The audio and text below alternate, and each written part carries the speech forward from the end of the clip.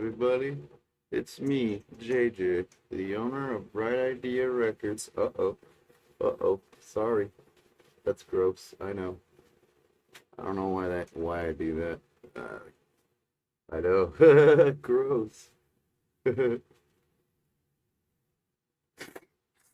It's early in the morning. I guess I have allergies. I don't know. It's really, really cold. Arctic cold. It's no big deal. I'm just gonna play some Mario, Super Mario 64, and continue to try to rack up the achievements. I think that'll work. It's a little HTML JavaScript thingammerbob I made up yesterday. Just threw together. Yeah. I'm gonna get this ball rolling here. You know it. It is so cold, dude. It is like Arctic cold. I have a theory, you see. This is the way it's supposed to be. The Arctic, we've always debated whether or not the polar ice caps are man-made or not.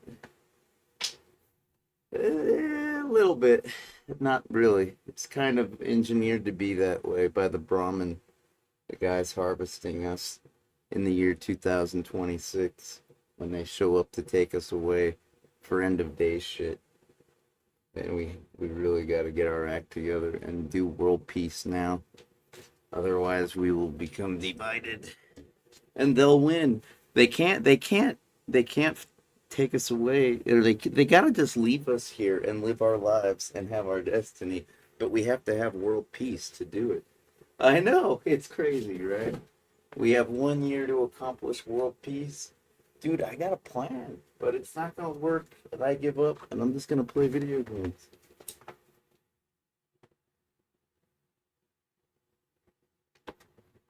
Because why stress out over things that are out of my control? That's like stupid. Really stupid. I'm not gonna do it. I refuse to.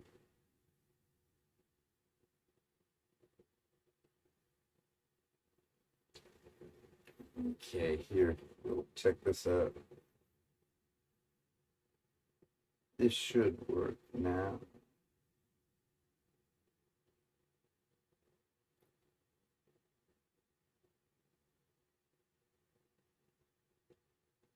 I like this way. Yeah. For me. I like it. I like it. Okay. I even got this part working, so it's nice and easy.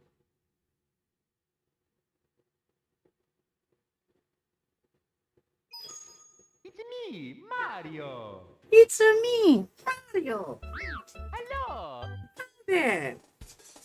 How you doing? Oh, now it's not working. See, that's what I'm gonna do. I'm gonna switch it to full screen application. Full screen application. No. Wait a minute. It'll work. Watch. See, I know what I'm doing. I'm not crazy.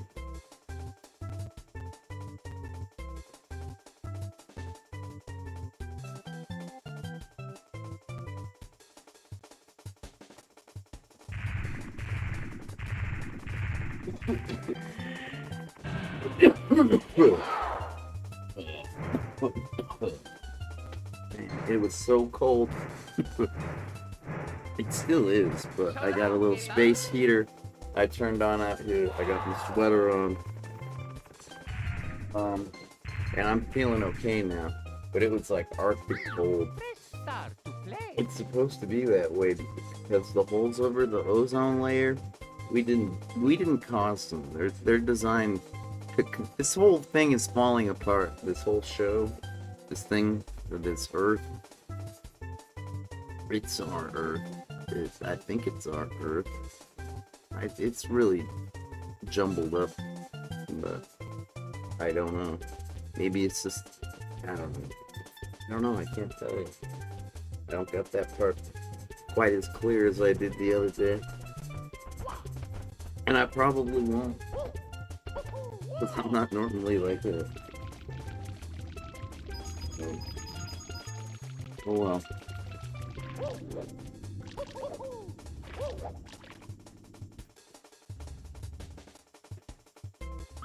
Press start to play.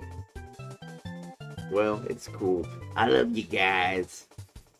And you girls. And you trannies. And everybody.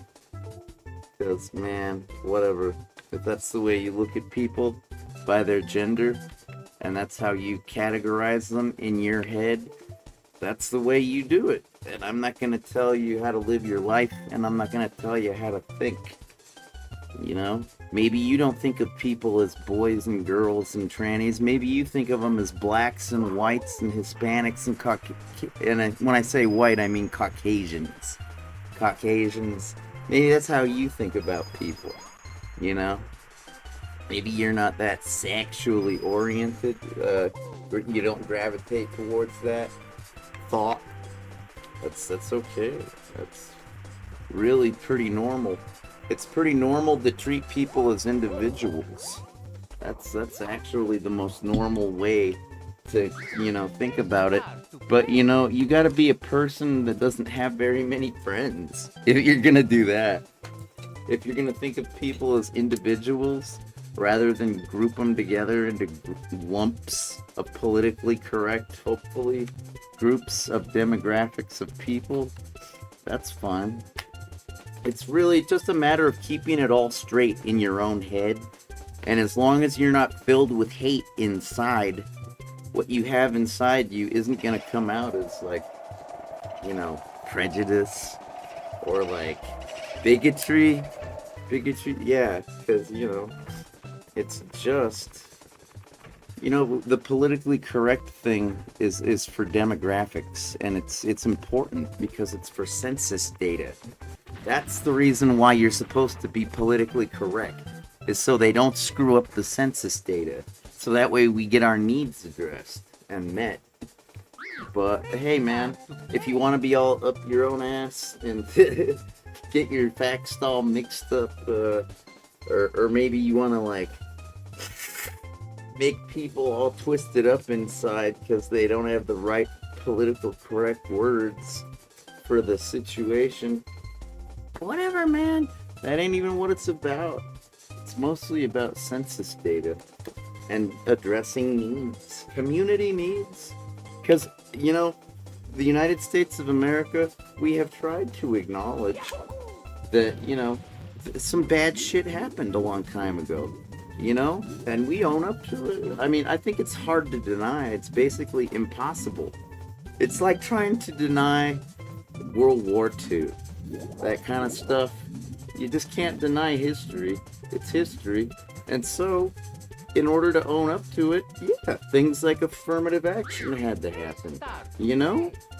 And then you continue to analyze your census data and, see your per capita cost of living, and, it's trying to get things right. And I think we're just about there. Of course, it's too late, because it will be end of days soon. But it's okay. I mean, hey, like I was telling you yesterday, I live in a retirement town. A lot of people retire in Tucson, Arizona. Granted, we are by the border. That doesn't even matter. I don't think. I could be wrong, though. I don't know. I think people are going to be too busy worrying about the Middle East pretty soon. I think shit's gonna pop off over there really soon, and it's gonna be really bad if we don't try to be peaceful. We have to be very, very gentle with the people over there in the Israel and Palestine area. Because, I don't know if the Israel people are very traumatically whacked out. They seem to have a pretty good control over their environment. I don't. I've seen some films that were based on true stories that show what life was like in Iran with that one movie, Not Without My Child, about that lady that I guess had an experience with like the Muslim law and ways of the 1980s Iran, which people were very curious about because of the energy crisis. You know, they wanted to know more about I mean, even bands such as The Clash did songs like Rock the Casbah, Sharif Don't Like It, Rock the Casbah.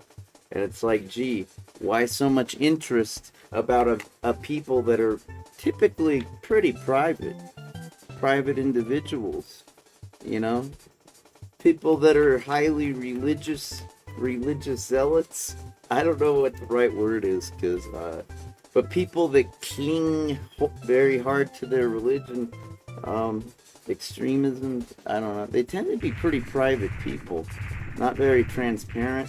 I mean, when they are with their own religious people, they tend to be open because they know their ways, and that they know that their ways are considered strange, but that their ways are holy and sacred because, hey, that's what religion's about.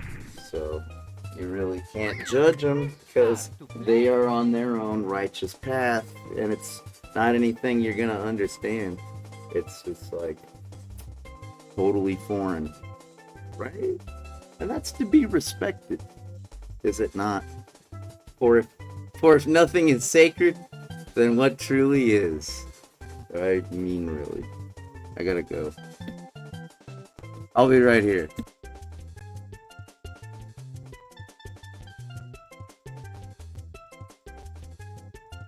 Thanks for watching.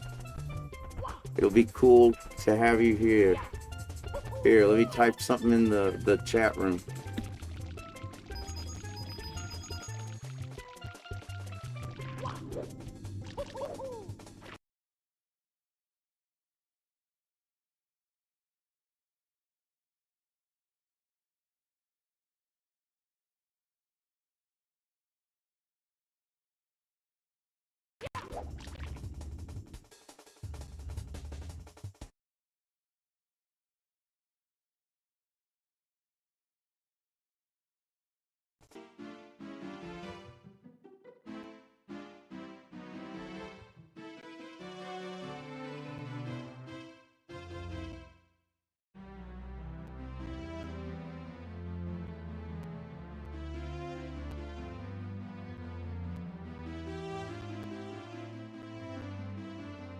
Remember to protect free speech, and remember to protect the Constitution. For these things are ideas, and ideas cannot be destroyed, but they can be suppressed. And also, protect yourselves, protect your family, be nice, be good to each other, but keep your guard up, and have a good day. Nice, productive Wednesday. Alright. That's the impression I get anyways. It's Wednesday, right?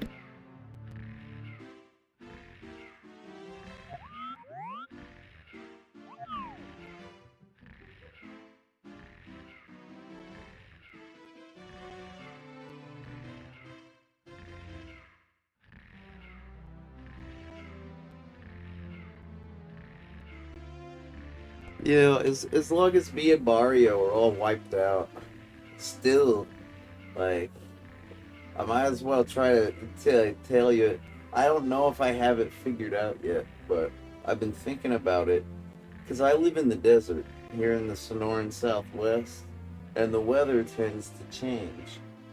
Like, for the past, oh, it's been more than a decade. I just think that I've been here for 43 years, and for the first 20 of them, I never saw snow. fall from the sky, really. It was just like it didn't happen. And then one day it started, and then it happens every once in a while. A lot more often than it used to. It used to never happen. And I've been having some revelations in my mind because I got this weird brain thing going on, and it's cool. I gotta, that reminds me, I should take a neuron. I don't want to have any weird nerve shit happen. Excuse my language. I'd like to be a gentleman and a good role model, just in case I ever manage to figure out how to get famous, but it's not likely. For I don't think I'm too much like everybody else in terms of, like, the way I think and the way I am, I don't think I'm too conformist. I know myself, you see. And I've never been in a leadership role, so I get to be, there are certain leaders that are non-conformists, and they tend to be people like, I don't know, they tend to stand out in history as like different. Can you think of any leaders in history that were different? People like Napoleon, the emperor. He was like not an emperor. He was a war general, and kept conquering. And then he lost at Waterloo, like we all learned in Bill and Ted's Excellent Adventure. Oh, I don't know if you learned that, but they went to a water park called Waterloo and had a really good time. And that's really funny if you're ever in class and you think, hey, didn't I hear about a place called Waterloo one time? Isn't that where Napoleon Bonaparte? Hey, right? He was a little different, but that's still a leadership role. Yeah, trust me, a war general, definitely. Sun Tzu, yeah. What? Adolf Hitler, yeah, that guy was different in a very weird way. Pretty twisted dude, right? Yeah. So it's almost like some people just aren't meant to have lots and lots of power and be in a leadership position because they're just a little too radical, So I get it. It's not likely for me to break through my chains and break through my glass ceiling. Also, I've got many minority groups within me. I'm not a part of, like, I don't know. You could say that I'm Caucasian, but I believe that I am mixed because I know I am. And also, Caucasian isn't even the majority ethnicity or race here in the United States anymore, I don't think. I think it's probably Hispanic. And that's cool, man. I'm just saying I don't have majority. Well, if it is Hispanic, I guess that is my majority. I don't think I'm majority Hispanic. I think my old man was pretty white. Caucasian. And what's that all about? I just know I'm a little bit too minority to really be majority ever. And that's cool. I understand. And the polar ice caps, they're designed to be that way by a third party. It's crazy. It's some Assassin's Creed shit. I don't expect anybody to understand. I don't expect to sound like a sane and normal person. It's cool. Enjoy the show.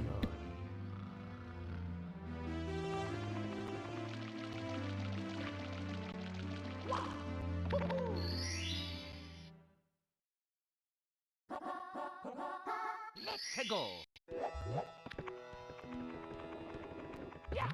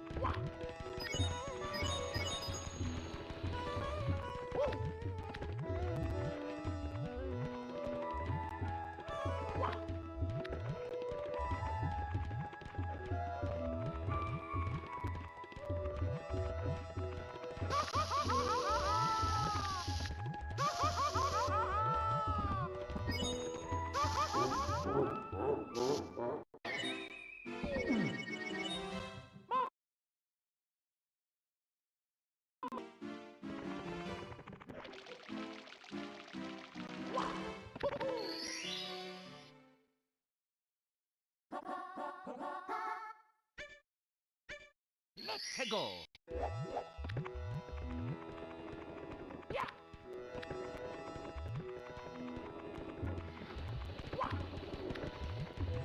Yeah.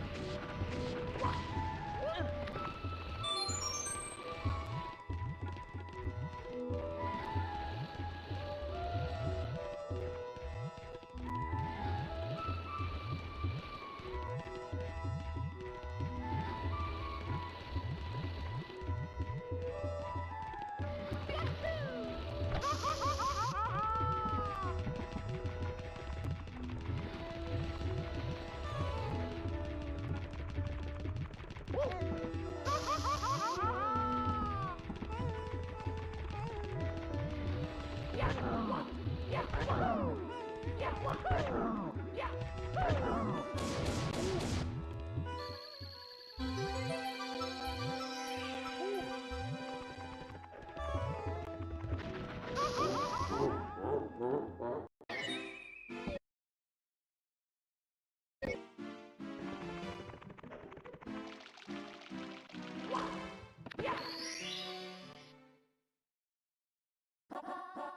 Let's go. Yeah. Yeah.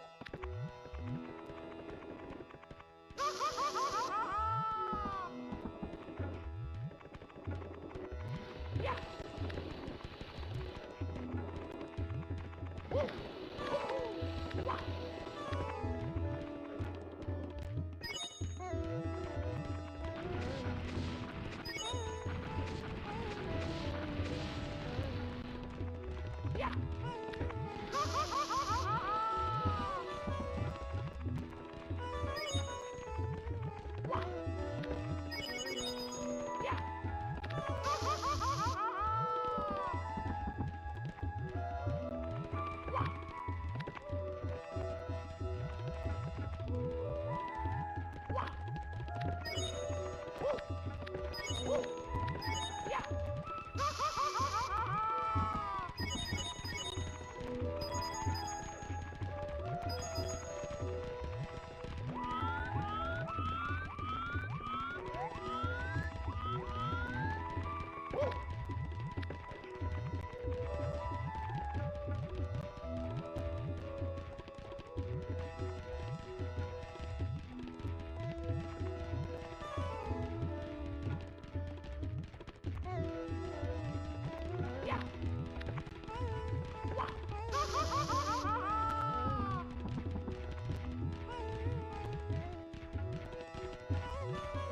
Yeah. Yeah.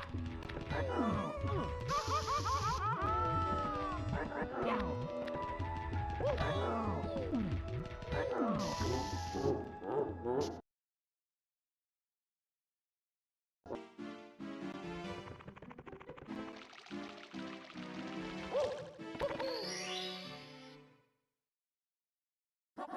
Let's go.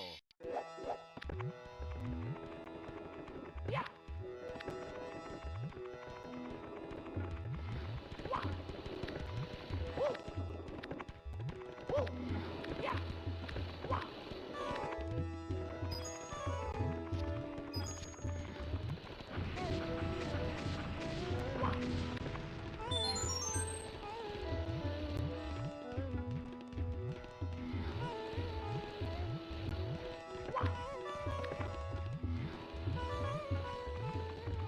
Yeah. Yeah.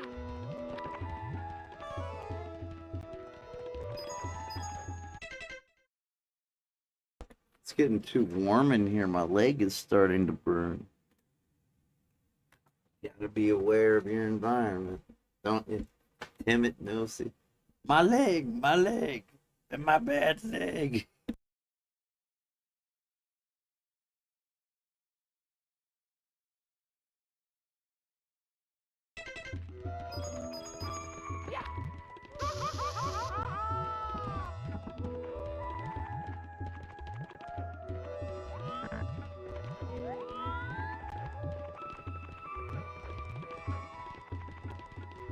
Let's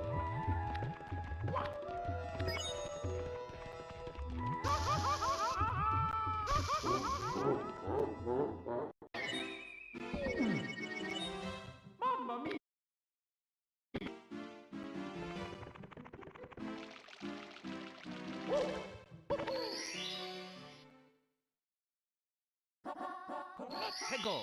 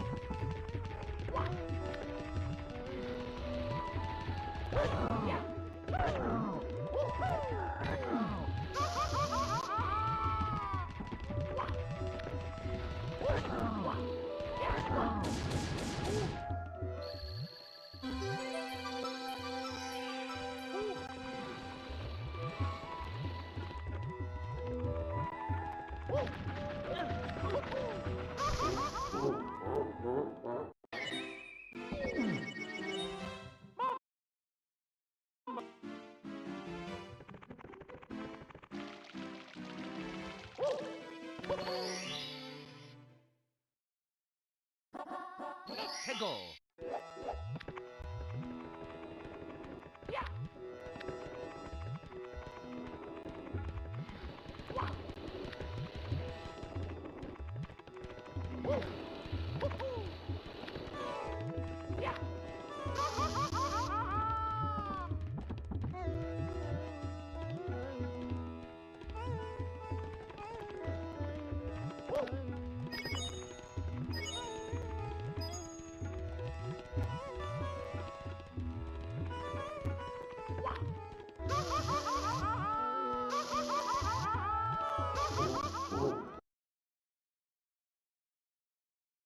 Okay, I keep making the same mistake over and over, and I've noticed. So, I have to make an effort to have a better camera angle the next time I get to that part of the course. Okay? You gotta notice if you're doing something that doesn't work in life. Otherwise, you'll just keep fucking up. It's true.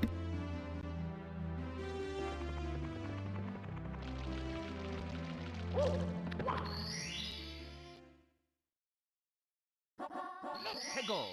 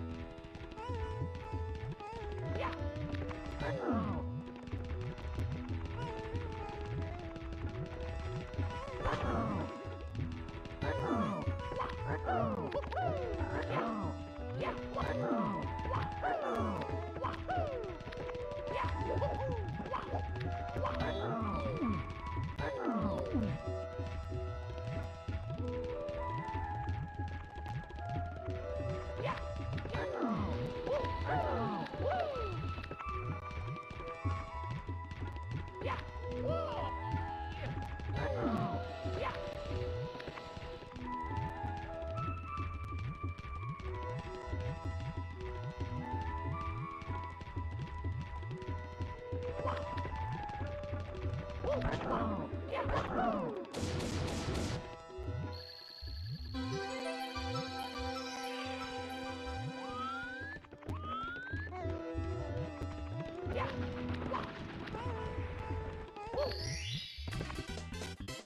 we go!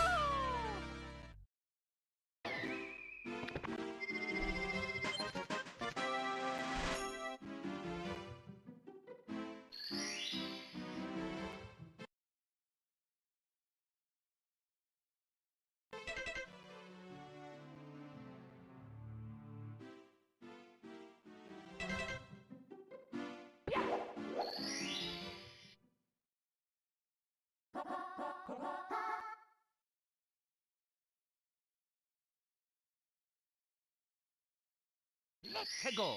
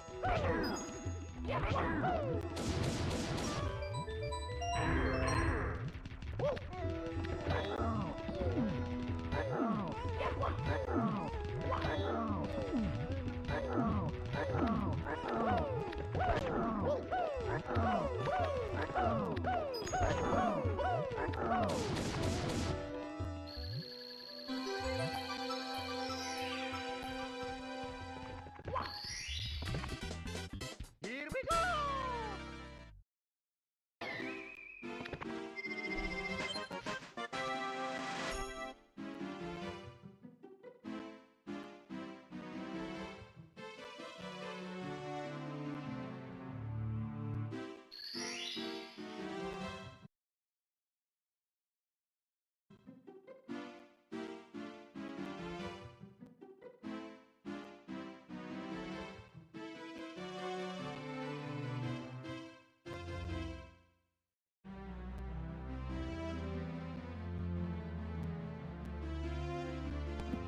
That's pretty alright.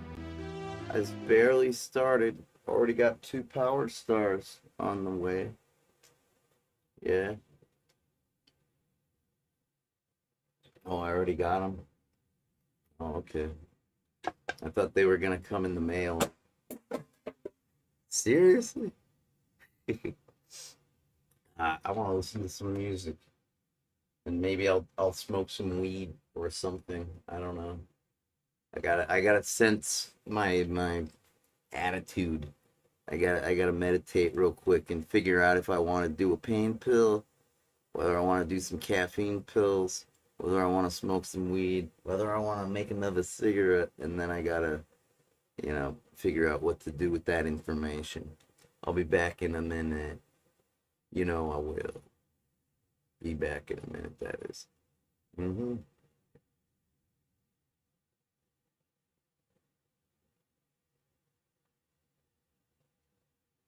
Oh,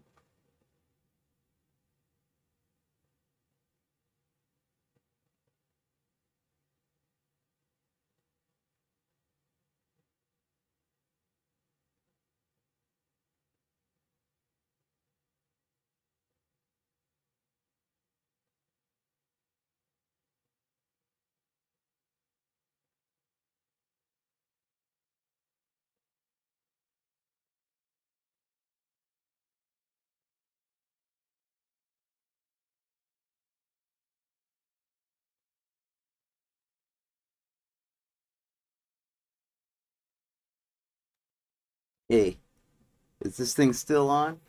That's good. I want to tell you guys something. Here, I'll look you in the eye while I tell you, while I explain. God, how do I turn this thing to freaking dark mode? It's way too bright, wouldn't you agree? I know it's morning and everything, but I'm awake. I'm up. I don't need the bright mode anymore. Give me the dark mode. What was I trying to say? Is there a dark mode or what? God damn it. I don't care. I'm out of here. I can't work. I tell you I lost my wallet? It's true. It's way too bright here. I'll just have to do this trick and spin it. I did lose my wallet. I don't care. I do. Trust me, I do. Today I was all like, "Oh, where's my wallet?" How could you lose it, JJ? It's just around here somewhere, I think. Or maybe I left it, maybe I dropped it. I don't know. I really can't freak out over much right now. I have to stay cool and calm and collected. Otherwise, I'll lose control and freak out. So it's like, I can't find my wallet. Big deal. I hopefully I'll just trip and stumble upon it at some point. But what I was trying to tell you is, a long time ago, when I very first started uploading the Video Games and More episodes to YouTube, I needed to use an account on YouTube. And I wound up using a Gmail, because, YouTube is Google, and the Gmail account looks just like JJ Style 0101.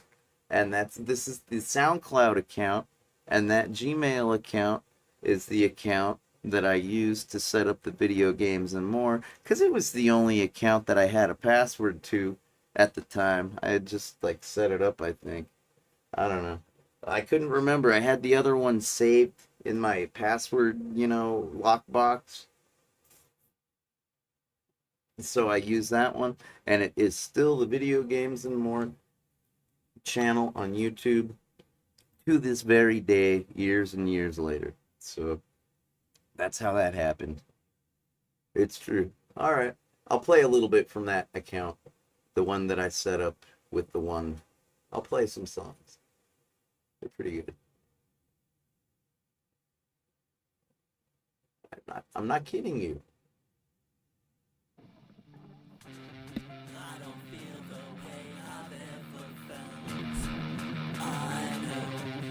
Smile and not get worried. I tried, but it shows. Anyone can make what I have built, and better now. Anyone can find the same white pills. It takes my pain away. It's a lie. Kissed with open eyes, and she's not breathing back. Anything but bother me. It takes my pain away. Never mind. These are horrid times. Oh, I can't let it bother me.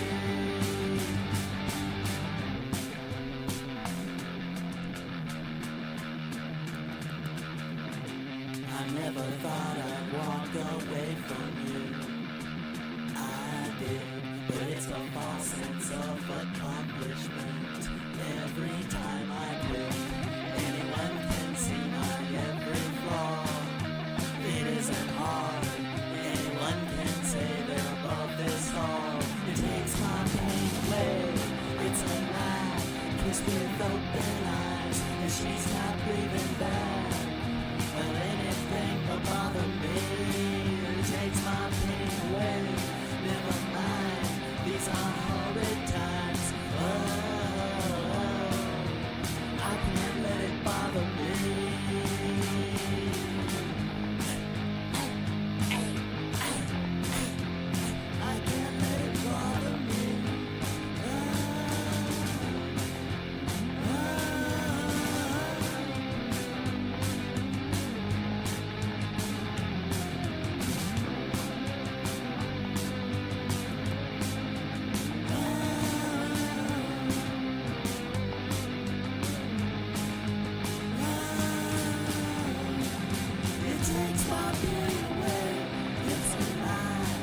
with open eyes, and she's not breathing back. Anything but bother me takes my pain away. Never mind, these are horrid times. Oh, I can't let it bother me. Takes my pain, takes my pain, takes my pain away.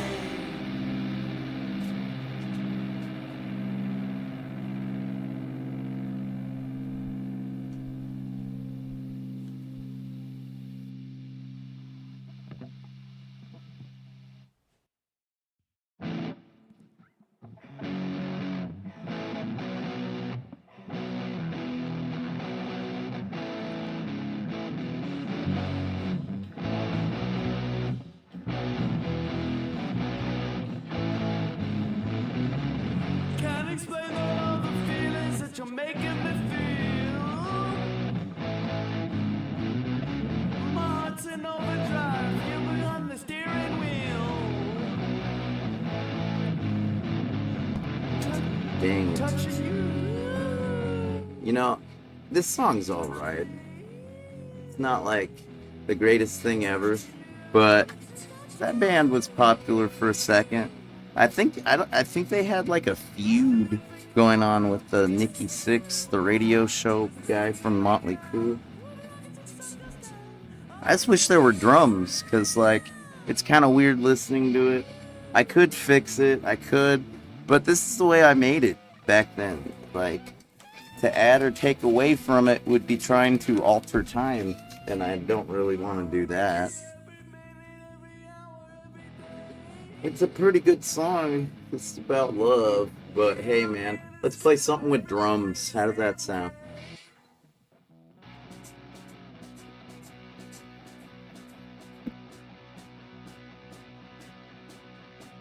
New York City, NYC, bring me when it wants to be. Black leather, New York pants, can't play no high school dance.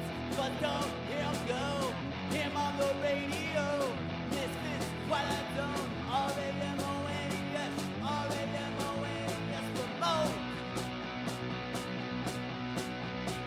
Bad boy rock, bad boy roll, gabba gabba, see them go.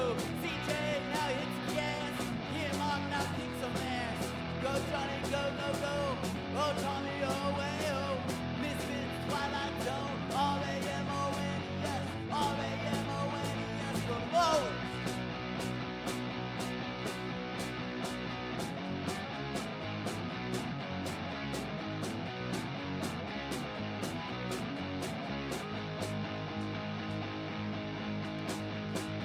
Bad boys in, bad boys now, good buddies, meow, meow, meow. Keep it up, rock and roll, let the music save your soul. D.D. left home, Joey calls me on the phone. Misfits, Twilight Zone, R-A-M-O-N-E-S, R-A-M-O-N-E-S. Remote!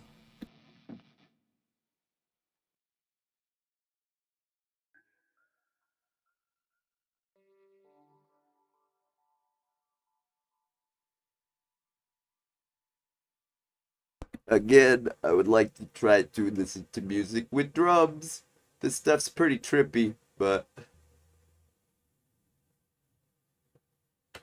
Soy copy Todd.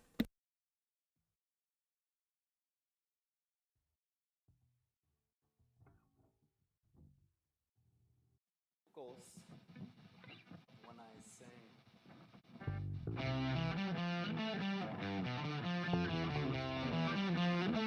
Para bailar la bamba, para bailar la bamba se necesita una poca de gracia, una poca de gracia.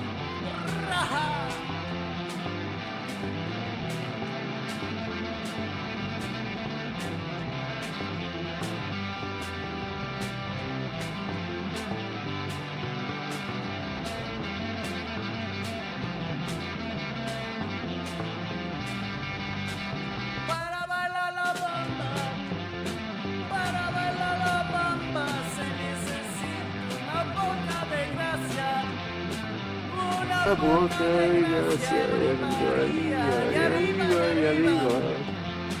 Y arriba, por ti seré, por ti seré, por ti seré. Bam, ba, bam, ba. Bam, bam, ba, bam, ba. Bam, ba, bam, ba. Yeah, alright. We're done. I'm gonna smoke my cigarette and earn some more, whatchamacallit, achievements on the retro achievements. No, I don't speak Spanish. Those are just lyrics. I know how to sing the lyrics. I think everybody does. La Bamba was a huge hit. I mean, it's an old-timey song from way back in the day, but it was a big hit. And big hits like that, people tend to learn how to sing. It's just like, what? How's about 99 und lach balloons? I don't speak German, but everybody knows that Nina song. And there was an English version recorded of that one too. But yeah. No, I used to listen to the Los Lobos version of whatchamacallit. La Bamba. La Bamba is a song. It's about doing a dance. It's kind of like it's like Soldier Boy, say ho ho. Soldier Boy, Superman, Soldier Boy, bow, bow, bow. It's a dance. It's like what, Moonwalker? I don't think that's a song, is it? It's like Thriller, maybe. The Macarena. Hey Macarena, yeah, it's something like that. And the freaking producer guy that owns Delphi Records, Bob Keane, him and my old man were rapping, trying to figure out if there was anything my old man could do music wise out there, because we was out in LA making McDonald's commercials and shit. So the old guy Bob Keane, he of course is always nurturing and keeping his baby known as La Bamba alive, because it was a big hit, and if you do it the right way, you can release a cover song, or something like that years down the line, and keep the song alive, and maybe still have something like a movie, oh, with Lou Diamond Phillips or something. Maybe that's why the Los Lobos did it. Okay. Well, anyways, yeah. It's just monosyllabic. Every word is monosyllabic. I've been talking about this, but I know that not everybody is always tuned in, and I am taking a smoke break before I get back into this here game-a-thon. Let's see. Sorry, I was making sure the game was still like. I forget when I do the game capture option, I have to have the game. The game is paused right now, so it doesn't show up on the screen. Anyways, yeah, listening to the Los Lobos, do that. It was real easy to learn how to sing it, because if I got anything wrong, my old man that was fluent in Spanish, he could say, no, it goes like this. And then I'd go, really? Oh, I didn't realize. I thought it sounded like more like this. Okay. It ain't like I know. He was more than obliged to assist me because he wanted me to learn Spanish. They got me like the Muzzy El Grande um, Spanish learning system for English speaking children. And, I still remember a few things from Muzzy El Grande. You know what I remember? I remember the words computadora. That means computer. I had a pre-computadora 2000. Pre-computer 2000 at 7 years old. And that's how I learned to program in the language the interpreted language, some might say scripted, it's really just interpreted, you know. You don't write basic scripts, you write basic programs. That's the way it is. They're basically like scripts. Anyways, yeah, that's how I learned to program in BASIC at Pre-Computer 2000.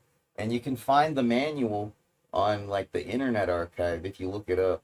And you can see that the feature set of the basic implementation that they had on the ROM of the Pre-Computer 2000 was in fact quite robust, considering what it was. It was basically as robust, almost, as like a Commodore 64, which was like almost as robust as an Apple II. Or, you know, you gotta, you tell me which one was most robust. Because the syntax, it can only be syntax if it's syntax. And there's only so many methods, which are basically functions, that you can use in the language. The basic interpreted language, yeah. Anyways, and I remember soy listo. You know what that means in Spanish? That means I'm clever. So I remember computadora and I remember soy listo. But the rest of the thing, I don't remember.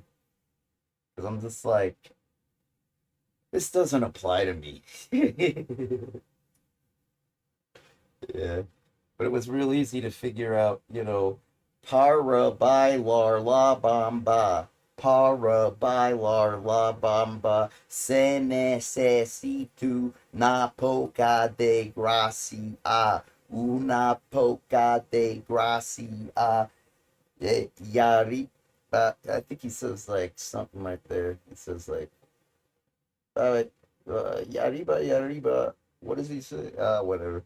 Yariba, Yariba, Yariba, Yariba, portisere, portisere, portisere, bamba, bamba, bamba, bamba. See, it's monosyllabic shit thrown together. I don't know what it means, but I know it because I know how to take a building block like a Lego and add another one to it. That's it. It's just basic. I'm a high school dropout.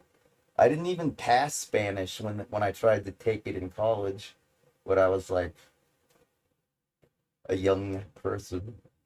But yeah, it's cool. It's like I would have liked to have known Spanish better. It just the social climate at the time was weird. There was racism. Why would a seemingly white person want to know Spanish? You know? We had a tough time surviving. We'd have to get like food boxes from the community food bank, I think, or whatever. Whatever that place is over by the Laos Center in South Tucson. That wasn't the only thing we had to do. Anyways, yeah, it seemed like a foolish thing that I shouldn't put my time into, especially when I could be playing Nintendo. Don't get me wrong, those Muzzy cartoons were basically non-patronizing. You know, like kids expect a certain level of quality when they watch cartoons. Like, I recently found out that Garfield the cat is a Nickelodeon product now. And I'm okay with that. I was saying that, yeah. Converse is Nike's. Nike's is Converse. Now, Garfield is Nickelodeon. Nickelodeon is Garfield. I'm okay with that. Nickelodeon always had pretty savvy programming, you know? Stuff like, in terms of the non-cartoon stuff, you had like the You Can't Do That on Television, along with stuff like Hey Dude, which was actually filmed here out at Old Tucson. Yeah, not in the Bright Ideas studios. No, the Old Tucson studios. That's where they did Hey Dude. And Salute Your Shorts. And these were all basically savvy programs for savvy kids. You know, people that knew how to subscribe to magazines. People that had the money to subscribe to magazines. They weren't, you know, how much does it cost to subscribe to a magazine? Get a little bit of cutting edge knowledge. The problem is, a lot of people are highly influenced by the advertisements and stuff. and they think, oh, if this magazine says it's good, it must be good. And it's like, no, that's not the way it is. These people pay to have the advertisements. It's not about quality goods or anything. It's about, they figure you fit the demographic. The demographics have always been around. They just got really, really out of control on the internet because of things like algorithms, and advertising, and the fact that, the internet is basically a free thing. So if you're going to waste your time on it, you got to figure out how to make money on it. And it turns out that the advertising has always been a popular method, because all you got to do is show that the ad got downloaded by a unique IP address with a unique user agent string. And you can basically call that somebody that saw the ad, and you can charge a fraction of a penny for that. And it's something that's guaranteed, And so what? A lot of spammers. I think I need another cigarette. I don't want to be getting all Jonesy. I already got 2 stars earlier on the Super Mario 64, and I'm not gonna be all self-satisfied and pat myself on the back just because I did that. I've still got a long ways to go, but it is still freezing outside, and though it is kind of nice in here, I haven't taken off my dorky shirt yet. And my X-Men hat. No, I'll leave that on. I'll leave that on. Yeah. X marks the spot. Boom. I'm such a dork. What was I saying about what? Yeah, so with the advertising, a lot of the spammers, yeah, spamming is a technique. That's where you force people to view the advertisement in their inbox. Okay, that is still a thing. And but the spammers figured out that if they could, use a proxy server to like have a unique IP, and then if they were to have a list of user agents that they arbitrarily controlled, or set to random, whatever, that they could generate a whole lot of false hits, like a cheater. But you see, there is no cheating in the world of making money. It's like you either make money or you don't. You are either scrupulous or you have scruples. And a lot of times this stuff is illegal. Like they had to make a law against spamming because it became such a problem and people got tired of checking their email. They're like making these, even the best of computer users, the most high level power users were making mail filters for their email, their inbox, and still the spam would make its way into their inbox, and it was enough was enough. There needed to be new laws, you see. It needed to happen. It was out of control. But with the proxies and the advertisements and the revenue that gets made off of the hits, the clicks, the unique stuff, that's an old technique that people have been using to make money. And that technique is like still kind of used. I don't think as much right now at this moment, but in the past 5 years, it was used like a motherfucker. A whole lot. It's like you can tell just by looking at who the leaders of the streaming revolution, you can see that the leaders are cheaters. They all have the same methods, they all have the same techniques, they all conform to the same ways, and they're all a bunch of fucking cheaters, and I don't respect any of them. But I do sometimes appreciate their content if it's any good.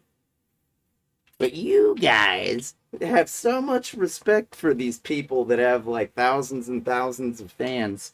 And really, those fans were just manipulated into thinking that that person was cool because that person knew how to use proxies and bots to artificially pump up their shit because they were making money all the while they were doing it. Everybody. You know, these people that conform really, really well, they usually don't think twice about being a cheater. It's true. Because it's easy for them. If they can conform well, then that means it's easy for them to jump through hoops arbitrarily. It's no sweat. And likewise, cheating is usually very easy. All you have to do is know the technique. And these people that know how to conform, they're more likely to cheat than anybody else. Because I have a difficult time doing anything. You know, I can't conform. I'm totally different. And so, you know, I probably don't know how to cheat. It's probably too difficult for me. Oh, I just told you how to do it. I just told you the walkthrough, the how to. So obviously, I know how to do it. I just refuse to lower myself because I know all it does is rob me of the experience and the experience points that I require to level up in this lifetime. You see. So, though the cheaters wind up with great rewards, such as fame and fortune, they still have to look themselves in the mirror every day. And they know in the back of their minds that they are cheaters and that they can't erase that. And so they continue. Or maybe they learn their lesson and they change their ways. Yeah, well, when people do that, they're less likely to talk about their past and their history. So you can notice when a person is really shameful of their past and the way they were, and when they're just like proud of it. Like, hey, I'm a cheater. Hey, good for me. Yeah, damn right. You know? Big deal. I don't care. I was thinking of this. I've been talking about the human brain and like the lizard brain, the subconscious. Where'd I put my keyboard? I kind of need that if I'm gonna be playing this video game making achievements. Gotta press the F1 key to open up the save states menu. Let me see. Alright. What's I gonna do? I think I'm just about 100% from the brain damage. Yeah, brain. That's right. Thank you. Paint 3D. This is fun. I was doing this. What'd that mouse do? I was doing this just because I accidentally opened up a file, and the file was oh, here, I'll show you. We have a display capture. No, I'll do a window capture. That should work. That's not Paint 3D. Dang. Hold on. I don't really screw around with the digital arts when it comes to graphics. Oh, I almost forgot. I made something. I do need to screw around with the digital arts. They just turn on a display capture. I got nothing to hide on my desktop. or otherwise.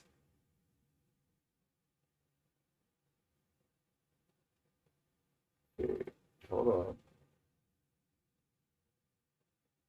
Oops.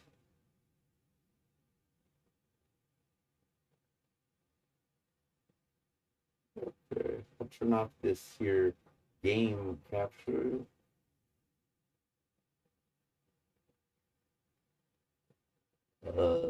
Oh, right. So now I gotta do, oh, I don't even have terminal open.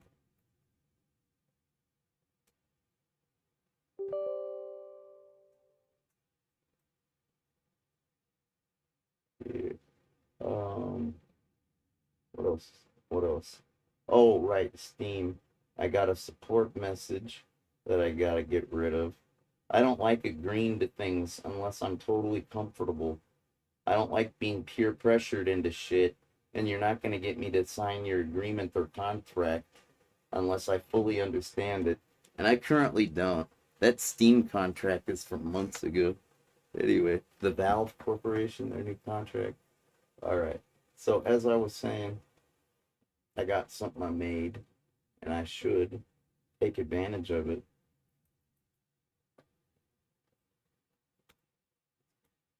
You see, that's not it.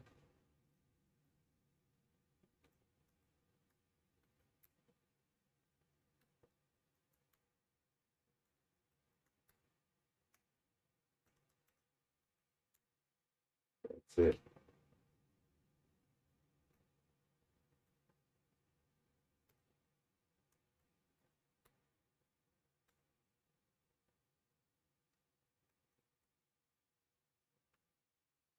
Alright, that should be easy enough to get at. Let me see. Now, if I just drag and drop this right here, looks good, doesn't it? Wait a minute. That's not it. That's the original one. I made it, I revamped it and made it look a little better. Oh, yeah, I know, likely story. It's true. I did. Oh, I see. Here, here, here. I'll delete it. Here, here, here, here, here. That's what I was supposed to do. Oops. Yeah. Thought the Avenger.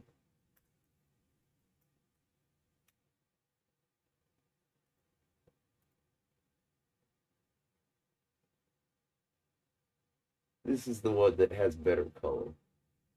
That pops. Doesn't that fucking pops, right? You know it does. Alright, let me do a filter.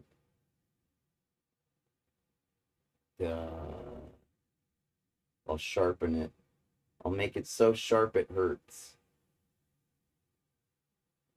Okay, maybe that's not a good idea. Maybe if it's just like that sharp. It's still sharp enough to cut. Okay. Let's do the color correction. Here, I'll put that up on the display.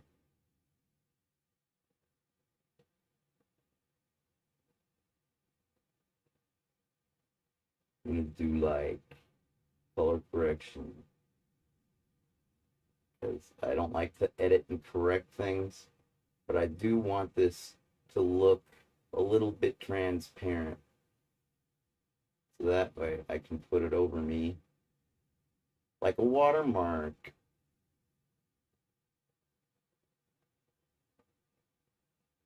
Let's see. So if I were to actually be full size like normal,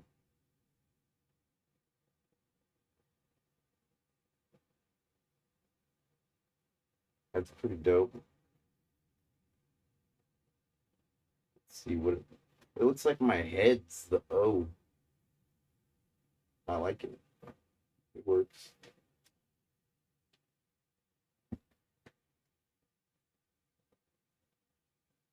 Yeah, I know. I turned the taskbar back on.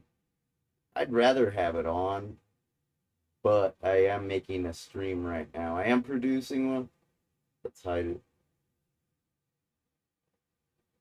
That's not cheating. I guess I didn't need to turn on tablet mode. This isn't the tablet. This is using the controls, the built-in controls. It's not cheating. Let's multiply a color. It's not really Zot the Avenger purple. I need it to be Zot the Avenger purple.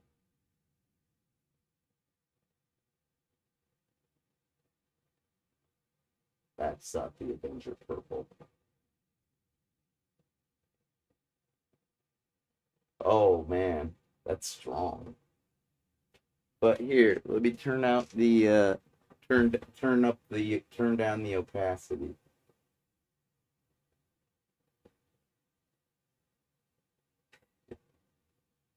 That's dope. Looks like now you don't see the O as much. Now it's like my head is the O. Ah! That's an artful connection right there.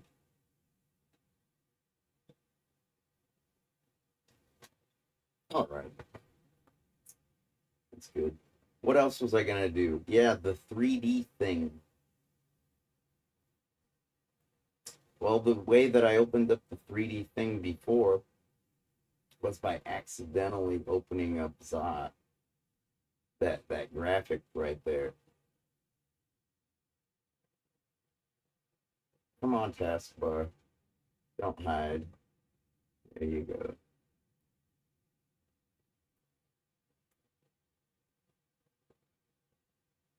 "3D viewer." That's what I was using.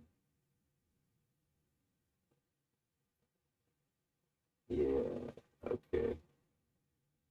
So there's a bumblebee or a honeybee. That's a bee. What am I gonna open up?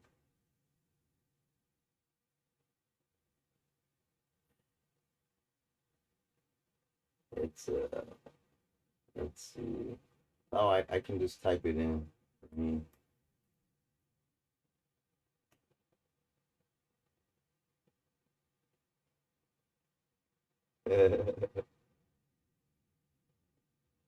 is that cool?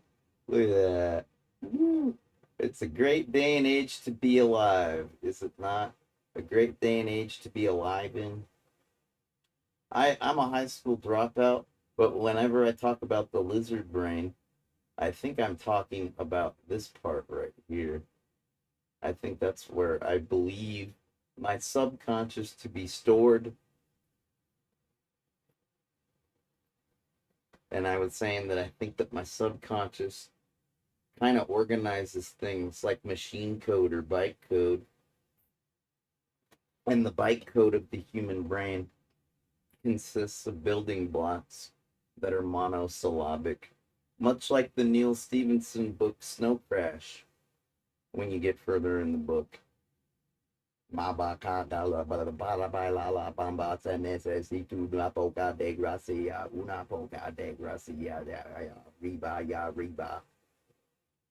know, I don't know what that means, but it's definitely programming, is it not? And that's our brain stem, a part of our spinal cord. Apparently, our spine, when it gets up into the brain, it turns into that. The spinal cord, yeah, if you could believe that. If we're ever gonna do like the Matrix, that's what they do in the Matrix. If you've ever seen that movie by the Wachowski sisters, Lily and Lana, and they used to be the Wachowski brothers, but I respect their transformation. Anyways, what it must be nice having a sibling that's that close. You know, it seems like one of them must have had the idea, and the other one just went along with it to be supportive, and they didn't care that much. You know, that's what I would think. Because I doubt if they both really. It takes a strong desire for a person to change themselves. You've got to really want to do it, you know? So, where was I? Yeah, in The Matrix, starring Keanu Reeves and Bruno, what's his face? The guy that plays Cypher, the Judas guy in the movie. He's been in a lot of stuff, a lot of work. Bruno, what's his face? And then you've got what's her name? Kate, the lady that plays Trinity. I know her name. She's done a few other pieces of work as well, but I think a lot of those actors and actresses got famous and known for The Matrix. Maybe typecasted? Not really. It isn't like the movie was that famous. It was basically a cult classic. I don't know. It was a Warner Brothers production though, and anything that's made by Sony or Warner Brothers, like it's a major hit. It's their major studios or whatever. And so, yeah, in that movie, they take a spike. A spike. Do I have a spike around here? Not really here. I'll say they take a spike.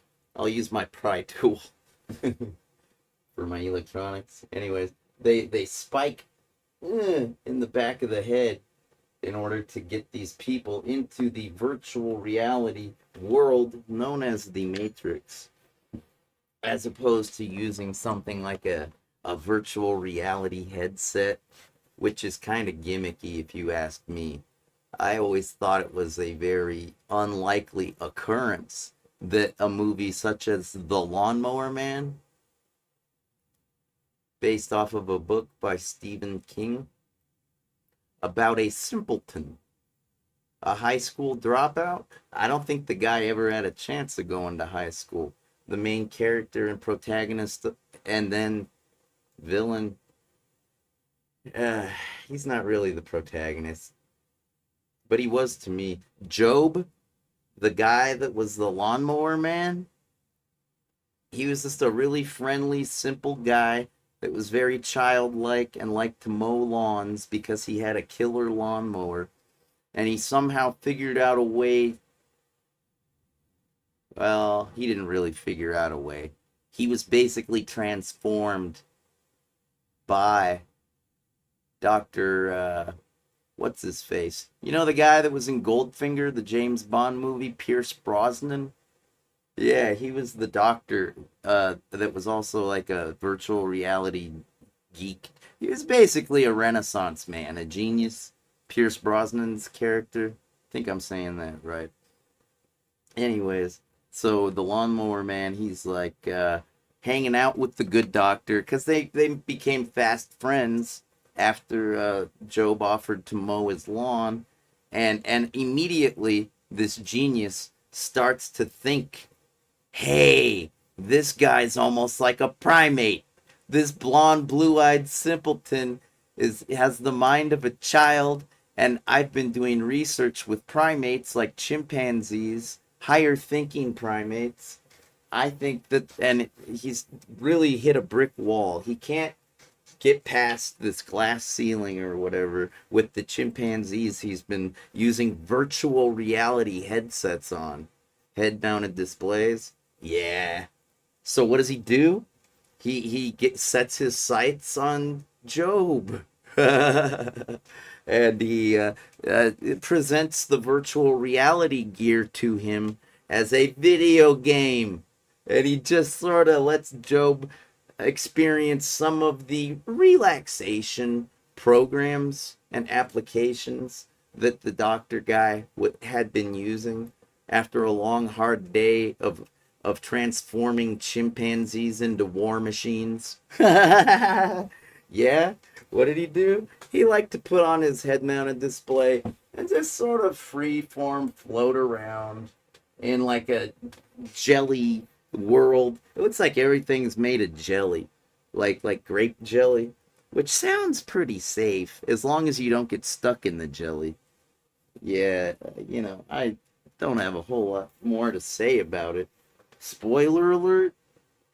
Yeah, Job does start to break through the glass ceiling, and he does become a new form of human, much like Lucy in that one movie with Scarlett Johansson, famous for playing Black Widow in the Marvel Avengers series of movies. It's true. Lucy was a freakish, weird movie that everybody, I don't know, some people liked it. But Lawnmower Man was kind of like the first movie to toy around, at least, to the degree of like everybody in the whole world is afraid of this one person because they've evolved and transformed, It's pretty freaky, right? And I know a lot of people don't expect it to happen. They're jaded to the idea, the concept of a person evolving something like a sixth sense. Because we only have 5 senses. Humans, it's true.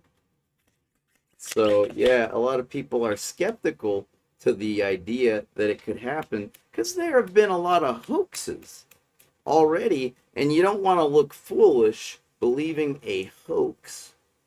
That would be, but joke's on you, right? It's like an alien extraterrestrial recording on video, home video of the lights in the sky. What could that be? It's a hoax. Ha ha ha. How's about Bigfoot out in the forest? What is he? Is Bigfoot supposed to be the missing link? Is that what he's supposed to be? I believe so. I believe he's supposed to be the missing link that connects things like Australopithecus, Cro-Magnon man, and modern man. Apparently, there's some kind of an because the evolutionary theorists, they know that there's a missing link. They know this to be true. And I don't think it's been found. I think there have been some discoveries like ice people that sometimes travel around on display at like planetariums, museums, and art museums, history museums and art museums. Yeah. See, I've been making really crappy cigarettes, so I made a good one, but it ripped, so I gotta repair it. It's a process. I understand the way things work and what goes on around me, and who I am and who you are, and why you might be any, like, I'm a very understanding person, and I usually only require an apology, just acknowledgement. If someone's ever done me wrong, I recently forgave an ex-fiance a few years ago, and I did forgive her. I didn't just say it, for abandoning me when my rollover accident happened, my fatal one. I got home and I waited around for a week to hear from my fiance, and I'm just like, whoa, we've been together for a year and a half. That's the way I viewed it. We did split. We had take some time off for a month or something to get our heads straight one time. But where was that? I was like, we've been together for a year and a half. I really would like to see her. She's about the only person that can understand what happened to me because she was friends with the 2 people that died in the accident. And also, she was my chick. She was my babe, so she could pamper me while I recovered from my horrible brain injury. And also spine injury. My bones got broken off of my spine. That's how hard I hit the ground. The spurs on my spine broke off. And it's like, where's my baby? I really need her. After a week, I talked to her on the phone, and she said that she couldn't come see me, that she was wrapped up in something. And I was like, what are you talking about? You gotta come over here right this instant. I gotta talk to you about this, and you need to fluff my pillow. What the fuck? Are we done? We're done? All right, we're done. Goodbye. And for 20 years, I hated the bitch and wished she was dead. It's true.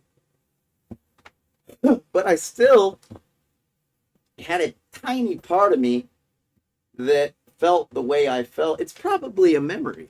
It's probably a memory, a trace, residual feeling from the memory of her and our experience together for a year or whatever.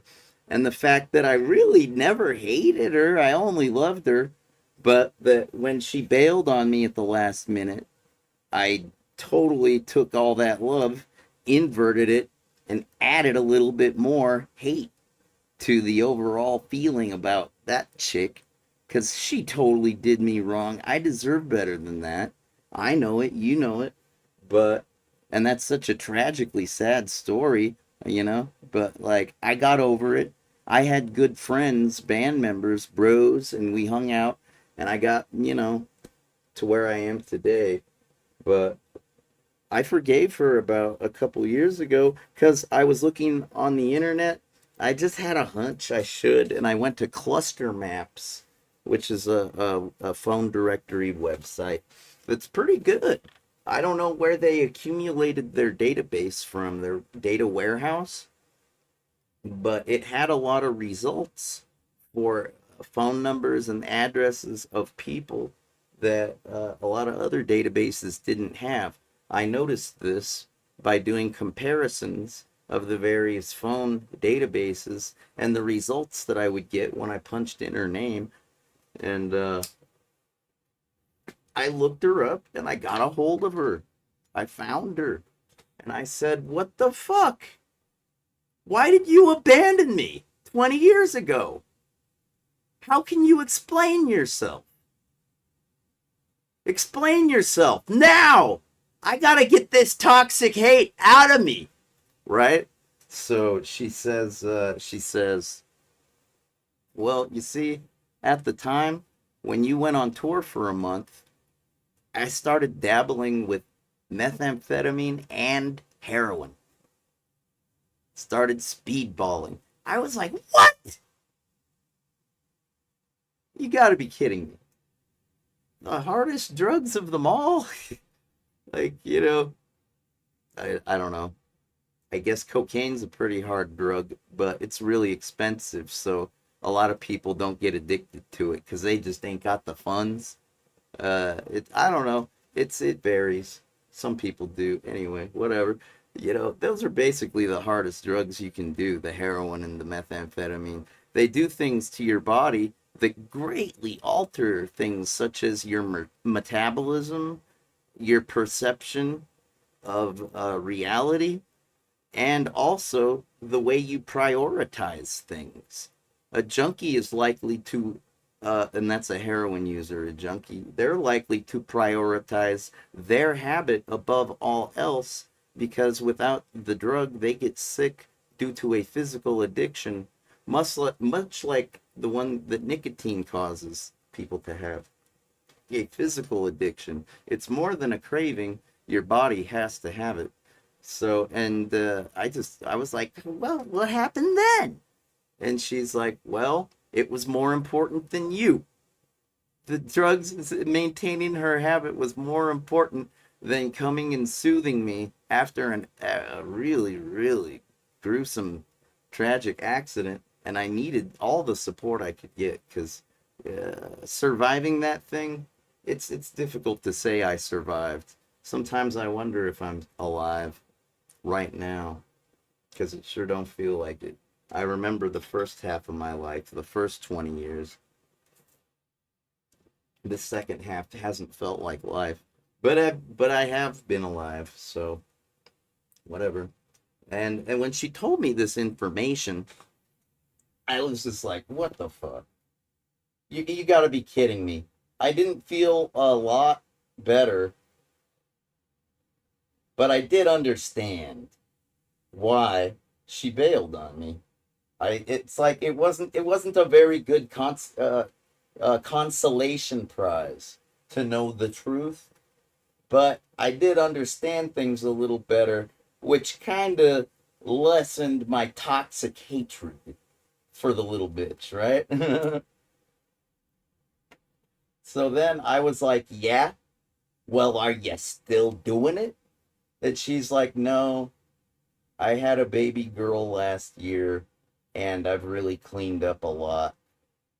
She also explained that she went to prison for like, I can't remember what she said. I think it was like it was for a span of time. I forget. She went, you don't go to prison and stay for 13 days.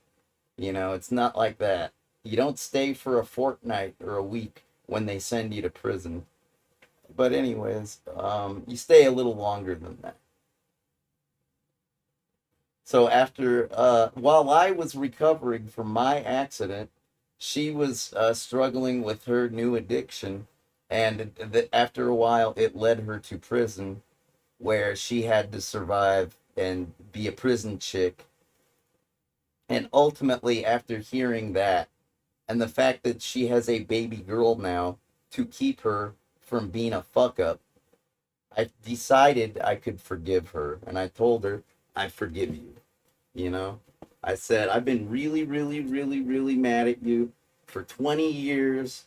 Mad, like my blood pressure would rise thinking about this person that abandoned me when I was so vulnerable and needed, I required love more than I had ever required it in my life. If I was going to get better from my tragic accident that destroyed my body and brain. Anyways, she we got friendly, you know, talking on the internet about, you know, chatting about the music that we like. I think we were emailing back and forth, and that was weird because like I've had a phobia of my inbox for years because of all the bad news I've received in my lifetime. I'm just a sensitive guy, okay? I'm not gonna get over it. Don't tell me to get over it. Anyways, um, we got friendly, you know, and ultimately she was leading me on. She kept saying stuff like, we should hang out sometime.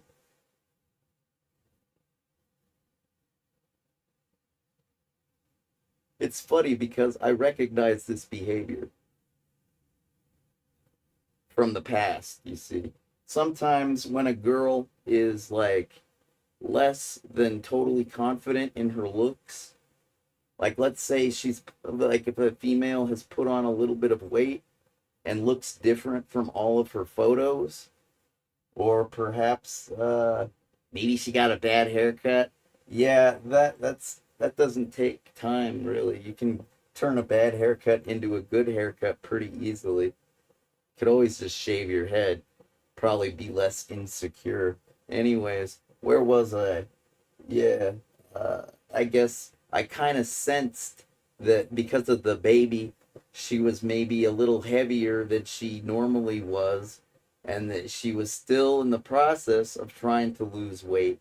So that's why she kept pushing back on having a date and meeting me and hanging out and shit like that. I just had a hunch that I was right, and I was. But the thing is, she also told me never to show up at her work because it's, you know, she doesn't need anybody interfering with her life. It's like her work, her job as an apartment manager type person. She would, you know, she could get fired, you know, and if I got her all emotionally fucked up showing up at work, you know, we hadn't seen each other in 20 years. Yeah, I understood. I understood.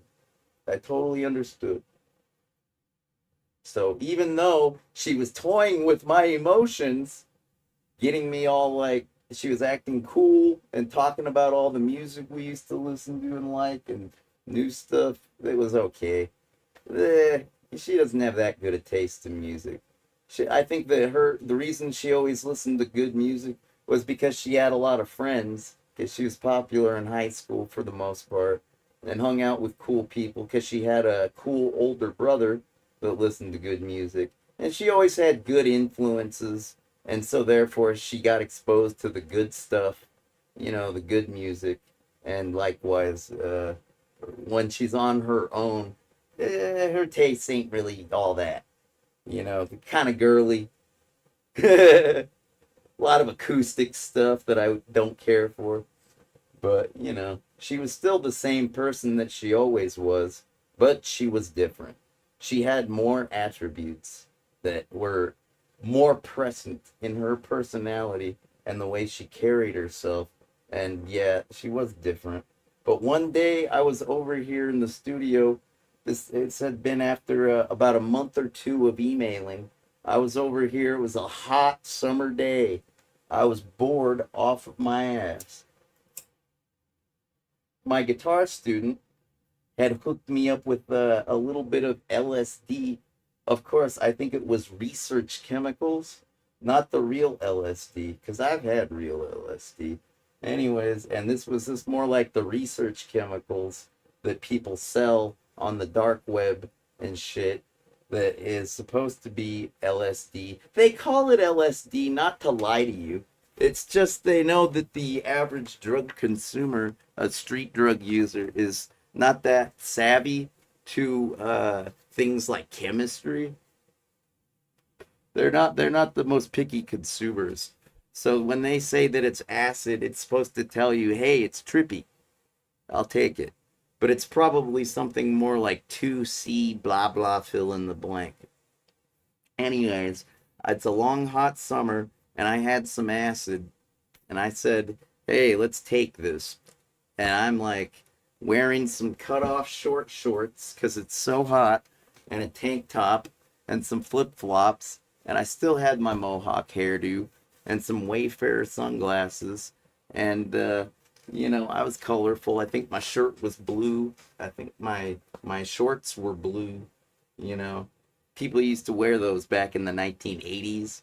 Those kind of like jogger shorts. And mine were like that, but cut off. And yeah, I just hopped on the bus because this is like COVID-19 time period. And the buses were free to ride. And I just kept my mask on.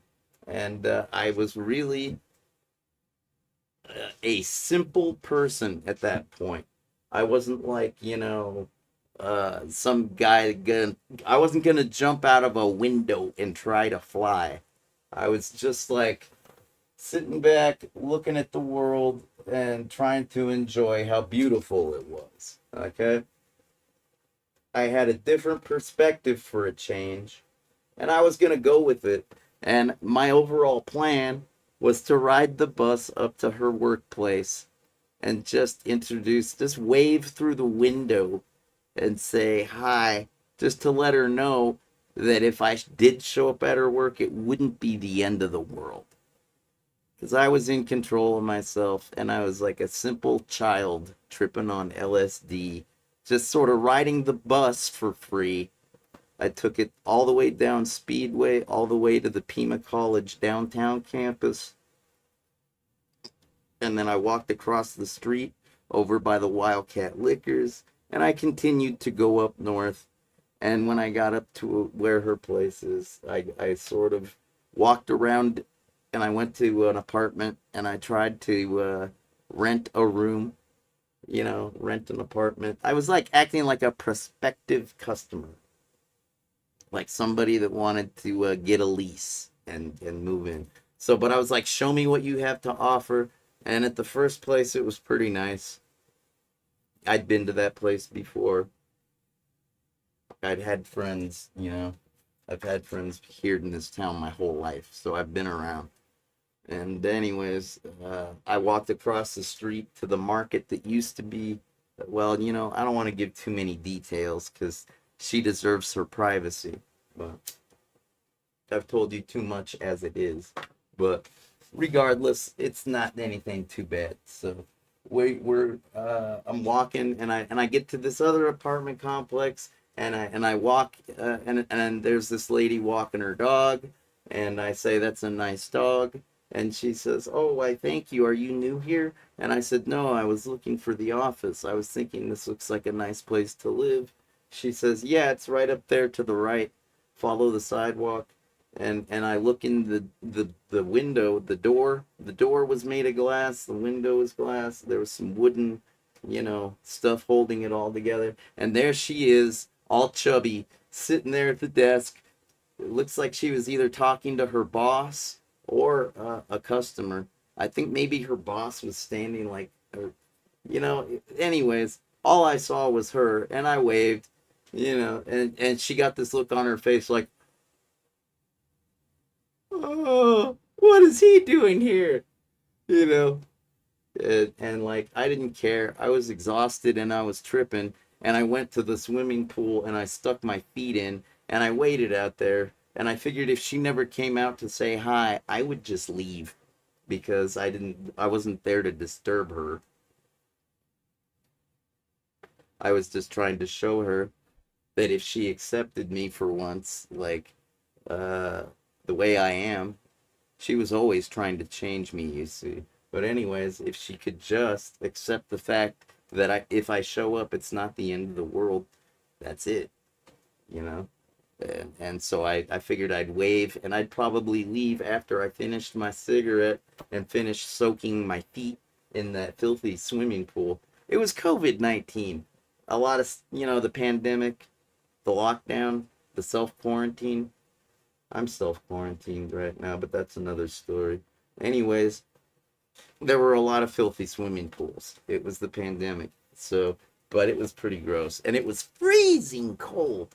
And that's, you'd think in the middle of a 100 and something degree summer, that would feel nice. This is like 50 degrees. It was so cold. You wouldn't believe it. Water gets really cold when it's not heated. It's shocking. It really is.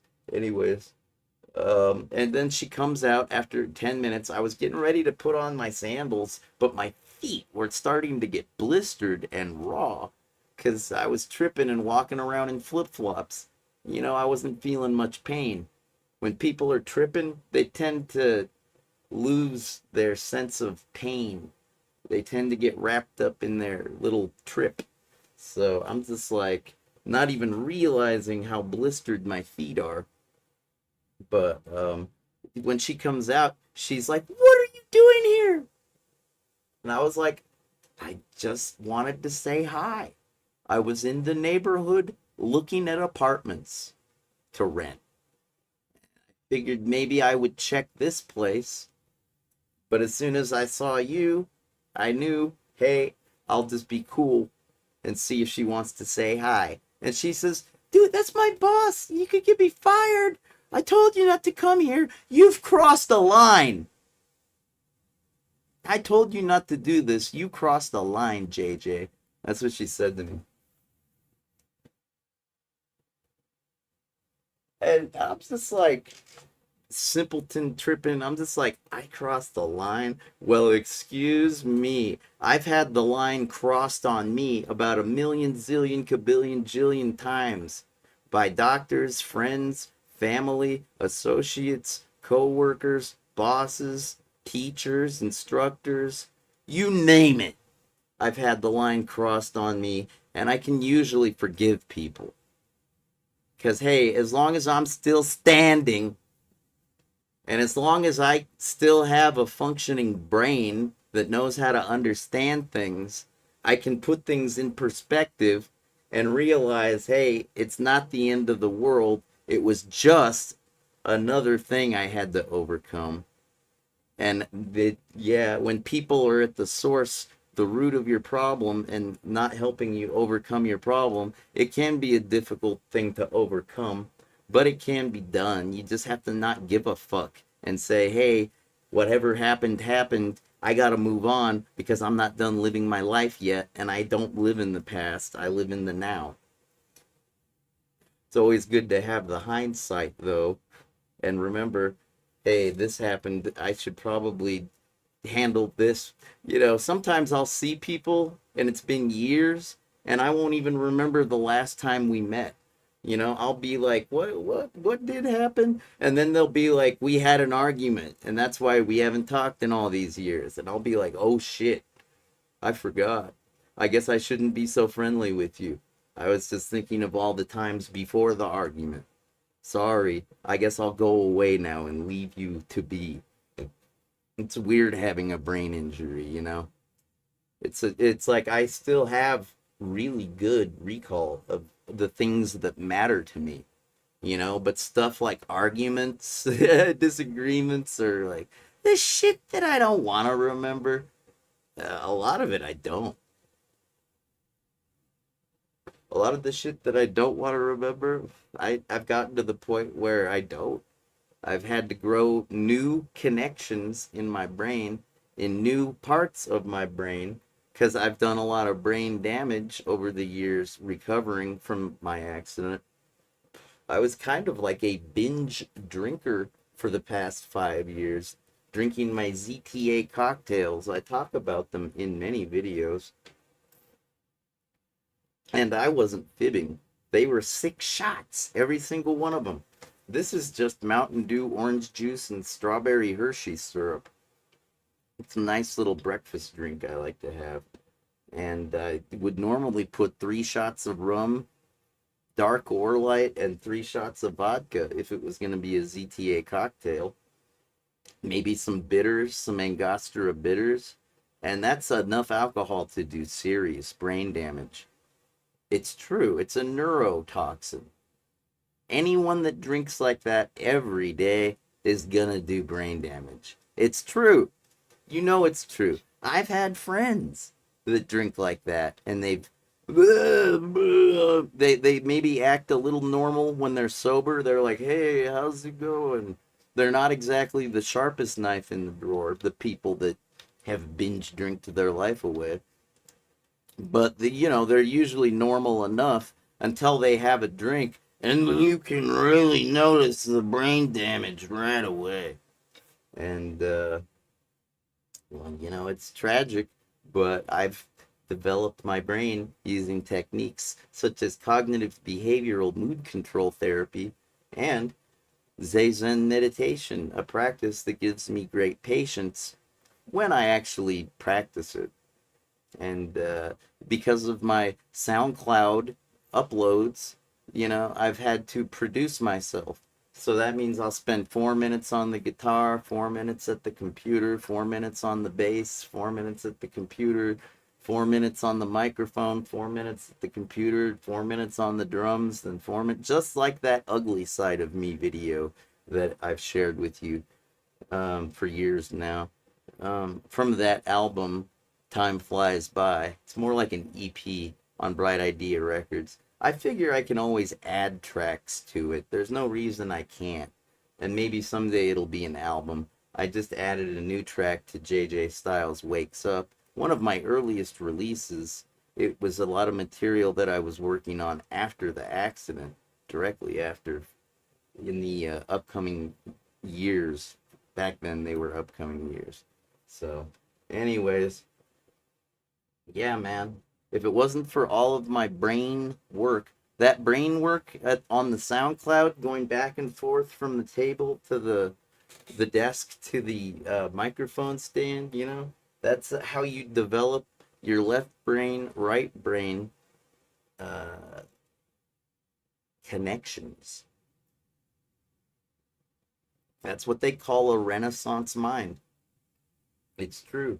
If you are capable of using art and science, like as if you were um, Monet, Claude Monet. It's his birthday. It was a few days ago. He's a famous French painter known to be the father of Impressionist artwork, the style known as Impressionism. Yeah, he is the father. Much like I am the father of video game content creation. I am the father of video game content creation, much like Claude Monet is the father of Impressionism.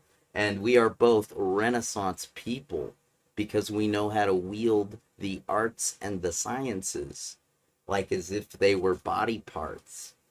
And really, they are just concepts that exist in my brain because I have awesome left brain, right brain connections, and I have the patience to study anything in depth because of my Buddhism, my Zen Buddhism. I'm trying to gain enlightenment. I have a couple times, but it was weird. Anyways, I don't think it's something I could handle. If I was permanently enlightened, I would be like I was the other day. Anyways, uh, and the mood control, you know, I really need to practice that these days. But right now, I'm playing video games, and I think I have enough mood control from the years that I've studied. I kind of do it without thinking about it. The mood control. Sometimes you have to use breathing techniques such as like taking a deep breath and letting it out, or like counting to 10. 1, 2, 3 and doing it patiently and not rushing through it like 1, 2, 3, 4, 5, 6, 7, 8, 9, 10. Yeah, no, you gotta go 1, 2, 3, and you gotta let your breath return to normal. Because a lot of times when we lose control of our moods, we start to hyperventilate, and that contributes to the confusion and the misfirings that your human brain is having because it relies on the oxygen. I believe that has something to do with your white blood cells. I don't know. But yeah, oxygen's pretty important, and you will do brain damage if you don't have it for more than a few minutes. You can't live without it. It's a part of you, the oxygen. It's always a part of you. It has to be. Anyways, just like the water. The water, we got liquid, we got blood, and it flows. It's made of water, and water is made of oxygen. So anyways, yeah, I would just advise that you practice those things. The going back and forth between a somewhat science related activity like working on a DAW, digital audio workstation, and doing some sound engineering, producing, that's totally a science thing. And then getting over to the microphone and doing your art, that is totally an art thing. And when you go back and forth like that rapidly, multiple times in a day for a sustained amount of time, it totally helps you to see the world like a Renaissance person. That's the reason why Renaissance people were the way they were, was because they were like Claude Monet and Leonardo da Vinci. If you've ever played Assassin's Creed 2 with Ezio Auditore, the protagonist that started out as a privileged young man from a wealthy family, but had tragic things happen in his life that twisted him up inside, and when presented with the opportunity to become an assassin and avenge all the wrongs in his life, he totally took the opportunity. And when doing so, he met famous people such as Leonardo da Vinci, an artist famous for paintings, but also famous for inventions. And in that video game, you even get to fly around in a flying machine that is a lot like a hang glider with wings that flap. And, it was reported that Leonardo da Vinci had designs for a flying machine. I believe that they resembled something more like a helicopter. It had like a spiral kind of thing at the top. And he was toying around with the idea, but that's a total science thing, And really, if you're going to make good art, you have to use science things. Like, what if you're painting with a inferior oil-based paint? And you can tell, it, because your competition, their paintings pop. But your paintings are dull and drab and matte and not shiny, and they don't pop. They're not glossy. That could be. It might just be something as simple as the glossiness of the paint. You have to notice these things in order to be better than the rest and to grow yourself. Because after all, we have known for a long time, temet noci, the old Latin adage of know thyself. It's been around for a while. They didn't build Rome in a day. And it's good to notice things. It's good to know yourself first. And then once you really, really know yourself, and I know that sounds silly, because you are yourself. What's to know? A lot of things. But anyway, trust your 5 senses, because they don't lie. They just interpret data. Like, sometimes you might have sciatica in your leg or something if you're an older person or if you've been injured. And that is a lie. Because, it feels like your leg is having a problem, but really it stems from your back. But that's a cross signal. It's not a lie.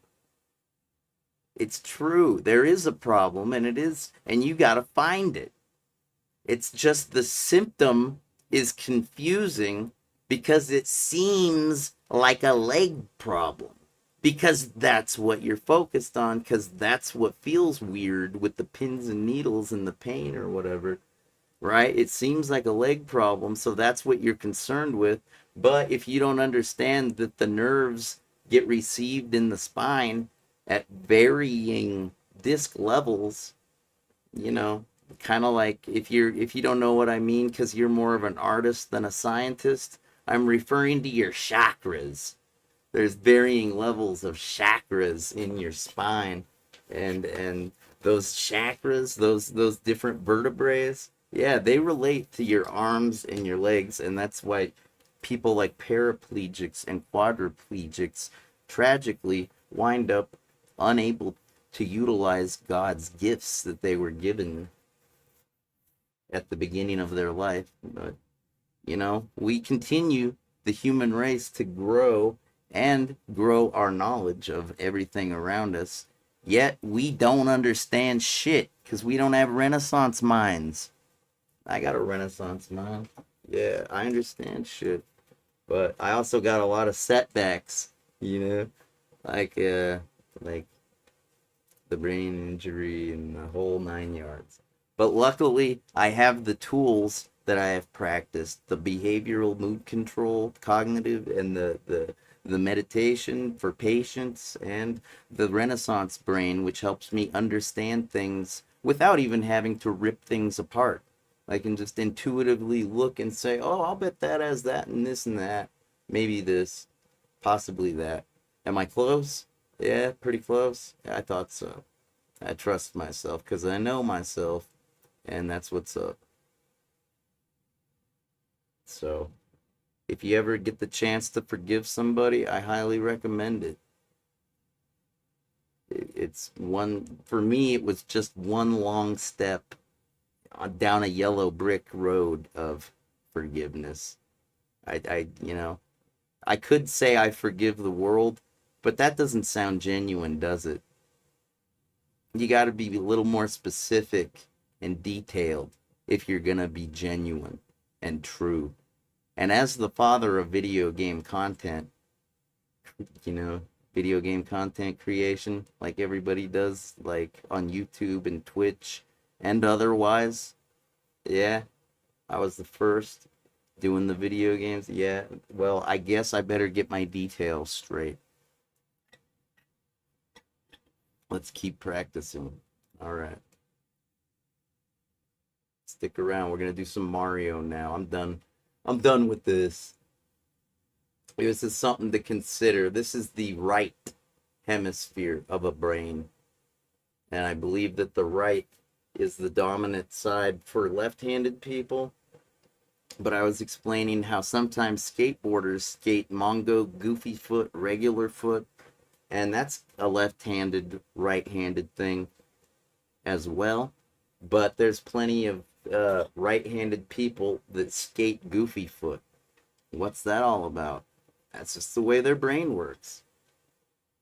So that would be the right hemisphere. I believe the left pertains to art, I think.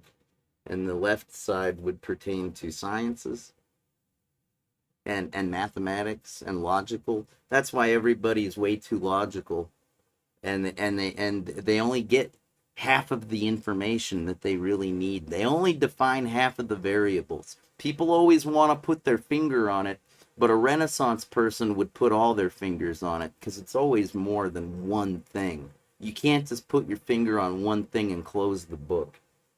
You got to dig deeper just to be sure, because scratching the surface is never going to bring great breakthroughs and innovation.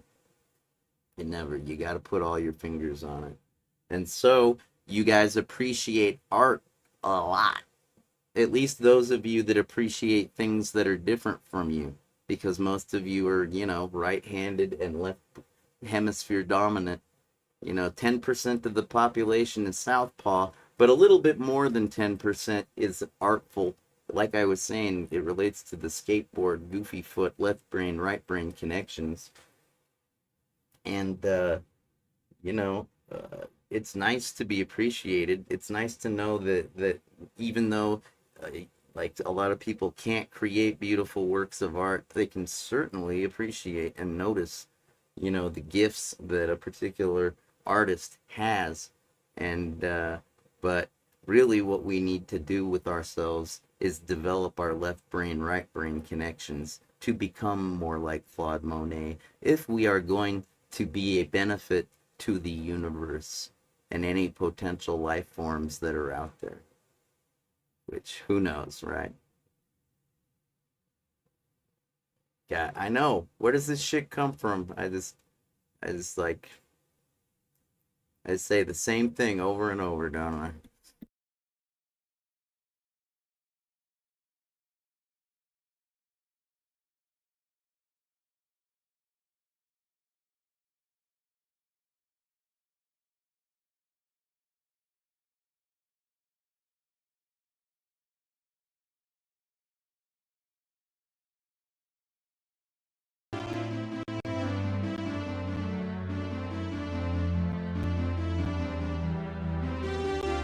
Hey, it's a Luigi! Hey, Luigi! It's a me, Mario! It's a me, Waluigi! It's a me, Mario! I'm gonna win!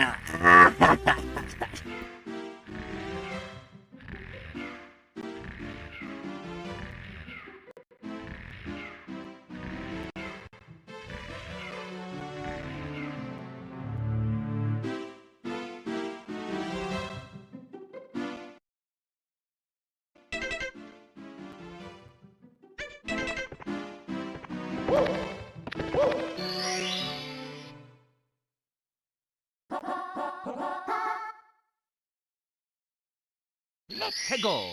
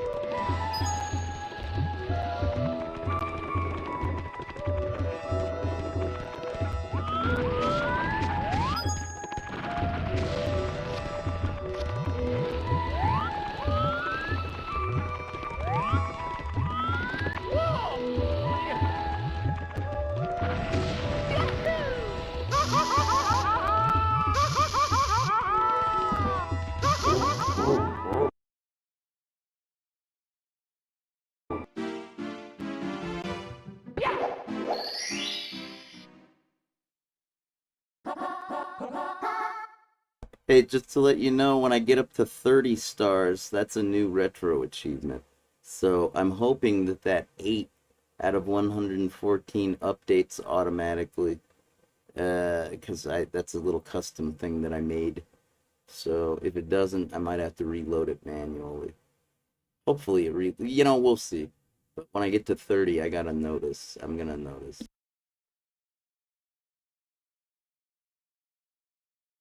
Let's go.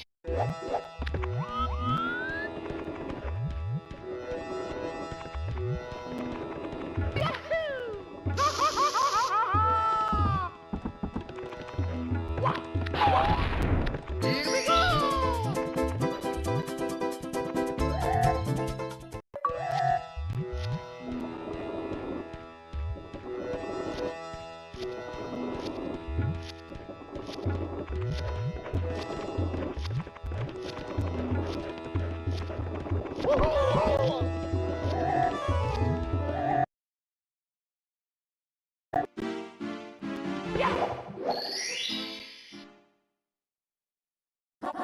Let's go.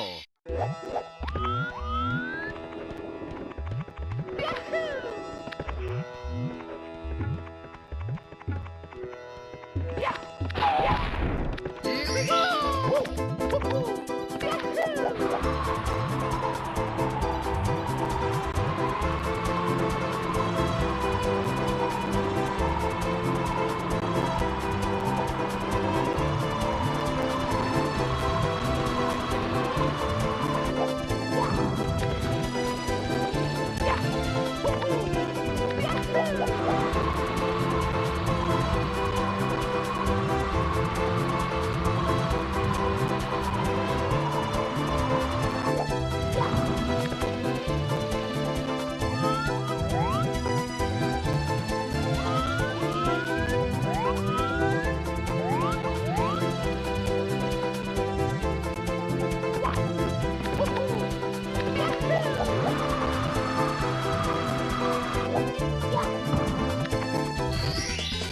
Here we go.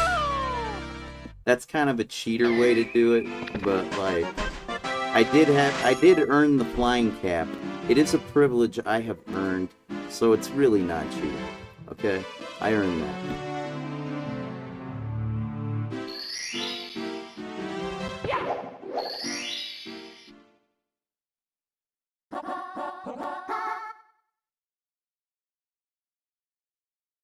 Let's go.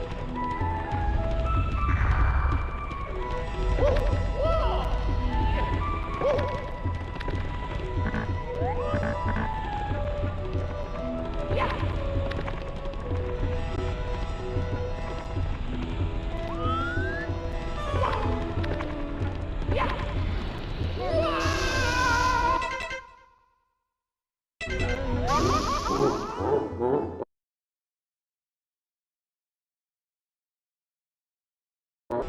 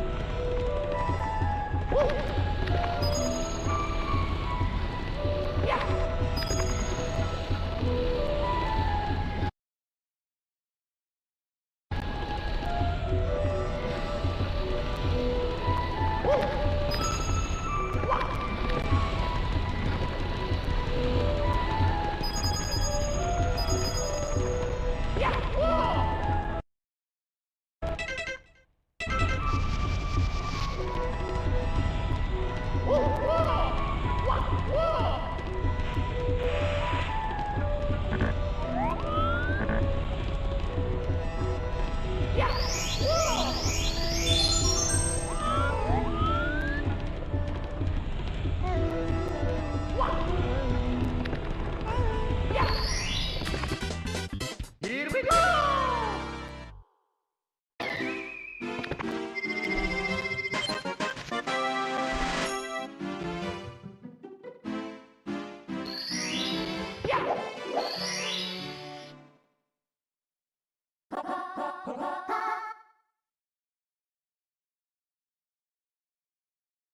Let's go!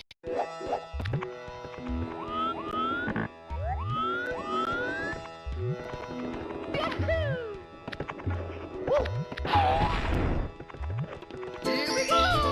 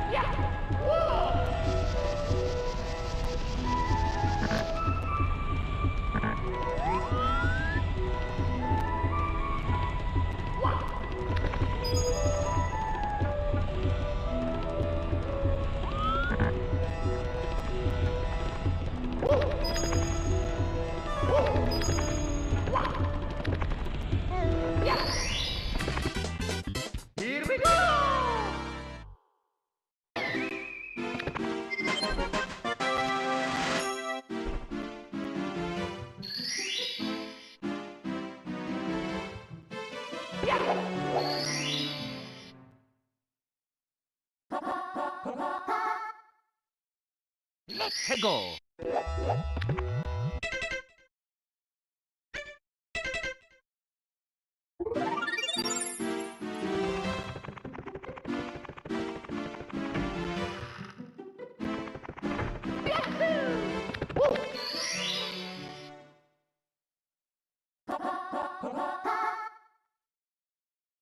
Let's go.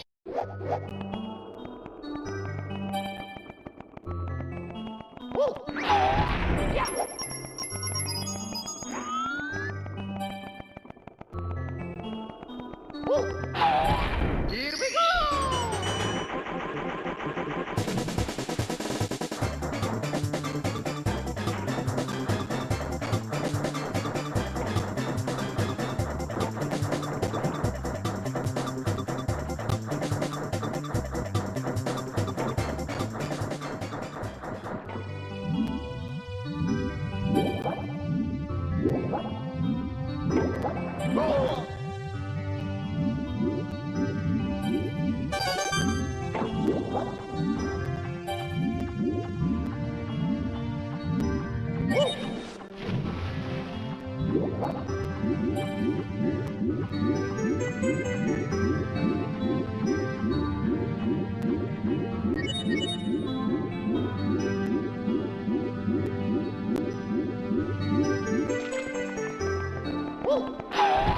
Here we go.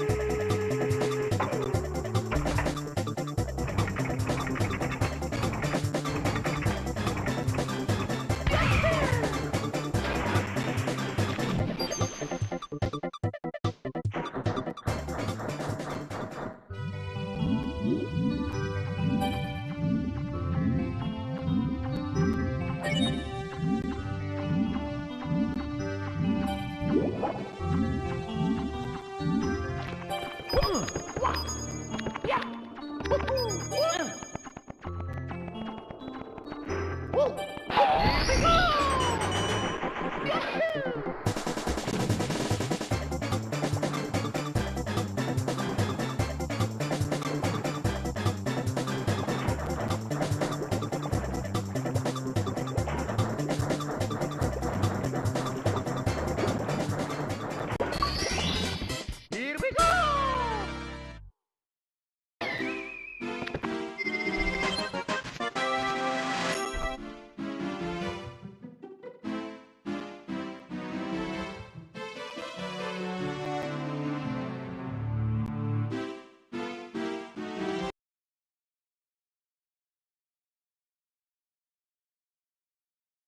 I gotta refresh the achievement thing, it looks like. Hopefully this works. Here, I'll show you what I did. Oh, you can't see. Hold on.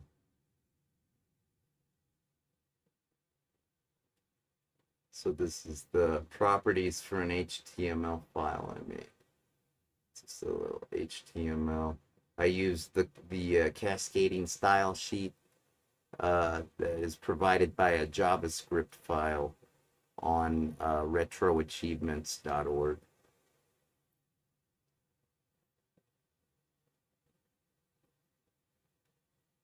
It's still at 8. Yeah. I really don't want to manually update the file, but you know, I'm in the middle of playing a video game. I don't have time to fix my self-reloading JavaScript. That's not what I'm here to do. So, not at this moment. I'll just have to work on that later. But for now, I'll just fix what I gotta fix. Let me see.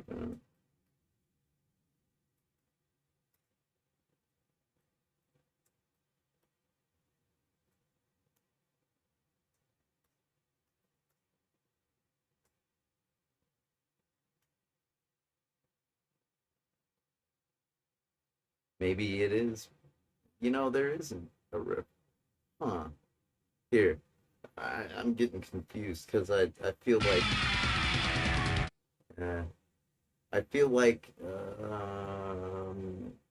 this is not um, it doesn't say 8 of 14 in this file, I don't think.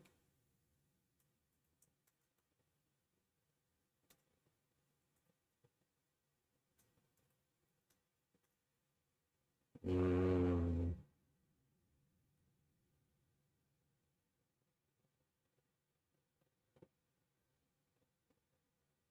yeah, I know these quotes are annoying.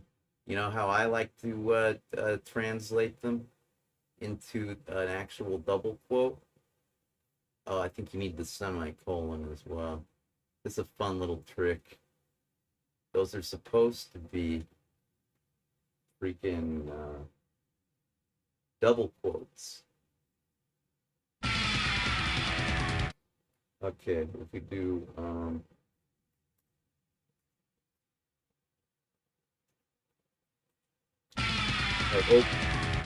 my bad. And then we pipe it into said.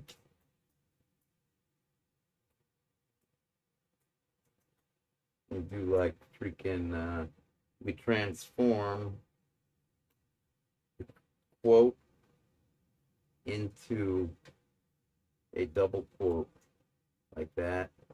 I don't think that's gonna work because, but it might. Let me see real quick. I think that'll work. Sometimes you have to use escape sequence characters known as backslashes. You can always tell the difference between a backslash and a forward slash by the direction it is leaning. If it is leaning that way to the left, I am aware that's my right, but it looks like the left to you. So that's a backslash because it's leaning backwards. This is a forward slash because it's leaning forwards. Because we write from left to right here in Western civilization. So perhaps if you come from somewhere like the Middle East and you write from right to left, well then the backslash forward slash thing doesn't make as much sense. Sorry. We invented a lot of this computer shit here in America, so it's kind of American in a lot of its core elements, the user interfaces and even command lines. What can you do, man? You know, we are a melting pot and we got a little bit of everything here, so don't be too upset about it. You've got your people here just like I've got my people here in the US of A. Everybody's here, but I digress. Yeah, that worked.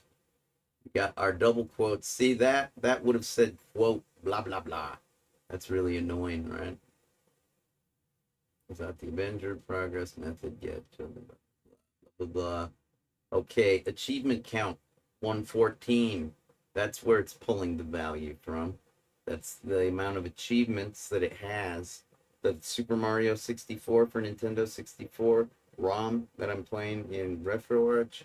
Yeah, it has 114 soft core achievements, as they are called.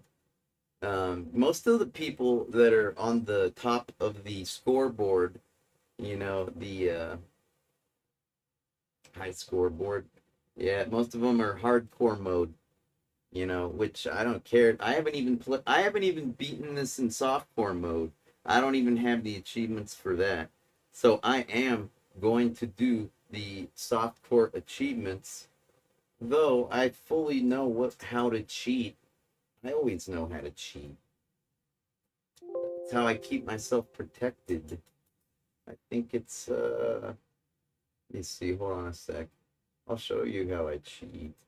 I mean, I don't cheat, but I could. It's really easy. From my experiments that I've had, it's very easy to cheat. Um, I think. Where is it? Where is it? RA Layout Manager. That's what it's called. Like if I were to open this app right here, it opens up this, and I plugged in my web API key. And yeah, these are my stats. I believe that it's ranking my hardcore mode and not my softcore. And I don't have that many, achievements in the so-called hardcore mode, quotes. But like I say, I'm just gonna play it in softcore mode.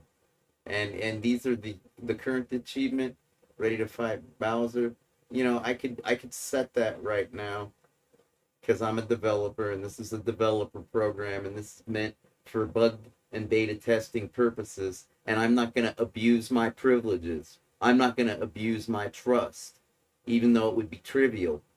Instead, I'm going to do the work here on my channel because, god damn it, I haven't played this game in a while, and I don't really care what my reputation is anyways. I'm not here to cheat.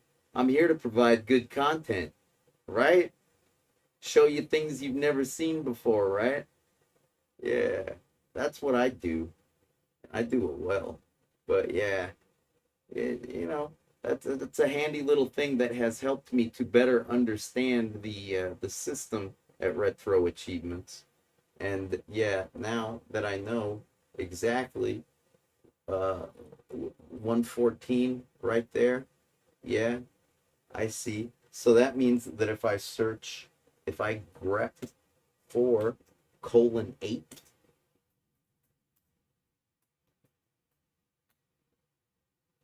oh, I don't have it.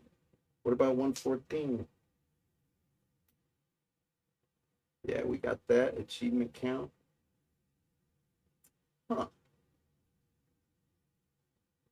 I guess maybe I'll continue debugging. Sorry. This is important, man. This is what a self-produced producer has to do. Shit like this. Otherwise, they can't have, shit like that up there. The achievement for November 19th, 2024. That's DIY. I'm not having somebody do that for me. I'm doing everything. And that's what's led me to this Renaissance brain that I have. Doing everything myself. Doing the art and the... Okay, here's the of 114. It looks like it's dynamically getting that 8 from the server. At least it's supposed to be. Let me try reloading it. Maybe it will actually work this time. I'm going to remove it. I refreshed the cache thinking that that would be good enough, but it wasn't. Okay, here. AJ Styles, what was it?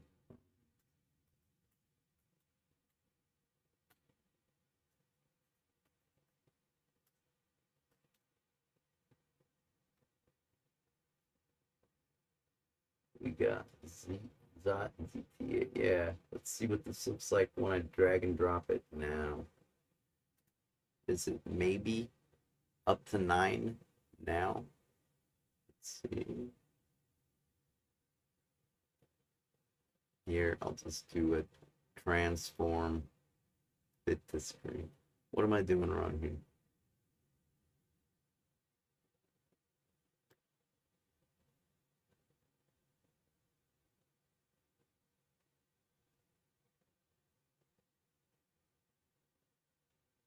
Can't read that. Here, let's do this trick. I'm gonna set the dimensions. It was at 1080p or whatever. 1080. Yeah, and now it's a little better. A little bigger. It doesn't look like it has anything. Like a number. Oh man. What, did I break it?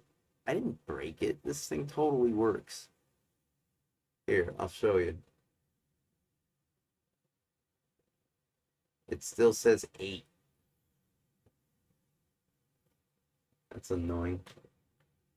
What am I doing wrong here? Here, check out the code. Let's debug the code. Okay, it looks like it gets it from this. dynamic type game, tooltip event, hide tooltip, track mouse event, flex call. There's the 8. I found it. I'm going to change it manually. That's lame. I know that's lame. I'd rather have it be dynamic. I'll work on it later, okay? I promise. I promise to better myself.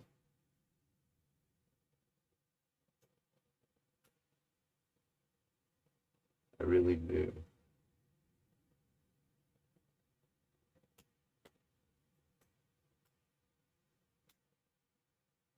So now it should reflect accurately the truth. It took a little bit of work to get to the truth for me because I don't have it automated yet. But I will. Trust me. But when you do things manually, you get to the truth the same as you do when it's automated. And you actually see how it works. Ain't that something? I think that's why I stick with the DIY methodology. Absolutely. So I think if I make the height 200, we should be able to see it better. It's still not ideal. Oh well. Here, I think, oh, I don't have the wait, do I? I don't have the cascading style sheet information like I did. I had to drag and drop a new file. Wait, this says 8. It still says 8. Now it says 9. Okay, but I need the cascading style sheet info.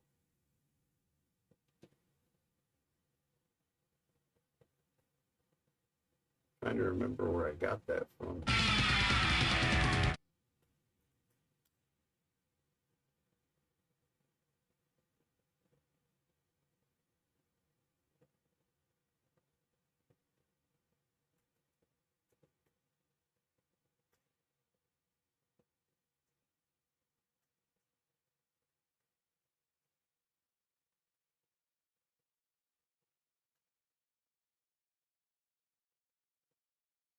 No, not that stuff. Here, oh, you can't see. I'm so sorry. Here. I was just looking for the cascading style sheet. It's like a JavaScript thing. I might have it in my browser history here. Hold on one sec.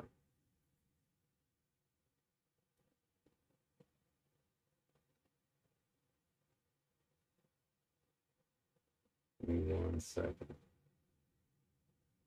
Manage history.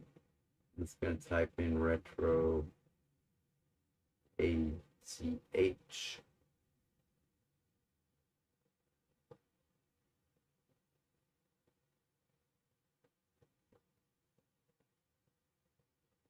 That's my API key.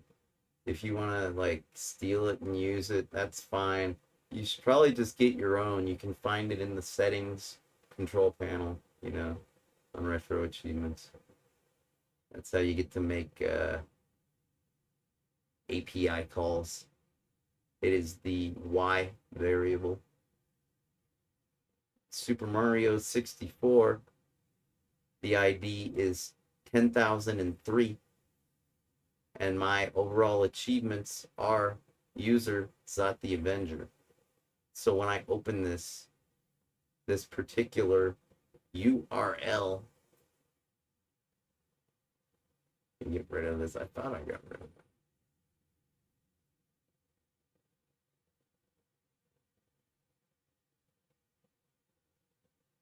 Well, I can't get rid of it. Yeah, this is the whatchamacallit.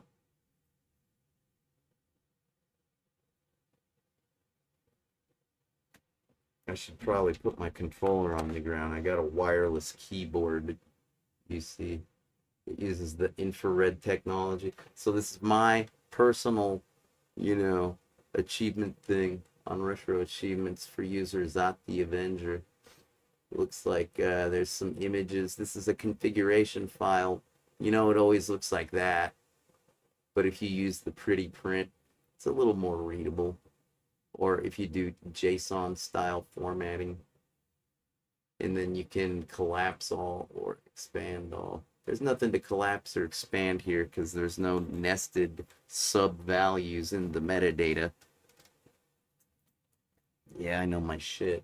I never got out of practice with anything I do. I've always been in practice with everything. And these are the achievements that I can achieve. And some of them I have already. But that is a listing of all of them. All of the Mario achievements. If you look, it's like, bam, a new journey. That's the first one that you can get. Whew, man, I'm exhausted. Let me take a break. I'm going to put on some music because I got to take a leak, man. And I got to wash my hands with some warm water because it's really freaking cold these days. And life sucks, but oh well, I'll make the best of it.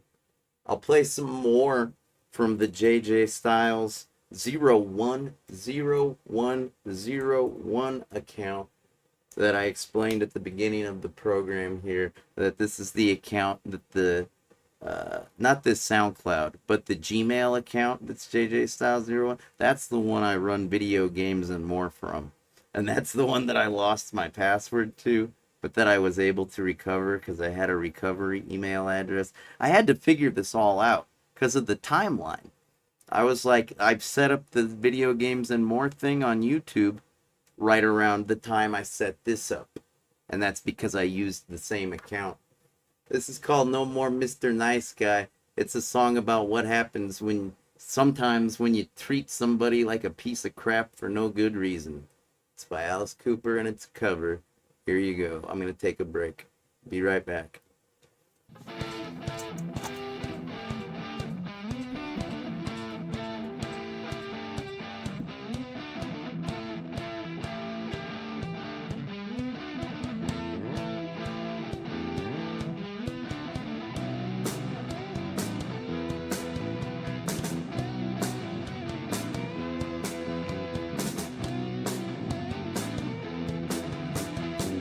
I used to be such a sweet, sweet thing. They got a hold of me. I opened the doors for little old ladies. I help the blind to see. I got no friends 'cause they read the papers. They can't be seen with me. And I'm getting real shot down and I'm feeling mean. No more, Mr. Nice Guy. No more, Mr. Creepy. No more, Mr. Nice Guy. They say he's sick. He's so sick.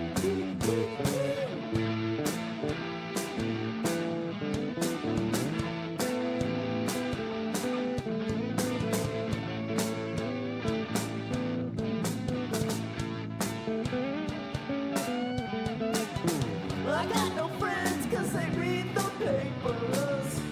They can't be seen with me. And I'm getting real shot down and I'm feeling mean. No more, Mr. Nice Guy. No more, Mr. Creepy. No more, Mr. Nice Guy. They say he's sick. He's a my dog bit me on my leg today. My cat clawed my eyes. Mom thrown out of the social circle, and Dad has to hide. I went to church incognito, and everybody rose. The Reverend Smith, he recognized me and puts me in the nose. He said, no more, Mr. Nice Guy. No more, Mr. No more, Mr. Nice Guy. They say, you're sick, you're sick. No more, Mr. Nice Guy. No more, Mr.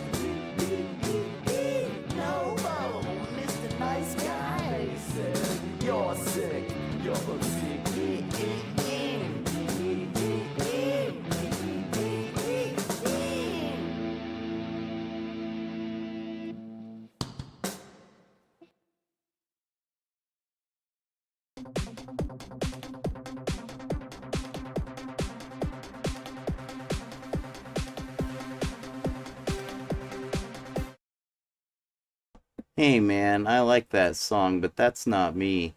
I'm trying to show you my content, not their content. Shit.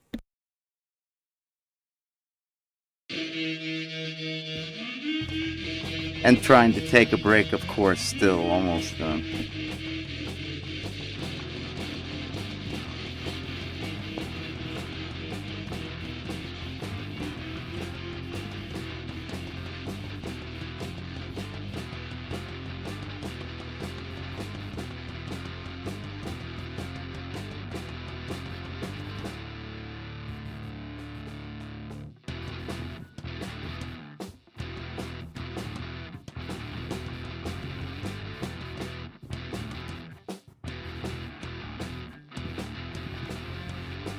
Your contribution left unnoticed. Some association with an image.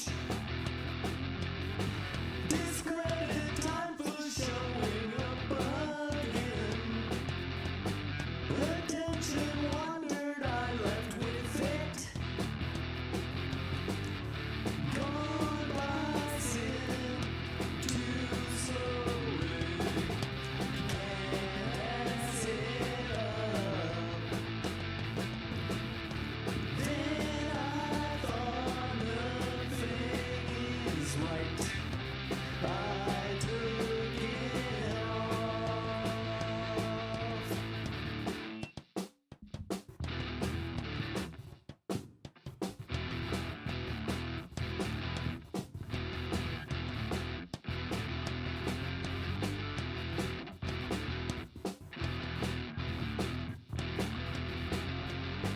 $2 would really bring you down. Although my eyes would never suit you. Walk through a archetypal suicide. Die young is far too boring these days. Your will to speak clearly. Exposed too much on someone's too often could not love.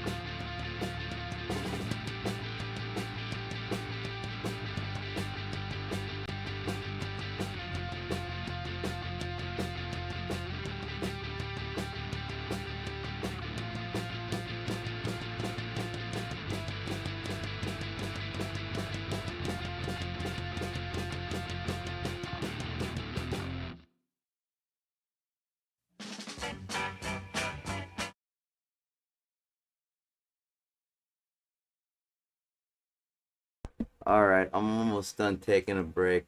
I'll say hi to Abdullah and LFS 2011 and Luigi Bros. I already said hi to Luigi Bros, but I'll say hi one more time so they're not left out as I'm saying hi to those people. So, hope you're enjoying the program. Almost back to the action. I like to consider myself an exceptional video gamer and an exceptional, even more, at Mario 64. It's been a very long time. I think the last time I played it was when I scored it for the Nintendo DS. I suppose if they made a 3D version, I probably played it on my 3DS. I don't know. It's been more than 5 years, that's for sure. That right there, that song we were listening to, um, here, I'll put it back on the screen now that I'm talking about it. That was Unsung by Helmet. That was a song that I listened to when I was making video games and more back in the 1990s. And I also used the song, I think it's, did I use Wilma's Rainbow? It was off, you see, this one was off of their album called, it was the one with the black cover with the letter, blue swirls. What the hell is it called? This cigarette totally sucks. This tobacco needs to dry more. It was called, I got it, no, that's Tool. Tool did Undertow. I think maybe the album was called Unsung.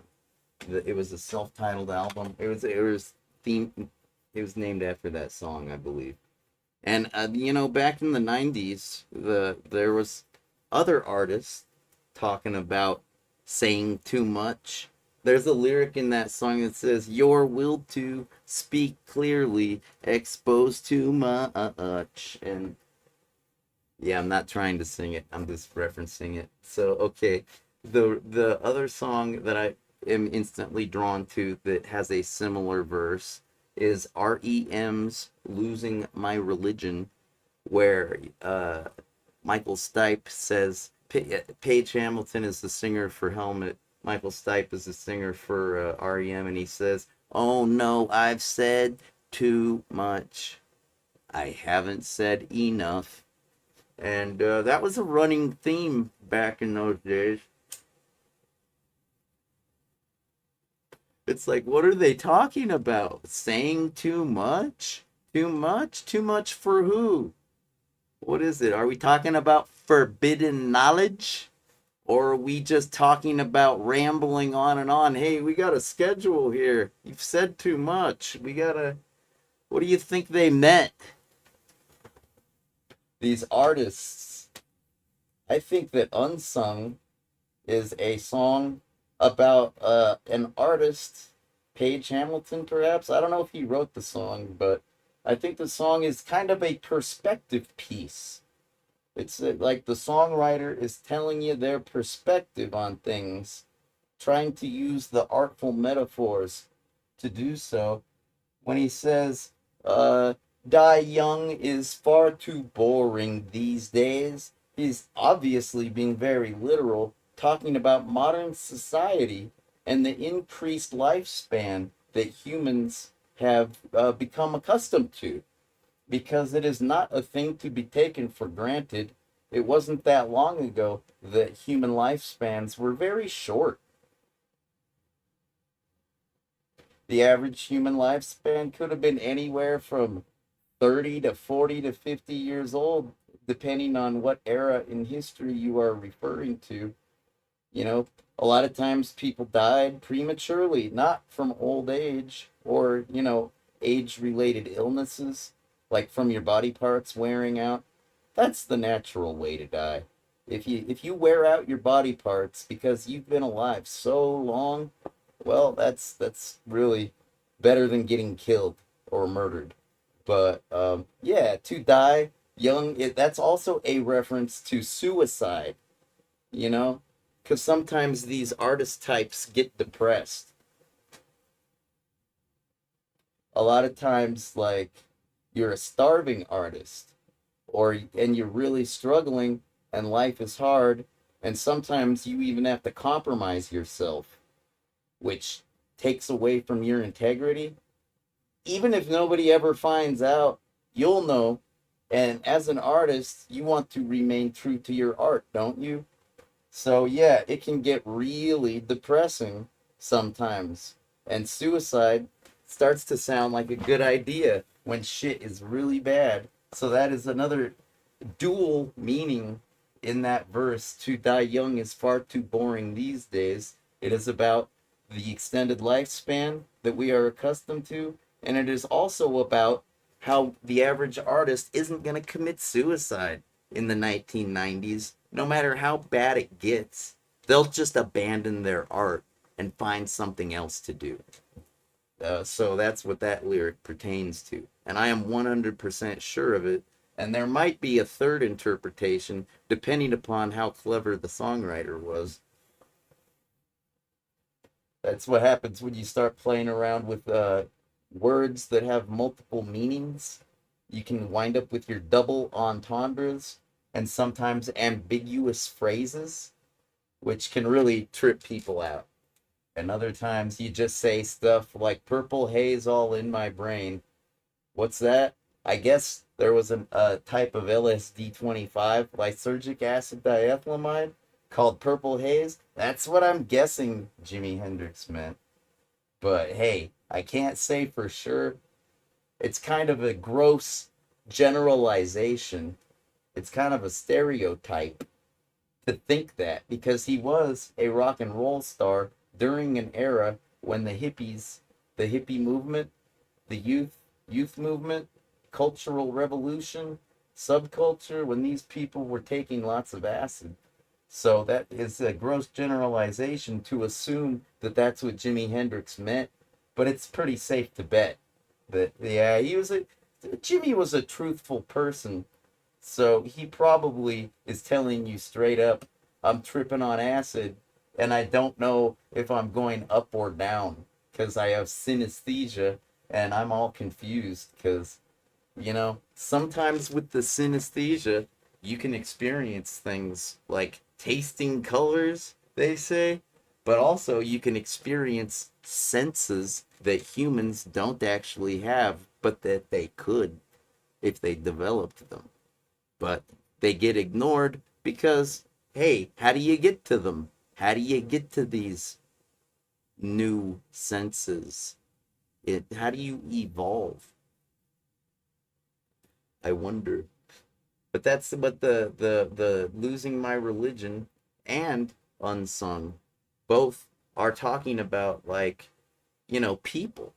They're talking about people and motivation and drive, and they're also talking about integrity and values, but they're also talking about the less fortunate, the ones that aren't as strong as the successful. I think unsung is maybe Helmet reaching out and feeling empathy for the bands that they grew up with that did not attain their level of success with the record labels. And that it's basically expressing sorrow and a little bit of regret, but ultimately accepting the truth that, yeah, Helmet, they got a little popular. They're not like, Nirvana. Nirvana got to be huge, and Pearl Jam and Stone Temple Pilots. Helmet didn't go anywhere near that level, but they play a different genre of music. The bands, the acts I was just mentioning, they do grunge rock, and Helmet was a little bit more hardcore. It was mainstream hardcore, but hardcore nonetheless. That's what I would describe it as. Hardcore. It's hardcore music. Mainstream hardcore. But, even their early stuff had a catchy kind of sound to it, like it could be something. And, but yeah, obviously they came from a hardcore music scene, judging by those lyrics alone. And that they are saying, hey, homies, I'm sorry I couldn't bring you, you couldn't ride my coattails and come up with me, To die unsung would really bring you down.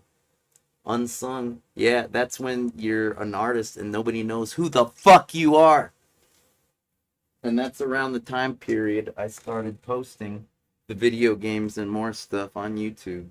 And it took 5 years for me to ask Jason Scott for help, because I don't normally ask people for help. I'm a DIY guy. But yeah, I could tell the world needed me, and there were others that were ready to oblige me and help me out. So, and I'll never forget the help I've received along the way to where I am, which is basically nowhere at this moment. But I'm still alive. Mass media doesn't become mass media until the masses see it. So, what can you do? I'm not even mass media yet. I'm just some independent artist, scientist guy that is going to attempt to fix my Mario 64 problem. So, we're done with the music. We're back to the task at hand. This will be real easy. Watch. It's no big deal. I just need to display capture. There you go. I'll bring this back to normal. Okay, so these are the varying achievements. Obviously, I earned this one because it says date earned, and we are referencing Zot the Avengers account on retro achievements using the Super Mario game ID 10,003 and my API key. So the way that I got to this, the way I got this far to wind up with this Mario logo right here, I'm trying to work it. I had it. Let's see. I lost it. Okay. Yeah, this one right here. This guy. See, I got it up to 9 by modifying it manually, but I still don't have the right style, the cascading style sheet. So all I had to do for that was like um, um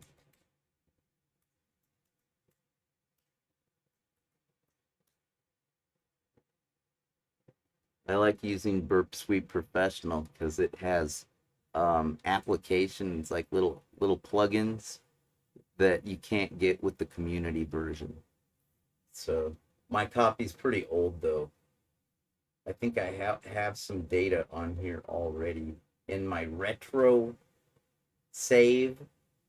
So it should be, I don't even have to like go to the site. I already have this. Let me see if I can find it.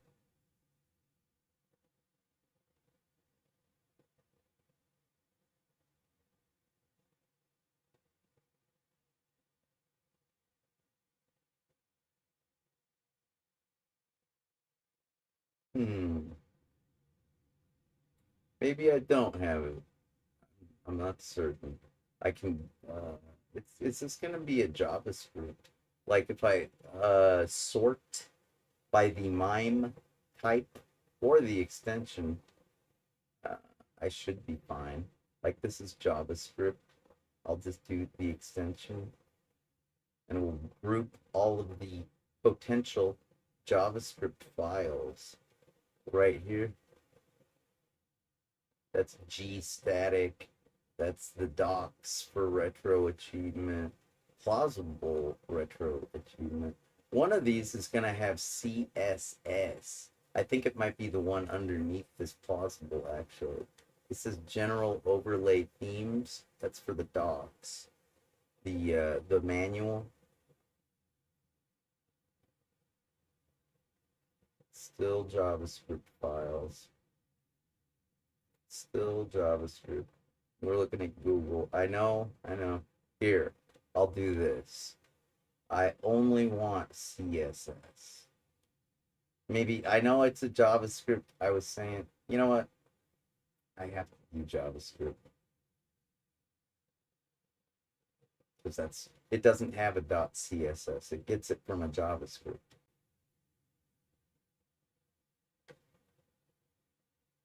Static retro achievement index trans base table charts loader compile.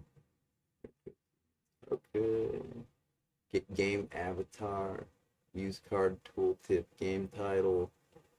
Yeah, none of those say CSS. All right, I'll just I usually try to do things manually.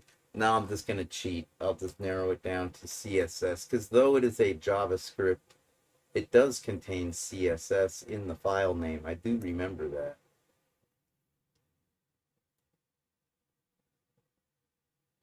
I think this might work. I'm gonna try it. I'm gonna trust my intuition.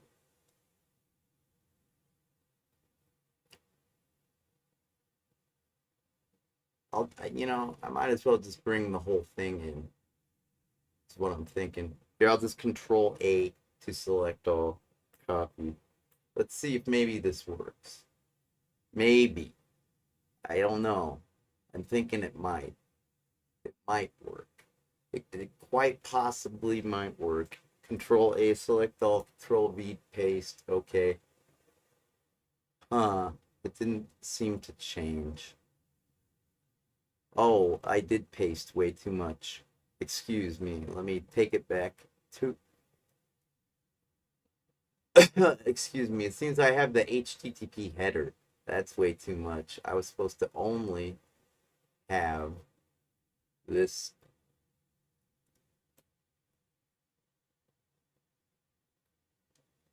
And it still isn't the way it's supposed to look. Okay. That's cool. Which one is it? Build combinations. What is the URL? It's retroachievement/assets. Assets. Yeah. That's good. Show me everything. It's hiding the assets. I need to see those assets. Yeah, I know. That sounds funny. Assets. Wow, it just really populated the hell out of everything. Okay, app layout, base button, combination, data table, game avatar, system chip, trans, user heading, app, dynamic import, helper tracking, extended format, date generated app, index, use card tooltip. Use, yeah, I think maybe this is what I want.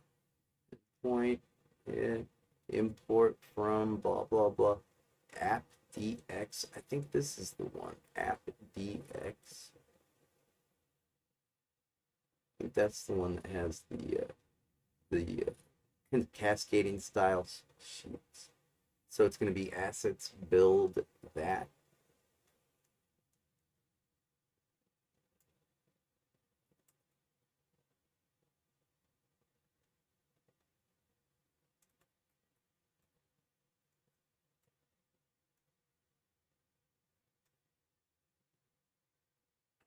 Where does it look like cascading style sheets instead of jQuery? This is all a bunch of jQuery nonsense. That's what jQuery makes things look like. It's supposed to obfuscate, I think, but I think it's also supposed to enhance and optimize the jQuery. I never learned the shit. It just looks like gobbledygook crap to me. But there are ways to beautify it and decode it. This ain't what I was looking for. God damn it. Here.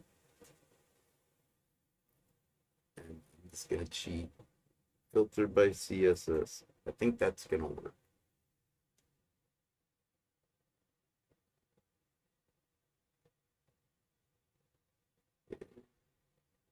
Here, let me make some room to do work. I know it's bright. Here, let me see if I can do the dark mode.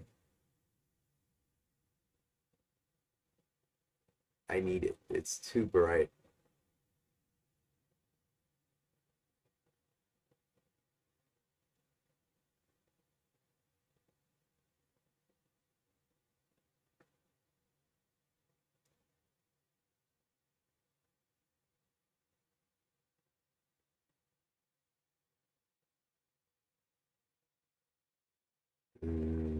No, thank you. You, yeah, and tasks. Nothing about the dark and the light. Oh, display. Here we go. That'll be much better. Let's make the font more like 16 so it's readable. Yeah. Thank you very much. Now then.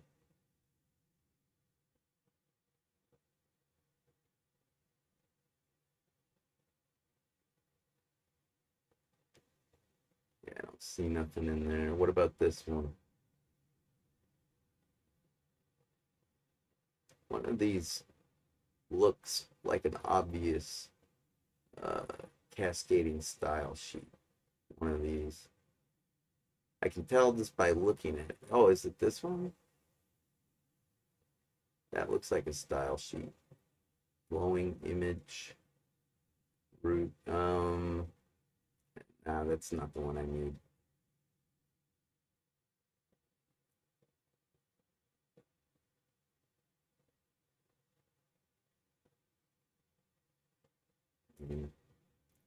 Dynamic import helper. No.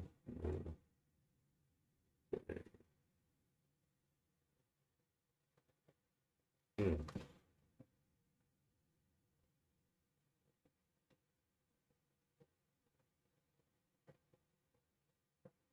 Here, the way I did it, we got progress right here. That's a web page. Yeah.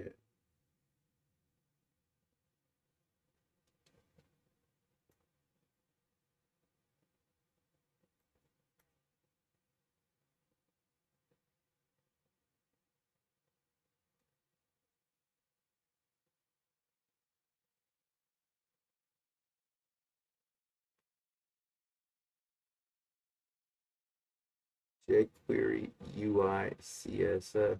I don't think that's the one we want. I don't think it is. Here, let's just open it and take a look.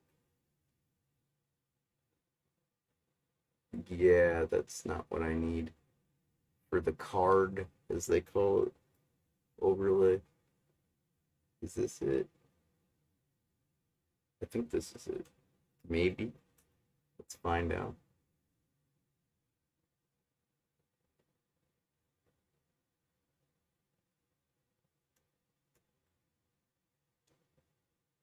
That's what I wanted.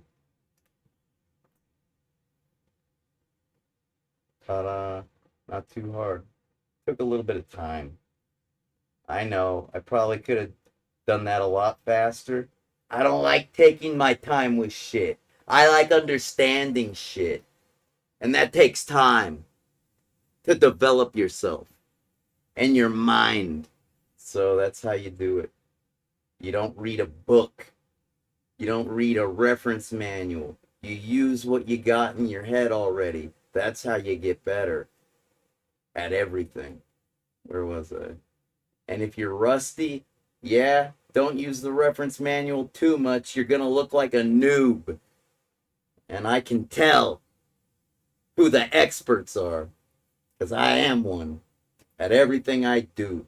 I'm like Wolverine from Logan, from the X-Men. He's the best at what he does, and I am too. And I seem real cocky because I got this right, but you know, I think I have the right to. I did get it right without any help from anything other than my tools and my brain. That's impressive.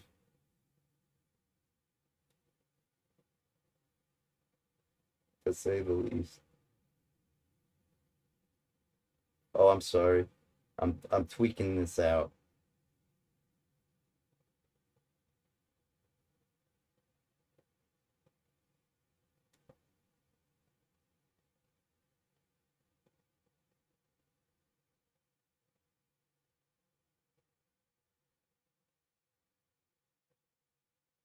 Perfect.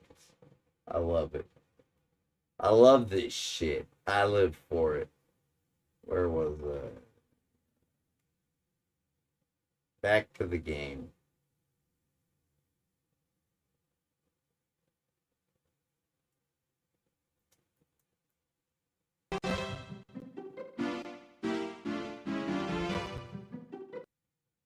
Sorry, let me fix this. I'll get this fixed like an election. No, not like that. I repaired it. There. Let's get back to work. And thanks, Let's Just Go for being here with us on this history making. I don't know about that. I'm just trying to get retro achievements for all the episodes of video games and more I created. Trying to earn what I deserve. So, let's do it.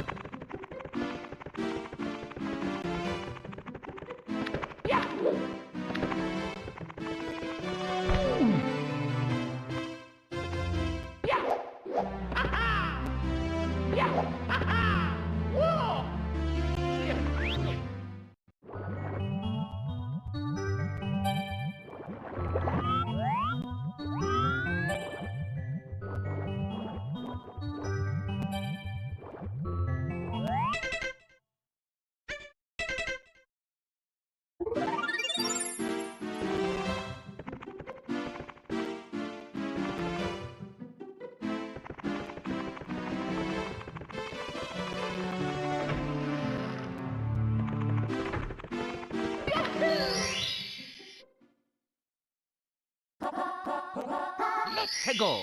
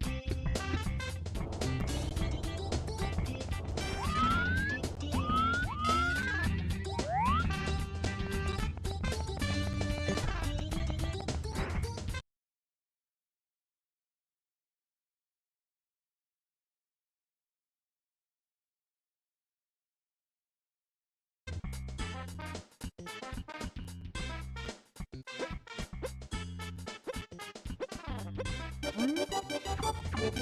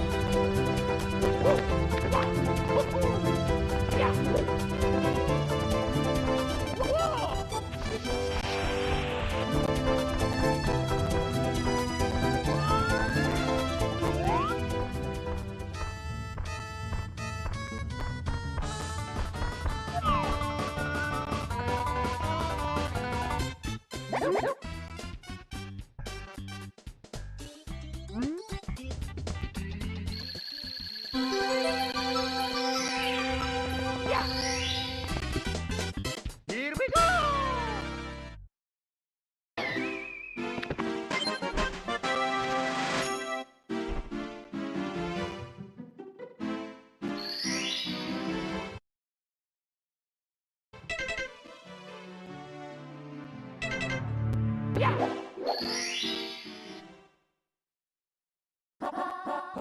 Let's go!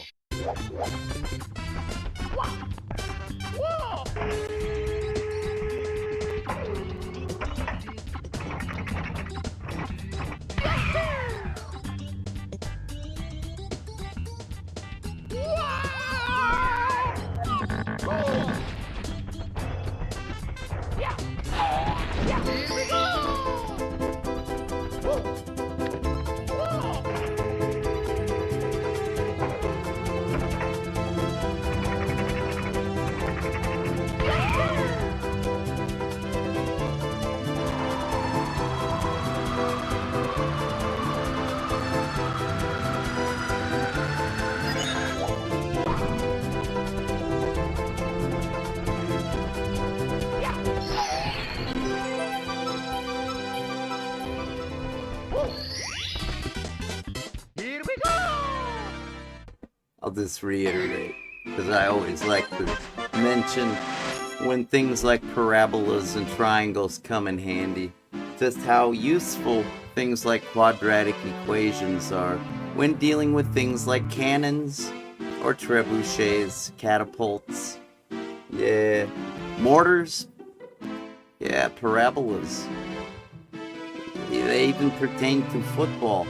With the American sport, when the quarterback throws the ball in an arch, it's kind of a parabola, wouldn't you say? Pretty cool stuff, right?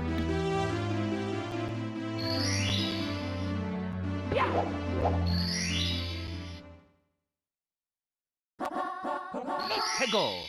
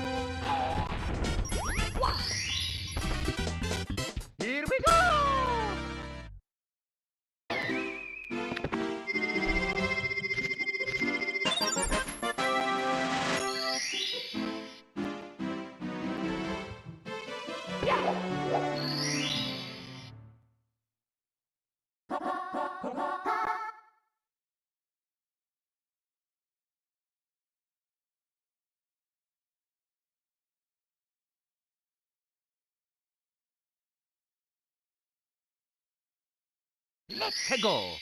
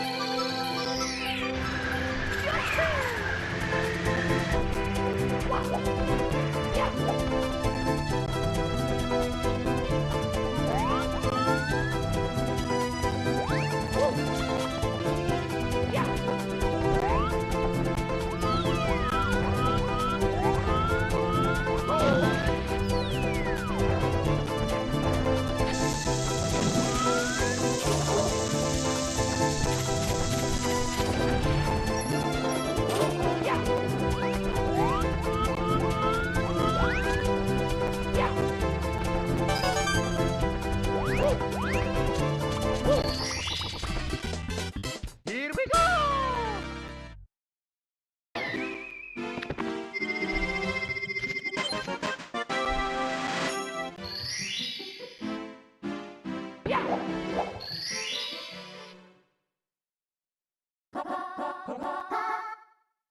Let's go.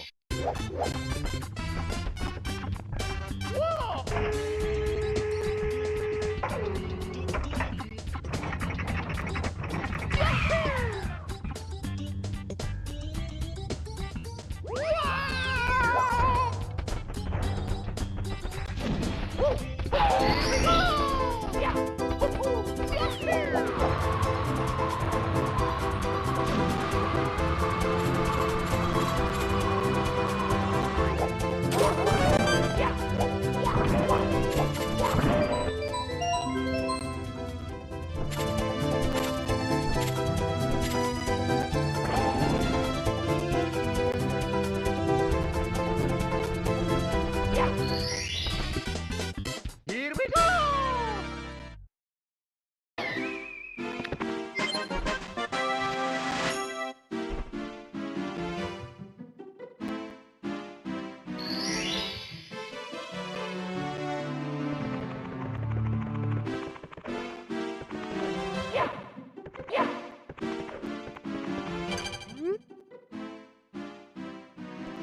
You have to master 3 important jumping techniques.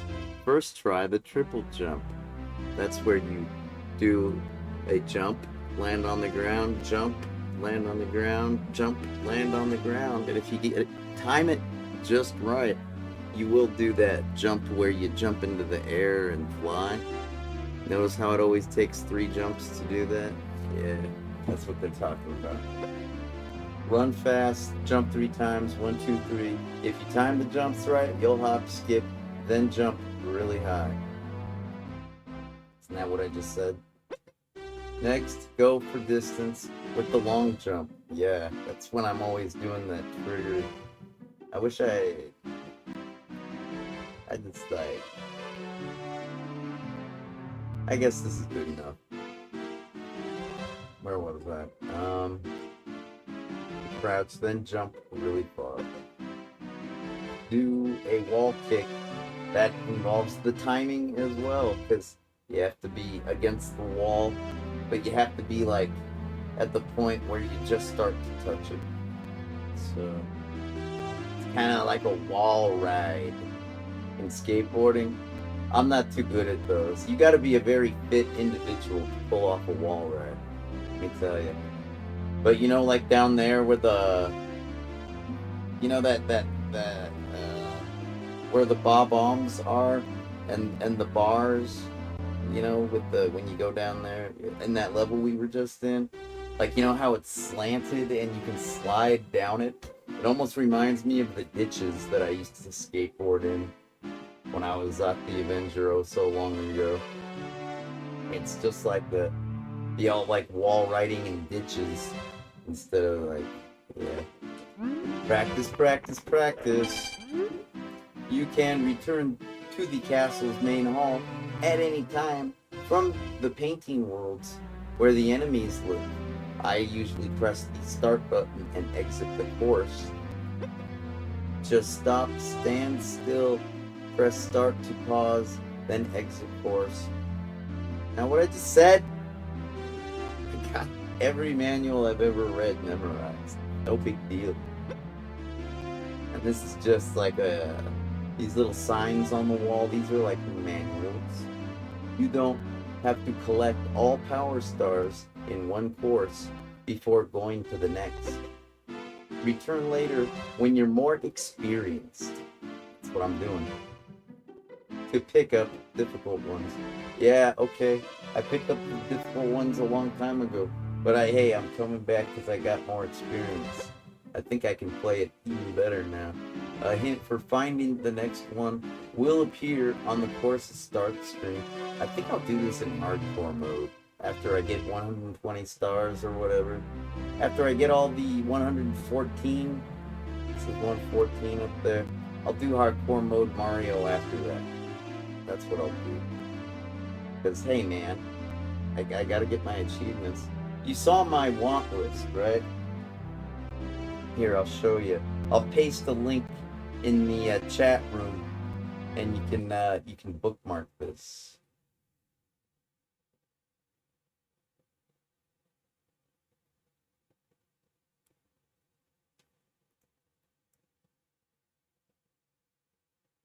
Is this what I wanted? That's not what I wanted. That's a little bit too computery. A little bit too computery. No, I think I want. Oh, yeah, I remember. It's I go to my want list. If I go like, let me see, retro achievement. Where? How do I get at the wants? Because that's how you make a good list of titles. If you're gonna do some retro gaming, it's gonna be like, I'm looking here. Progress filtered. Is that? No. That's close. No. Want to play games. These are the ones. These are all the ones. Oh, excuse me. I'm sorry. I thought I had this. Okay. These are the want to play games. I got at them from the menu over here, right here where it says want to play games. And when you click it, when you're logged into your own retro achievement account, you can select these games. When I go to achievements, all achievements, you know, I could do like Blitzkrieg Bop. That sounds fun. Okay, this is Final Fantasy VI. If I were to click want to play, I think there's a let's see, if I click, then I can click this plus button right here that says want to play, and it will get added to that list that I was just showing you, these want to play titles. And now if we scroll, we should see Final Fantasy on here under F. Yeah, I don't really want to play it though, because we never did this one on Video Games and More. So I'm going to uncheck it. But that's how I did this amazing list of Earthworm Jim 2. That was a good episode. Dracula Unleashed. That was a pretty great episode. Jurassic Park for Sega CD. That was a decent episode. I don't know about the phone callers, but Prince of Persia. Yeah, that was a good episode. Scooby-Doo Mystery. That was a good episode. Shadowrun for Super NES. That was a good episode. Shadowrun for Sega Genesis. That was like 3 episodes. Or wait, no, this one was 2 episodes. This one was 3 episodes. So, and they were all good ones. I think we had some guests on the Super NES one, and we did some Mario Kart competition live on the air, just like me and Jason Kingman used to do with NHL 93. Except we did Mario Kart 64, and my competitors did a good job. I'd never met those kids before. You know, I'd thrown out an invite on the previous episode, and the kids called the TV studio because they wanted to challenge me at Mario Kart, and we arranged it, and I brought my console, and it was fun. You know, I almost lost. Almost. But somehow I rallied myself and won live on the. That was fun. Anyways, Sylphid, that was a good episode. I love the soundtrack to that game. It rocks. It really does. Star Fox 64. It bemoans me. Is that the right word? It's bittersweet. Star Fox for Nintendo 64 is a good title, but those were the last episodes of Video Games and More that were ever made. So there was nothing after Star Fox 64. That was the end. Super Mario 64, that's what we're doing now. That was a 4-parter, just like Star Fox 64 was a 4-parter.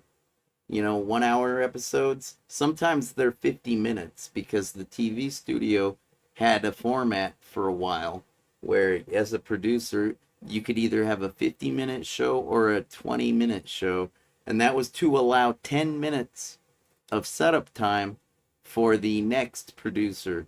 So they had a lot of programming back then, They only had 4 channels, and 2 of them were the ones that were really dedicated to live programming. You know, because each studio had its own channel and its own phone lines. You know, so it was like it was a time constraint thing when we went to the 50-minute format, but it worked. I still managed to edit the gameplay down to like 45 minutes or something. So, yeah, those Star Fox and Super Mario were 4-parters. I think Vector Man 2 was a 1-parter. And I think I did Vector Man as well. Just like, I think with Earthworm Jim, I did Earthworm Jim the original as well. But I'm going to have to verify that before I add it to the list. I'd like to add the Earthworm Jim for Sega CD, because that's a really cool version of Earthworm Jim. But that's not the one. If I did an episode, it was on the Genesis one. I know, it just was. I did a lot of Sega Genesis games back in the Video Games and More days, quite specifically because of the fact, like I've mentioned before, I did have a Sega channel subscription.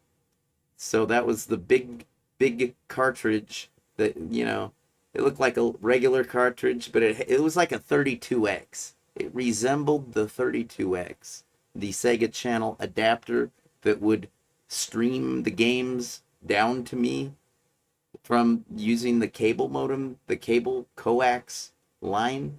It's very high speed. So the ROMs would come directly into the Sega channel box and get stored there until I downloaded another one. It had enough memory to store even the largest of Sega Genesis games, something like Strider. I believe that's an 8 megabyte or maybe 16 megabyte or megabit, excuse me. It's 16 megs, man. It had like 16 megs of erasable, reprogrammable ROM for these titles that would get downloaded. It was pretty tight, and usually I'd get like 30 to choose from each month. But, you know, I still tried to do other systems that I had available to me because I enjoy being a diverse person, and I know that not everybody owns the same system I do, you know. Because I had the Nintendo NES when I was young, when these new systems would get released, I would just try to add them to the collection, because that's what collectors do. After doing things for a while, you just sort of accumulate things, just like knowledge. It's something else. But that's my awesome list. I hope to do everything on that list in hardcore mode, but so far just softcore mode. I know how to make this exportable, so I can share it. I think I did on Twitter yesterday. Let me see. This is the game list play. If I do $U equals Zot the Avenger, the U is for user. Avenger. I think I have to use my API key because this is going to say forbidden 403, I believe. Or it'll work because I'm logged in. Yeah. But if I open a private browser, you see, I am not going to be logged in, and it will throw us a 403 or ask us to sign in. I think it does a 403 or something. And then it does like a 302 redirect forward. So that sucks, right?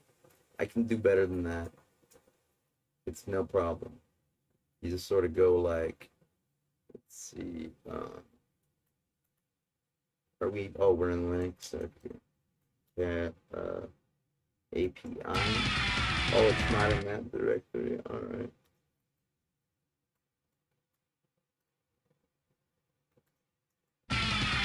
Not in there? Where did I put it? Oh, you know what? It's probably, maybe it's called Retro API. I got my API key. Hold on. Sorry about that. I don't really care. People need more music in their life, so that's like a bass guitar lick from this band No Means No. They're from Victoria, British Columbia, Canada. They're pretty cool. And okay. Oops. Yeah, I don't know why I'm typing dirt. That's nothing. That's an alias. Rep for API. API key retro. So if I take my API key, we won't have to log in. This redirect right here that we got when we tried to go to that address, yeah, it went away. It's okay. We have it in this window. So undo. We're gonna do an ampersand because we're adding a new parameter, you know, and we're adding a k equals API key. This should work.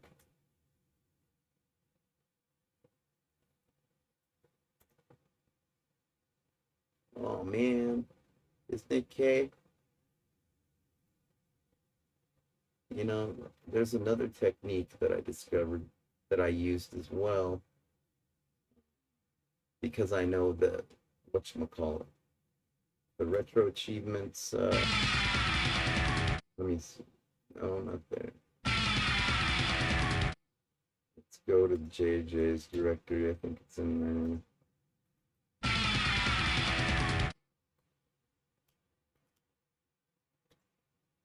I think it's in RA Web.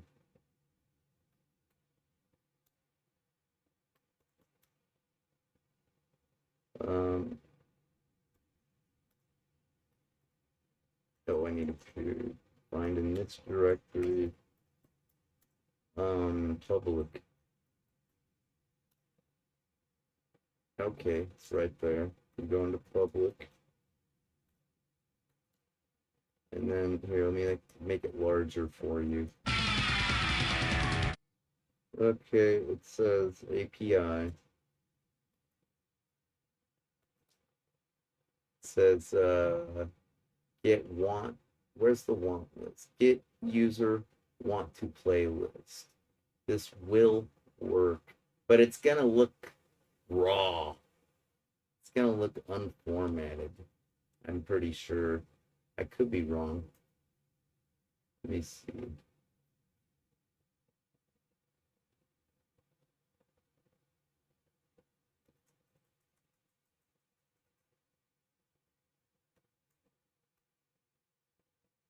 So that's API get user want to play PHP question mark.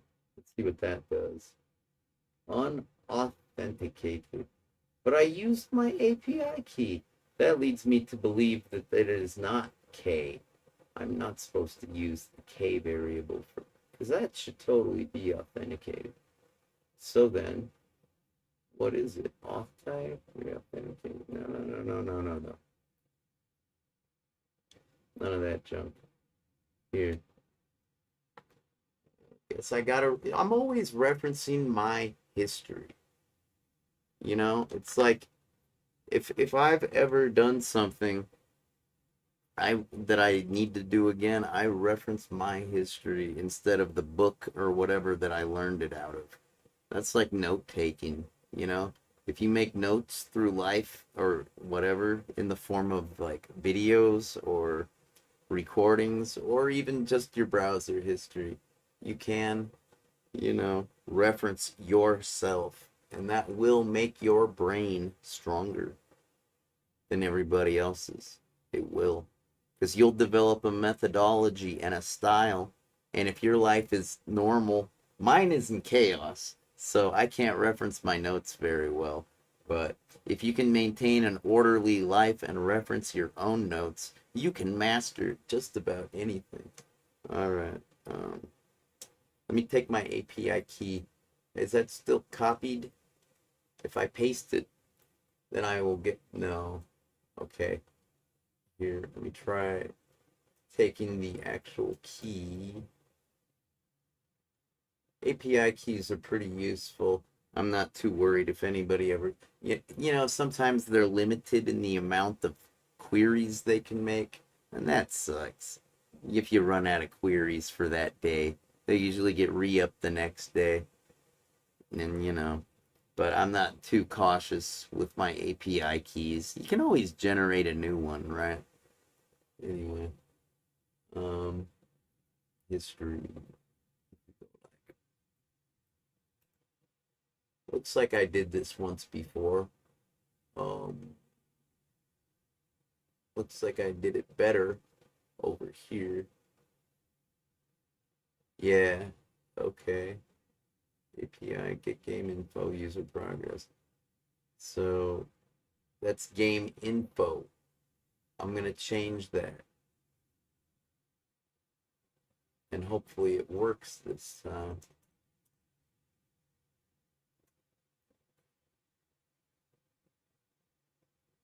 User want to play list.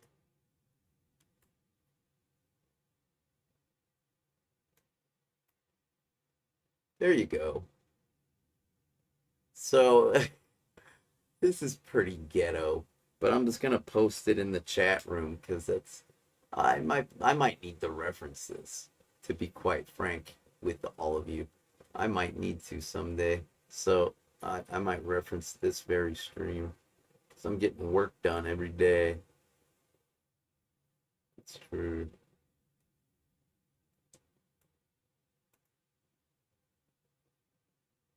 Anyways, I'm gonna get back to the game. Work on that later. When I feel like it. That sounds like a plan. I do feel like a cigarette though. And I do feel like taking a leak. Sorry, I didn't mean to mislead. I guess I'll play some more music while I take a break. This is turning into a variety program. It's like a little bit of music, a little bit of video games, a little bit of how to program shit. It's like kind of almost a good format. Almost. Almost. Could be a format. I was talking about Jimi Hendrix earlier. Let's play. This is me. I'm playing everything. Go ahead. Be right back.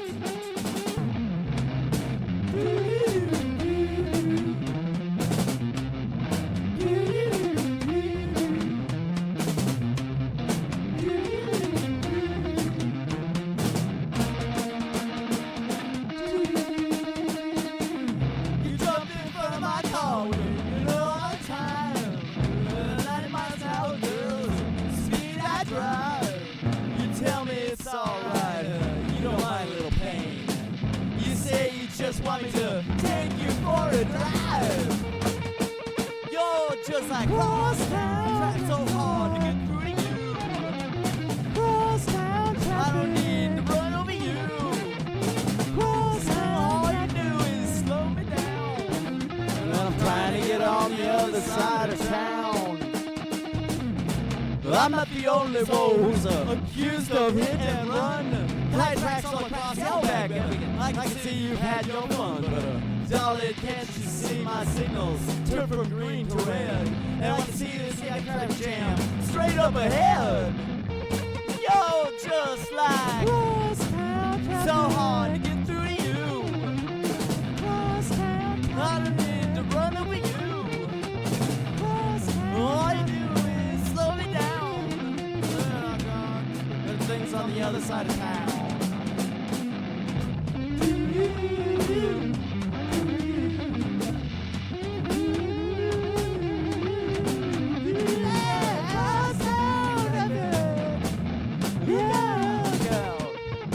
Look out, baby, come through. Crosstown traffic, yeah.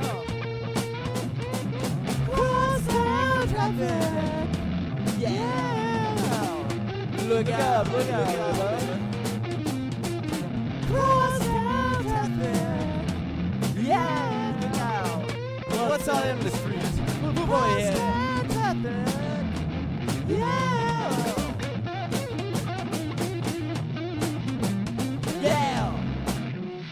Come on and ring my neck like when a rat gets wet. A little disorder for my pet you.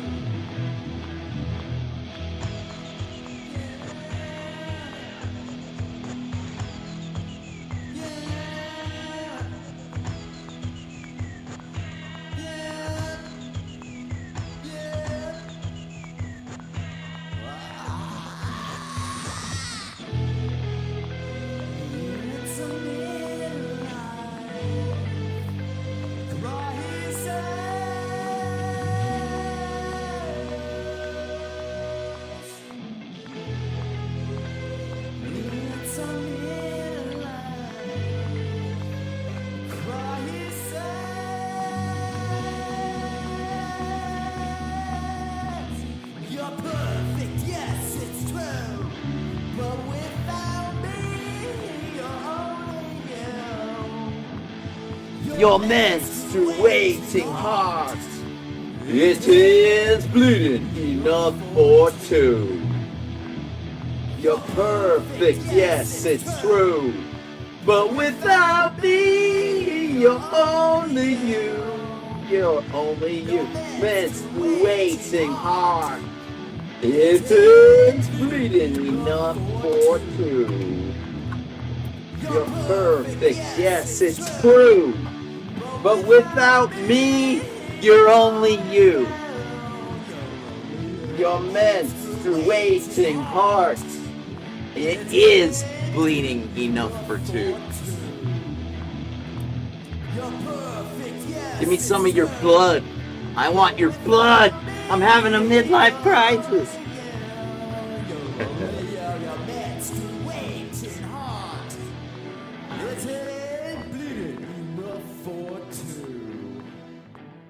I think I need a cigarette still.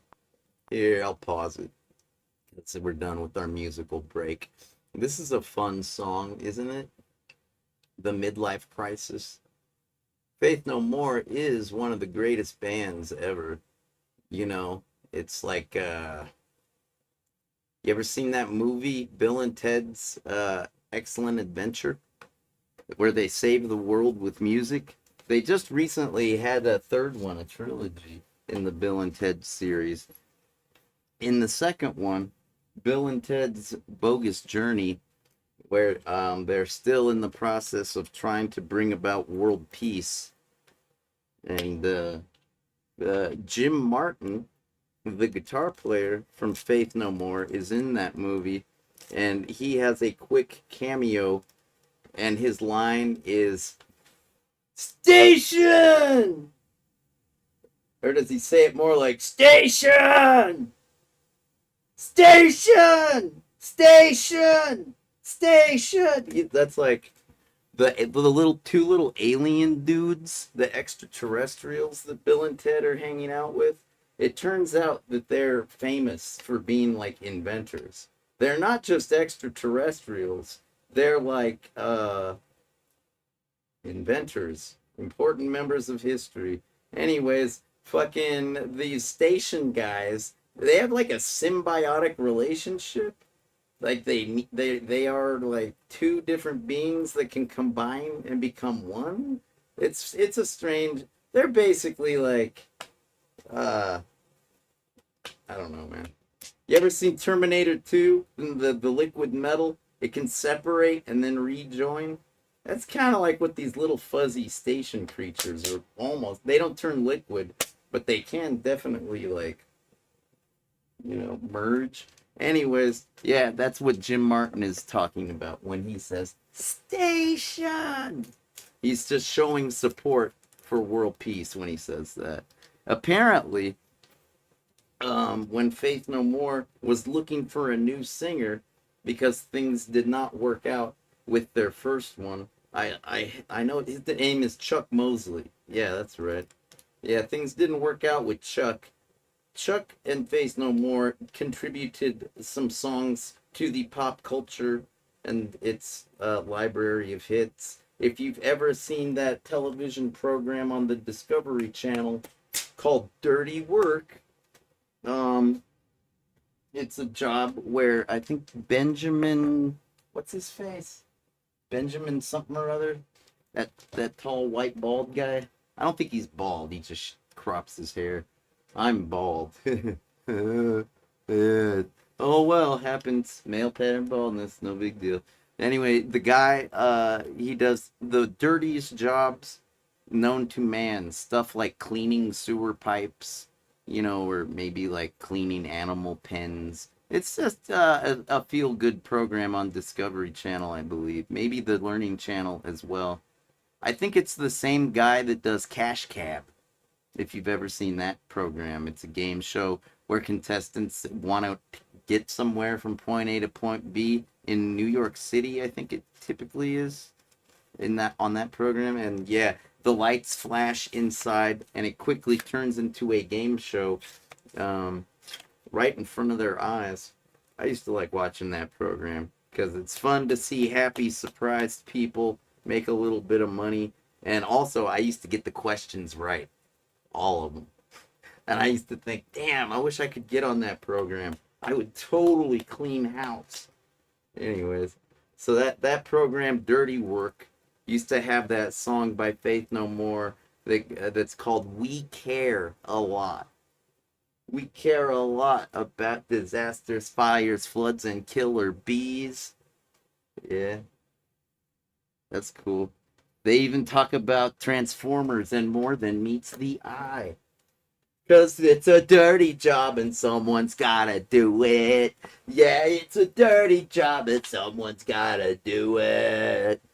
So that's what they contributed, the first version of Faith No More.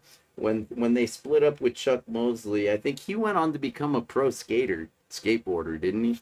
Back in the 80s? This is when that all happened. They lived in San Francisco. They were hanging out in the same territory, Metallica. Same time period and same territory and everything. Just another heavy metal band competing against Metallica and their eventual stranglehold on the listener's ears. Have you ever met somebody that doesn't like Metallica beside me? Yeah, exactly. They totally dominate the minds of the masses because people are afraid to be different. They're afraid to say, Metallica sucks. I prefer Megadeth or Slayer or Anthrax. Anything but Metallica because they suck and they ruin Napster. And I'm always going to believe that until I get to talk to them one-on-one in person or at least on a stream. I'm always going to make jokes about Papa Het and Lars Ulrich 69ing each other and packing each other's fudge because they're a couple of, they love each other. They like to lick each other's taints. Yeah, that's what I think of Papa Het and Lars Ulrich. It's a shame Robert Trujillo had to join that band because I really enjoyed his work back when he was in Infectious Grooves, a funk-based rock group much like the Red Hot Chili Peppers and some of Faith No More's work, and also Suicidal Tendencies with Michael Muir and company. And yeah, fuck Metallica. They can suck my dick until the day I get richer than they are. And then they can say those things about me because I'll be the big head honcho that everybody's trying to take down and compete against. But I'm just another artist. Fuck Metallica. I really need this cigarette. It's starting to show, isn't it, how much I needed that cigarette. All right. So yeah, the Jim Martin and station, blah blah blah. Yeah. So when they separated from Chuck Mosley, they said, "Hey, let's get that singer from Mr. Bungle," because Mr. Bungle was a band that Mike Patton was in when he was a kid. Yes, him and his friends lived in a rural area, kind of, separate from all the activity and fun of the city. So all they had was their music to stay entertained with. And Mr. Bungle is a band that a lot of people don't know, but a lot of musicians know and consider them to be founders of many things. Many different styles of sound and music can be heard in Mr. Bungle's recordings.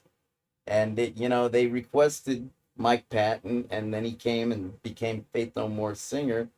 But if I didn't know any better, I would just assume that Mike Patton is an extraterrestrial from outer space, and he was just sort of put there in the band. But no, they actually did request the guy. He's just a total mutant. Like what he can do with his voice and the things that he sings about and the expressions on his face when he's singing and the way he can interact with an audience.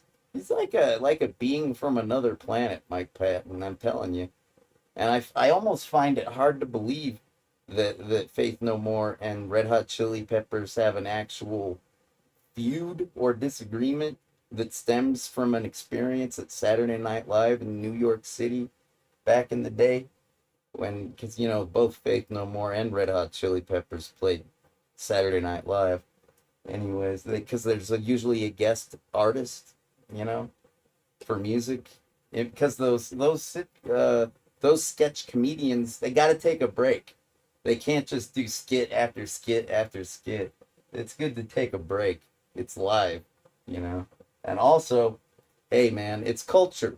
Having the current musical trend of the time up on a stage, the popular musical act of the time, yeah, it reflects and speaks volumes about the society that they exist in. You see? And yeah, I guess that Anthony Kiedis considers himself to be the father of like rap rock style. Give it away, give it away, give it away now. I can tell if I'm a preacher or a prophet. But he's like fucking. He thinks he's the only guy that should sing like that. That's his trademark style of what I got, you gotta give it to your mama. What I got, you gotta give it to your papa. You do a dance and drink a little water. What I got, you gotta get it, put it in you. He's talking about music, putting it in your ears, but it sounds like he's talking about wanting to bang. What I got, I gotta get it, put it in you. That's a very suggestive song. Give it away now. And all it's about is music. I don't know that. I mean, I figured that out. I don't know if other people know this, but that song, Give It Away, it's about music. So Metallica, they don't want to give it away. The Red Hot Chili Peppers, they do want to give it away. Isn't that something? You know? But yeah, I really have a difficult time believing that Anthony Kiedis would hold a grudge with Mike Patton and company, because like that's a silly thing. That's not personal, that's business. You know? I think people can tell the difference between personal and business. And if Anthony Kiedis is like, hey motherfucker, quit singing like that, that's my style, backstage at Saturday Night Live, and then Mike Patton's all like, whoa dude, what's with the fucking bad energy? I never did nothing to you. You're ripping me off. And it's a fact that Mike Patton knows like every style in the world. He's like a virtuoso. Like he does nothing but music and video games, that guy, Mike Patton. That's like his life. He was like the voice on The Darkness, which isn't a very popular video game, but it's a pretty good one. And there's a sequel, The Darkness 2. And he's like, The Darkness. He's like Mike Patton. He does a whole lot of styles. And the fact that he did rap rock, like in that song, Epic, which I'll play for you right now, because I did it, and it's good, and you should check it out. So, but yeah, this style of what is it? It's it. You know, it's basically rap rock. And that's been done by many different types of artists, from Limp Bizkit, I believe, with Fred Durst. Doesn't he do, I did it all for the nookie, so you could take your cookie and shove it up your ass. Yeah. Well, fine then. So what's the big deal? If everybody does rap rock, why the feud? You know, Mike Patton, he didn't give a fuck. He just started singing in different ways. You know? And Anthony Kiedis, he just went on and continued his cocaine and heroin addiction. So, you know, yeah, that's it.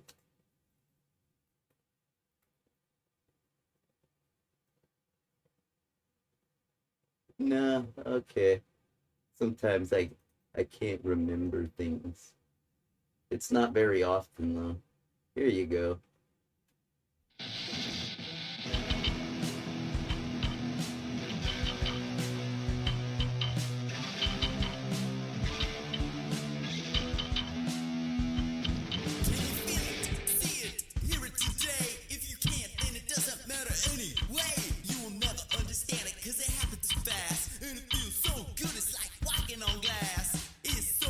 So hip, it's alright. It's so groovy, it's out of sight. You can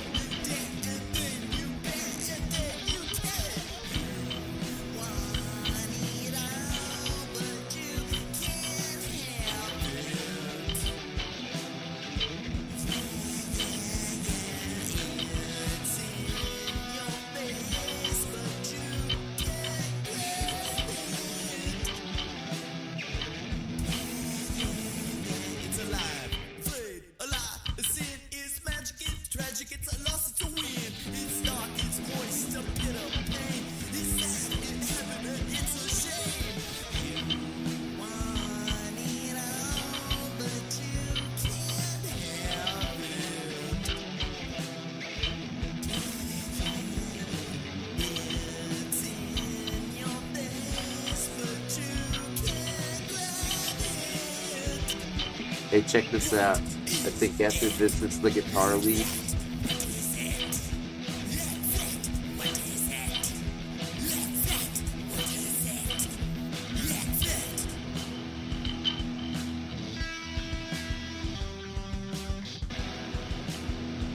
Yeah, the guitar is me.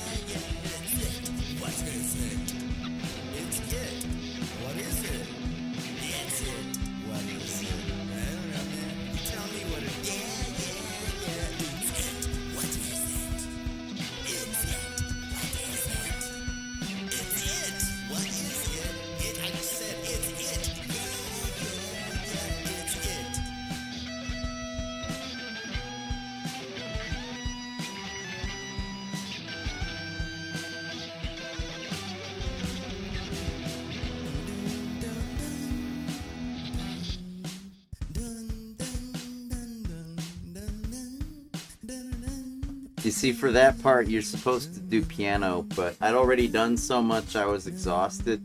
I wasn't about ready to learn the piano. It was real easy to learn keyboard stuff, playing along with, like, Rock Band, because Rock Band lets you hook up a MIDI, like Rock Band 3 by Harmonix, excuse me. It's real easy to learn how to play stuff like The Doors, or like, even like on Midlife Crisis, which started me on this tangent. Just telling you what's up, how I feel about it. The whole thing, the whole Faith No More, Red Hot Chili Peppers, freaking this. It's all a thing. You might find out more from somebody on YouTube, like the punk rock MBA. That guy's pretty good. He knows his shit at the very least, and speaks in a very clear manner. Yeah, it's just remarkable. That's all. All right. I guess I'm feeling all right. Let's play some video games. Just kick ass and chew bubblegum. I'm all out of bubblegum. I'm gonna turn off the microphone so I don't go on another tangent, but I'll be here, Thanks for sticking around. Love you guys.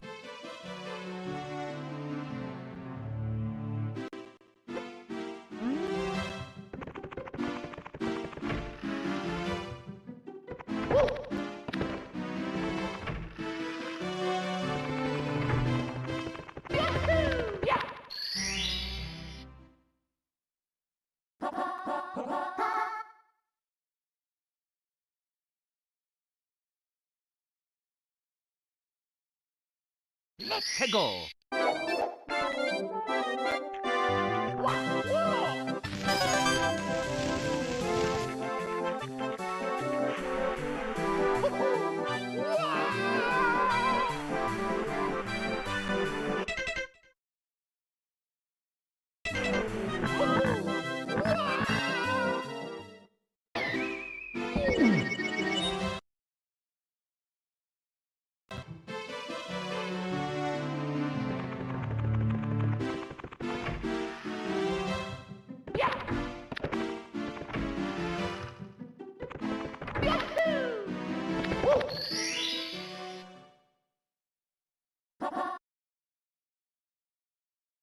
Let's go.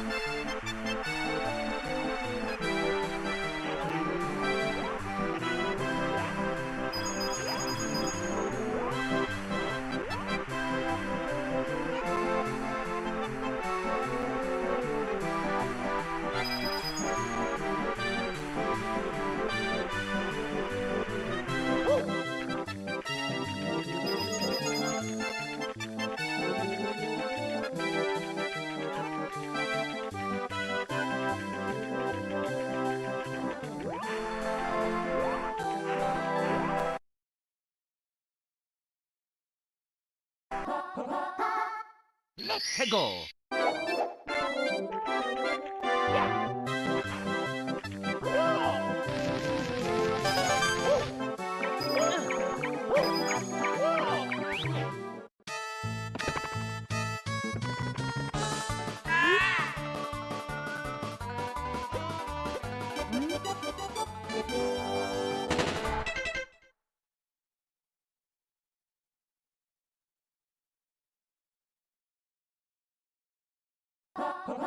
Let's go.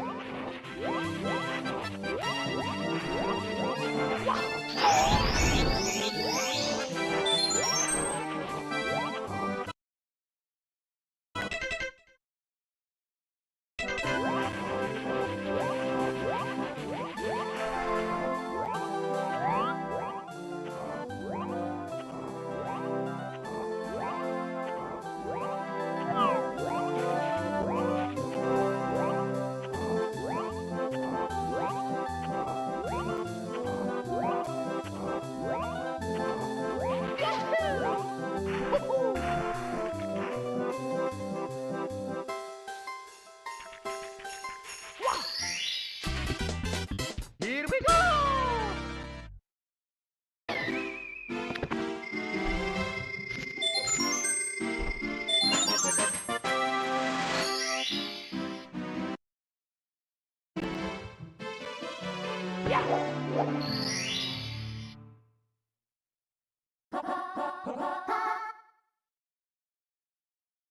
Let's go!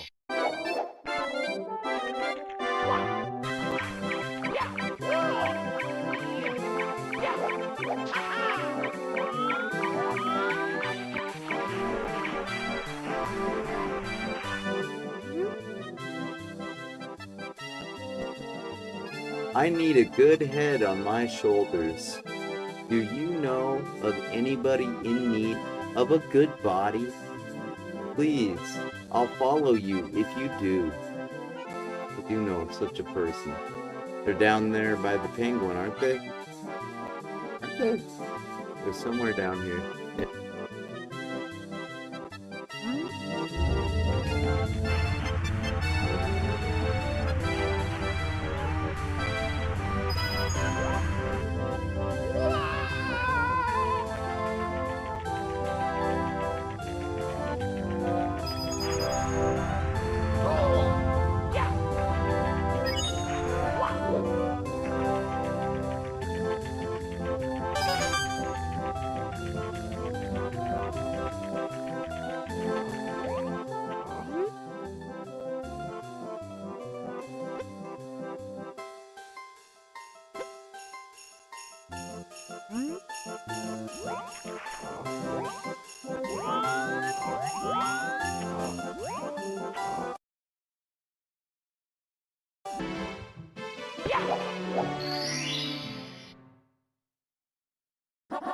Let's go!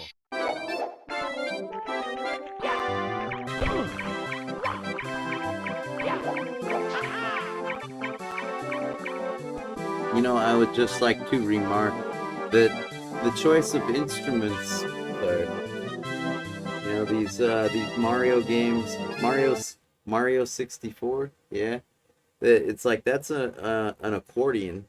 That's a MIDI accordion sound. That it could be a harmonica. MIDI sounds aren't always perfect, but it's either a harmonica or an accordion. I'm thinking it's an accordion. And then in the fireball level, you know, with the volcano and stuff, yeah, you hear use of a sitar. And also in the underground level with all the little spidery looking water bugs, I think they call it a clave. That's all. When I'm doing that little trick, that yeah, because that is ever present in the music. Usually they have unique instruments in these levels, these stages, and it's interesting to find out more about the instruments. Like the sitar, that comes from like over in the Asia area, like from India. it was popular during the. It was a popular instrument to play. I think the Beatles went and stayed at an ashram or something, and yeah, they met Ravi Shankar. Didn't they meet that guy? He was a sitar player, and also the accordion. Well, that's an instrument that Weird Al Yankovic and even his father know how to play. And Stephen Urkel from Family Matters. Did I do that? Yeah. Of course, if it's a harmonica, I don't know, man. Then it's more like a Volbeat song. I played some harmonica on there, but the claves, I can't think of an act in particular. Maybe like Tito Puente, the timbale player, known for playing. He's a Latin jazz percussionist. You see, I got to see him live one time down in South Tucson at the community center there, and yeah, the claves. They're just two wooden blocks. The first time I saw them, I think those are claves. I could be wrong, but the first time I saw them, I thought they were like nunchucks without the chain, you know? But it's just a carved block of wood and a very particular type used typically in music. So, isn't that fun? Fun lessons in sound. All right. Thought you might appreciate that.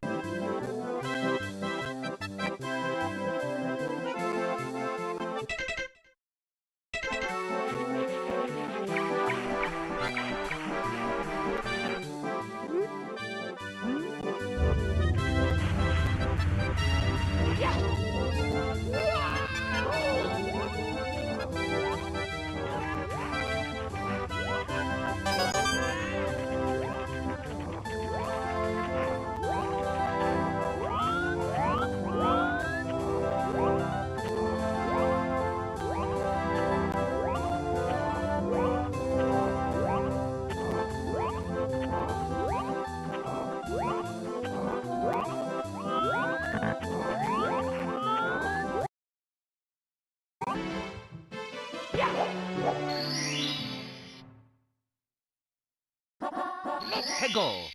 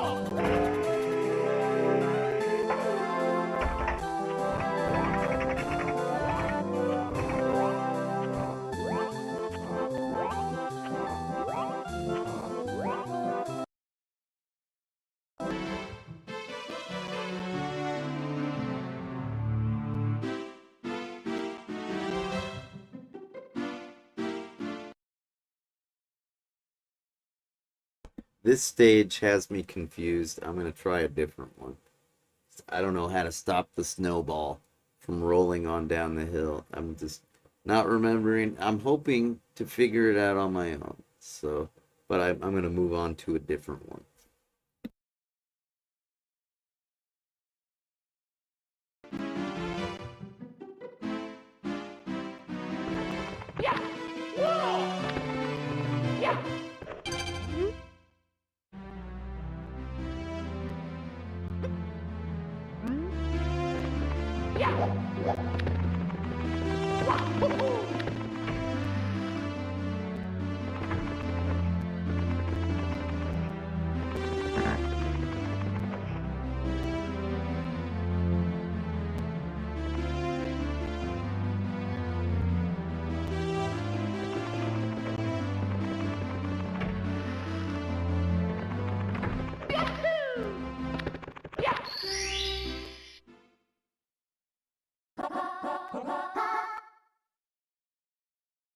Let's go.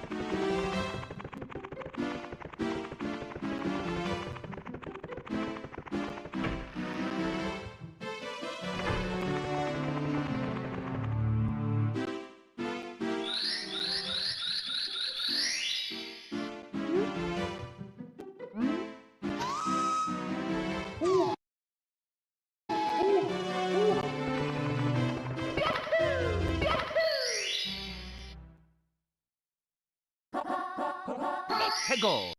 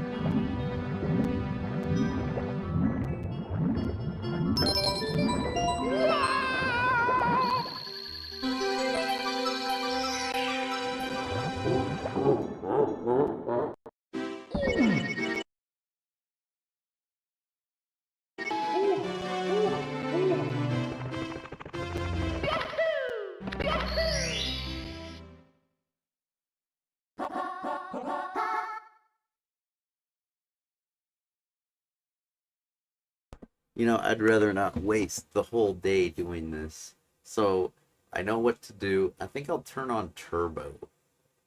You know what I mean? I think turbo is going to be the way to go for this particular star that we're trying to collect. The power star. Turbo fire. Turbo classic. Turbo default active button for turbo mode single button.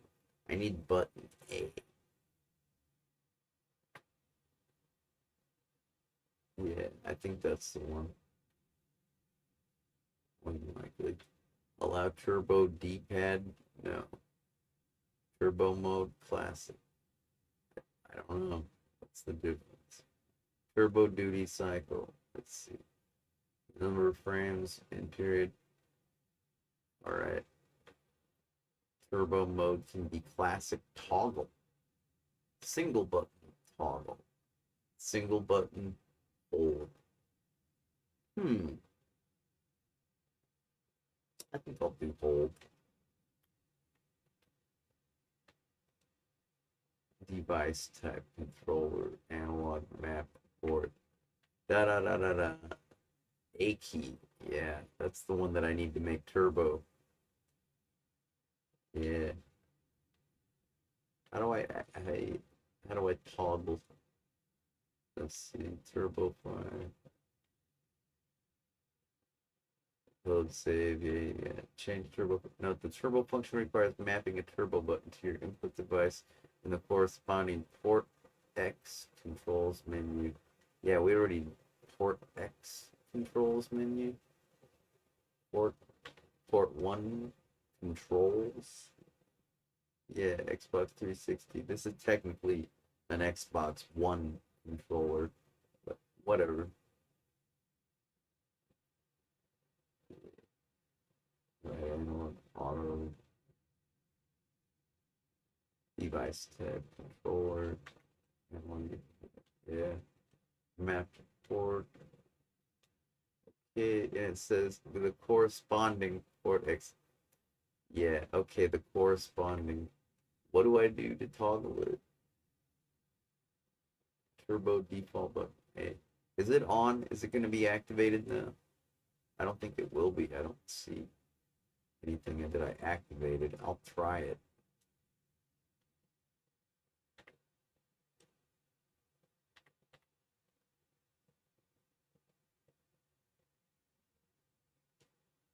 Let's go. Yeah, that's not turbo. Turbo.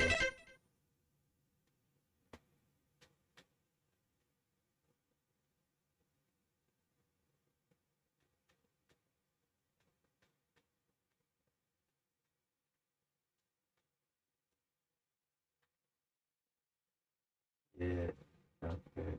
You know, I probably activate it from like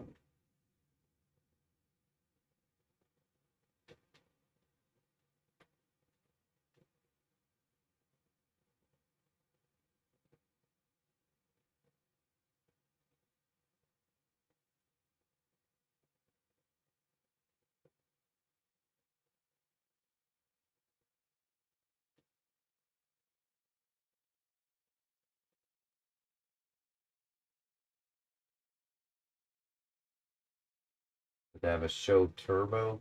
That'd be nice. Show turbo. Show toggle turbo. No, I guess I just think different. I wonder than the designers of the retro arch. I guess it's probably a key press on the keyboard.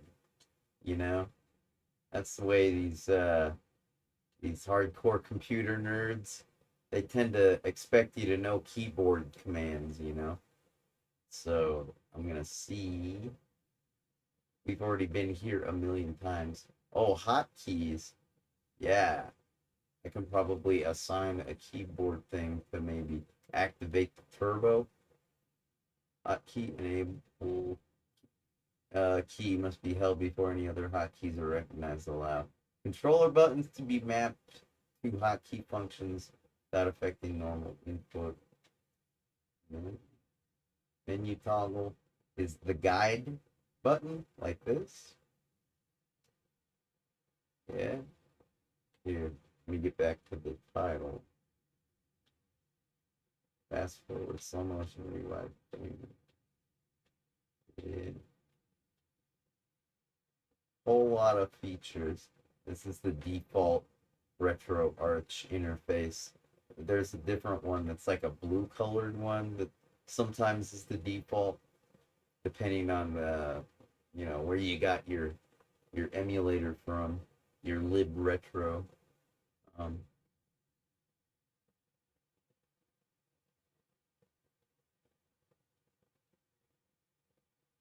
I guess I could make it. How about the tilde button? That has the back tick on it. It's right there under the escape key. Real easy to find. Alright. I don't know what I've done. Let's find out.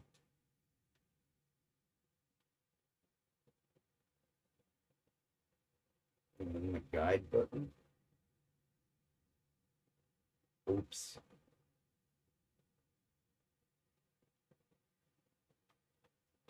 Guide button isn't doing anything. I did disable the game tab, the game bar, because I don't have the Xbox app installed. So, game bar, turn on compact mode. Yeah, it's off. Oh, wait.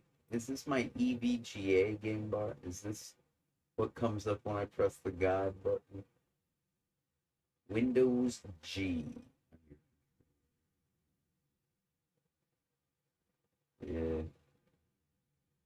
I'm not gonna look it up. I'm gonna figure it out. And if I can't figure it out, I'll look it up. But it can't be that difficult. It just can't be. It's not going to be. This is something completely different. So, naming features, ask me for feedback. No. Please leave me. Oh, you can't see that. I'm sorry. I'm screwing around with display capture. Yeah. Let me see. Not this. I was screwing around with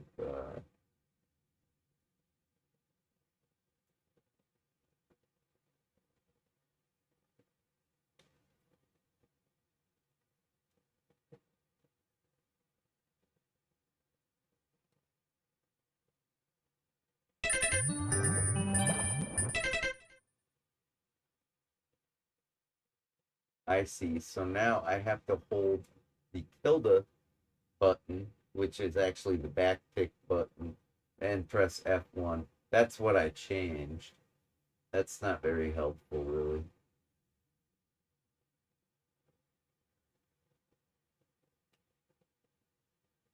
Yeah. Yeah, it's a pretty cool feature having the retro achievements plugged in.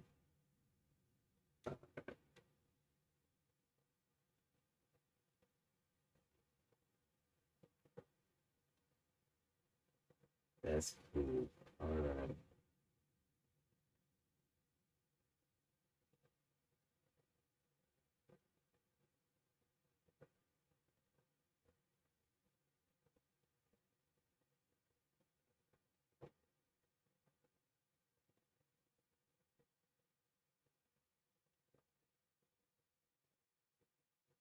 Now, figuring stuff out for yourself instead of using a reference manual or the web or Reddit.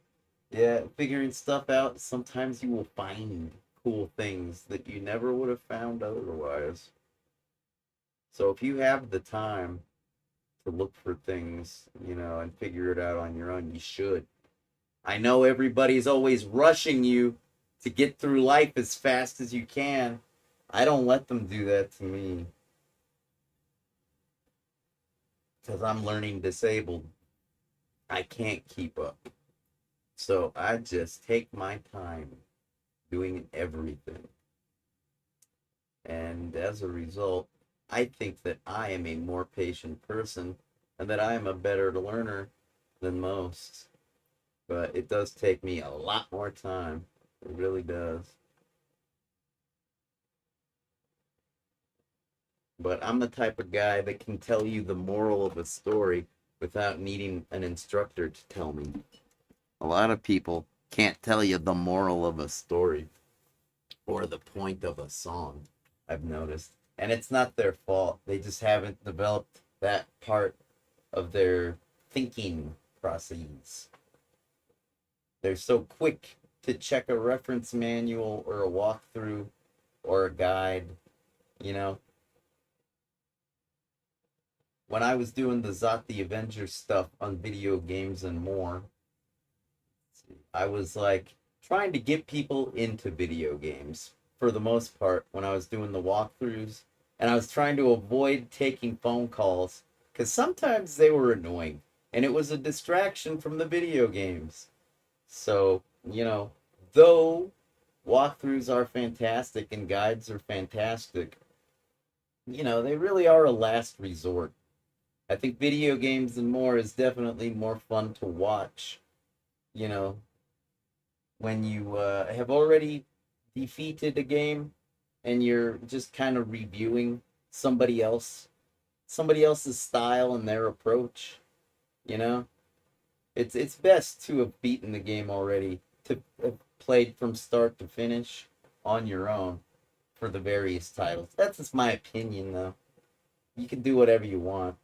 It's kind of a spoiler if you haven't played the game yet though, to watch video games and more. And that's what I'm talking about when it comes to like referencing things versus remembering things versus figuring things out. You know? It's very important to develop your brain and use critical thinking skills, because there's morons all around us that just repeat gossip like as if they actually thought it up. Can you believe that? They're kind of pedantic and vapid, and also they've been known to act like sycophants, these types of people.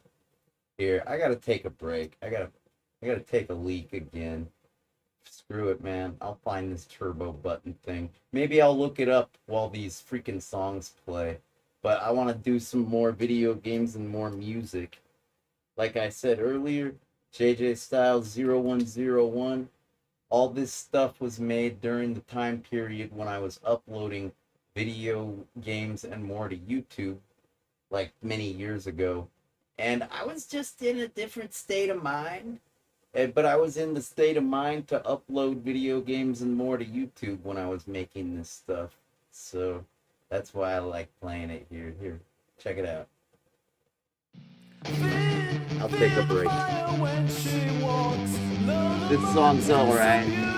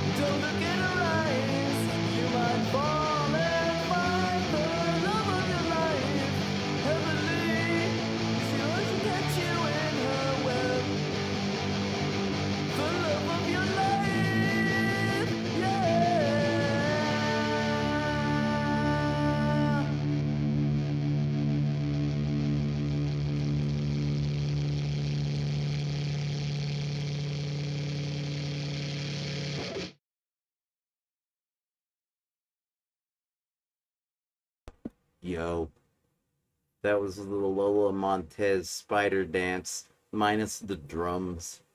I know. It would be nice if I would have taken the time to do that, but it's just it wasn't that good anyways. So I figured why put the drums. It would have taken extra time, and it's difficult to sing like the singer for Volbeat. The love of your life, yeah. You really got to put force behind your voice if you're gonna sound like that guy.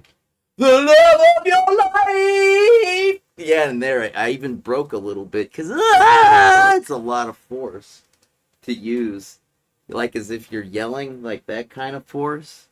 And a lot of the times here in the Bright Idea Studios, a lot of the times it's not soundproof because it's not, it's never been. So I can't really, yeah, I have to respect the environment and those around me. So I can't always, if I'm working on a song and recording it at 3 in the morning, and I've decided I'm gonna do this, and it's gonna be the way it's gonna be, because I'm not gonna wait until the next day to record this. I feel like doing this now, and if I have constraints, such as I can't put force behind my voice, so be it. I'm just gonna do it, because that's the way my life is.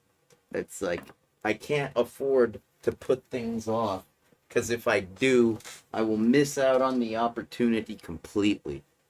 So like when I procrastinate, usually it's for years at a time. If you can believe that. Yeah, it's ridiculous. So I try not to. Try to just finish a project, and if it's raw, and not exactly polished, I figure as long as it's close enough to hitting the mark, people should appreciate the superior content, because all of my work, though sometimes raw and a little bit unpolished, it does deliver on the content. The lyrics in that Lolo Montez song describe a lady named Lolo Montez. I believe she was a Spanish dancer over in Spain. I believe that's what, like flamenco style. I think that's what it was about. I mean, the name Montez, that sounds pretty Castilian, does it not? Like some kind of a Hispanic name, Montez. And apparently, she could do this particular dance that she called the spider dance. And I don't know if it's anything like crab walking. You ever seen the crab walk, that Family Guy episode? Yeah. I don't know what spider walking is, but it sounds like it's quite provocative and alluring.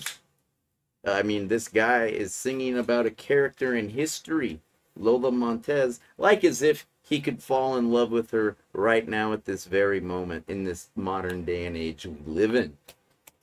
Also, he seems to proclaim that this was a twisted up individual, this Lola Montez, that she was something was agonizing her, whether it was something in her mind, or I don't know her story. If she's a dancer, she must have had a healthy body, right?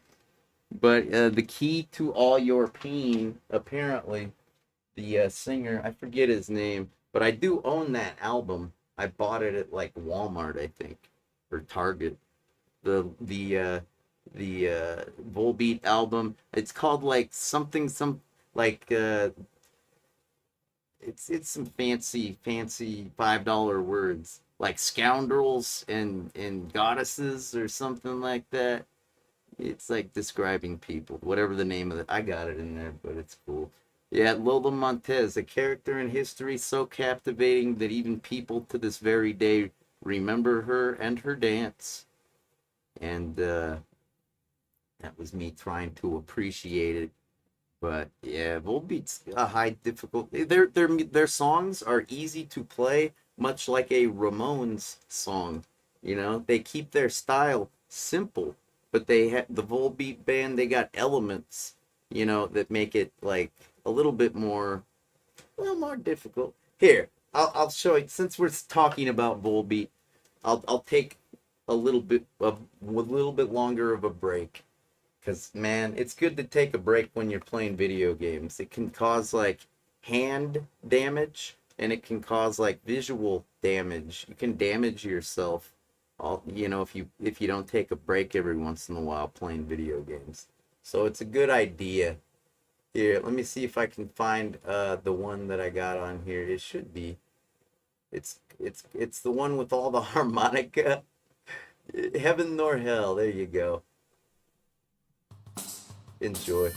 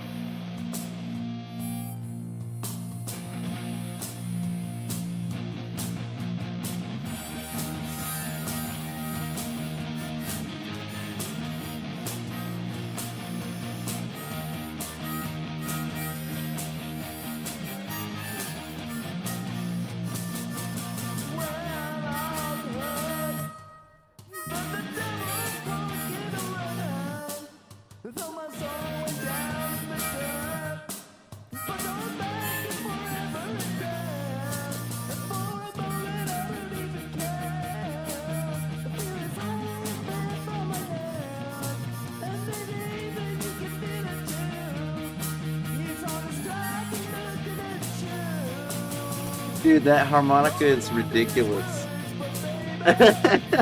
It's really good in the beginning of this song, but it gets so carried away. It's ridiculous. I had to keep it like that. It's just too funny.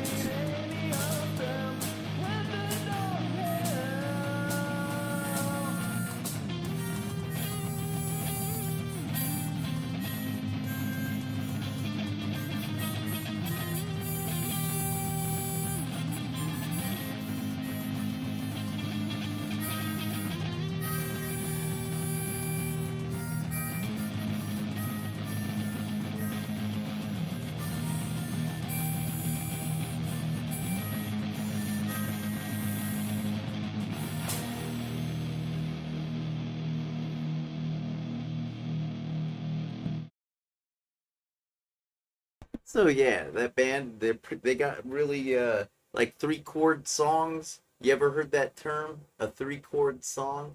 That was like totally a 3-chord song. But isn't that like a really powerful part when the tom drums are all like and the guitar's all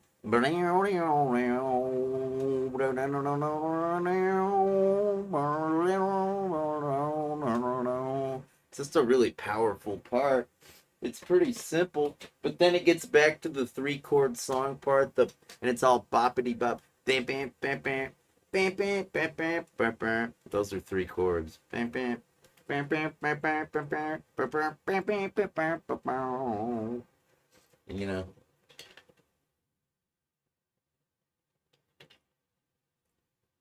good stuff.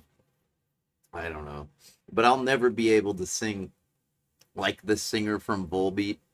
Like, I mean, until I get a soundproof studio at least. You know what I mean? Yeah, it's cool. I should take an allergy pill real quick. I'm trying to be healthy and take care of myself. Just trying.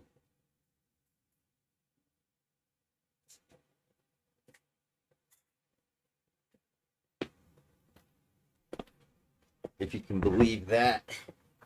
That's me trying to be healthy, smoking my medical cannabis and my all natural tobacco, listening to music, having a good attitude so I don't go postal on an N word up in here. You know what I'm saying? Going all out, losing my mind, raising the roof, and burning the house down, burning the mother down. Yeah, no, it's cool, dude. Just taking care of myself, being healthy, keeping it cool. Right here on many streams. So every stream I got, even Facebook. So I'll say hi to. Hey, I got a Russian fan. K3, please, people local. Okay, that's cool, man. Well, thanks for being here. You know, I've got an R YouTube account because I converted the original streamer into Russian, amongst many other languages. It's locatable on my GitHub. And of course, I really like the Russian people. They've contributed so much diversity and cool high-tech, like, there's all kinds of elite Russian hackers. Kind of like there's all kinds of elite German hackers, you know? It's like you gotta notice these things. Like Brazil down in South America has a bunch of elite hackers. And it's important because sometimes I need their code to get work done. But yeah, this is the translated uh uh the original streamer.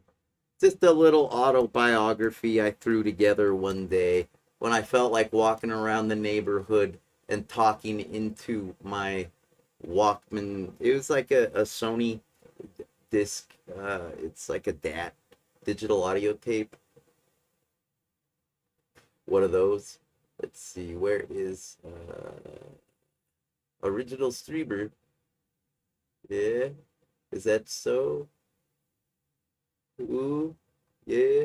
Oh yeah, and they used the standard 2-letter locale abbreviations for the various languages. I don't know how accurate it is. I just used like Google Translate.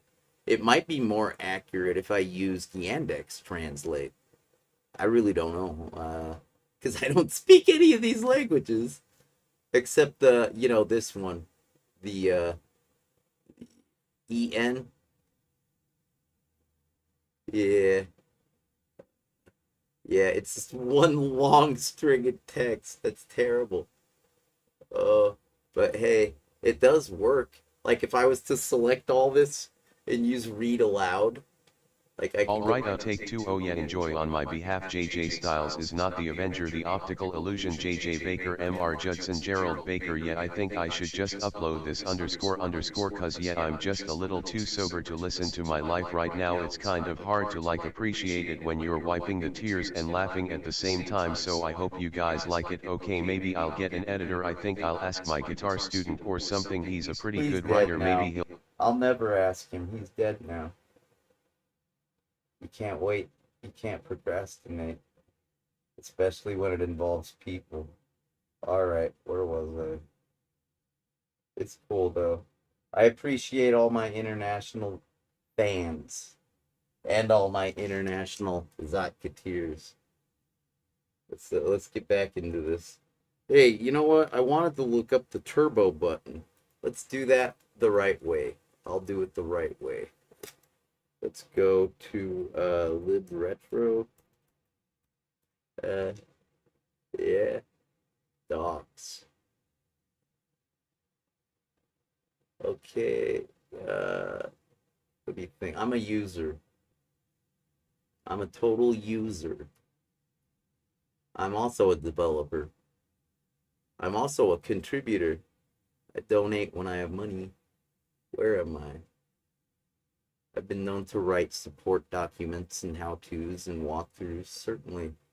I do it all, baby. Gamepad controls, X input controllers should work out of the box. I want the turbo, dude. Turbo. Yeah. Well then, I'll search for it.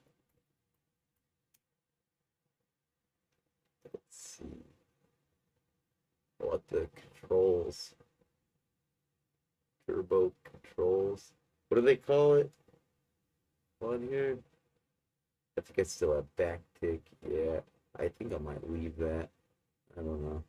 It's pretty close to the function keys. The backtick button that has the tilde on it seems like a good hotkey, so I don't accidentally activate something throwing my keyboard around. I'm like Animal from the Muppets. You ever seen him? He sometimes plays on the drum set. Like when you see me throw my cans, like that's just exactly the way I am with everything. I'm just like throwing. Look at this keyboard. I just got this last month. It's already missing this key. I'm nuts. It's like I need equipment that is built to last, just like me. All right. Just thought I'd share that anyway. Where can I'm not really that good at this kind of shit. Using user interfaces, I kind of hate it. I really just need what I need, and that's all that I need.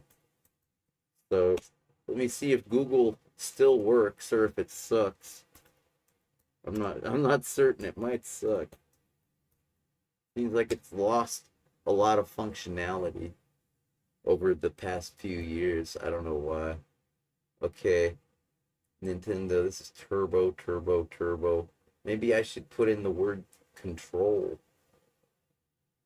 Because that's like what I'm trying to get the turbo. It's controls. Turbo fire. Turbo fire. That'll definitely do better than just turbo. Turbo fire. This is bound to work. Oops. Here, let me do this the right way. I'm not even going to look at the results. I know that was the... Okay. Virtual keyboard. Shift lock. Is that the way it works? The caps lock? Like a toggle? That would be great.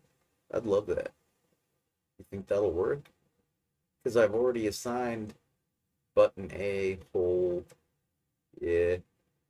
If the caps lock is the way to activate it, I could totally dig that. Let's see.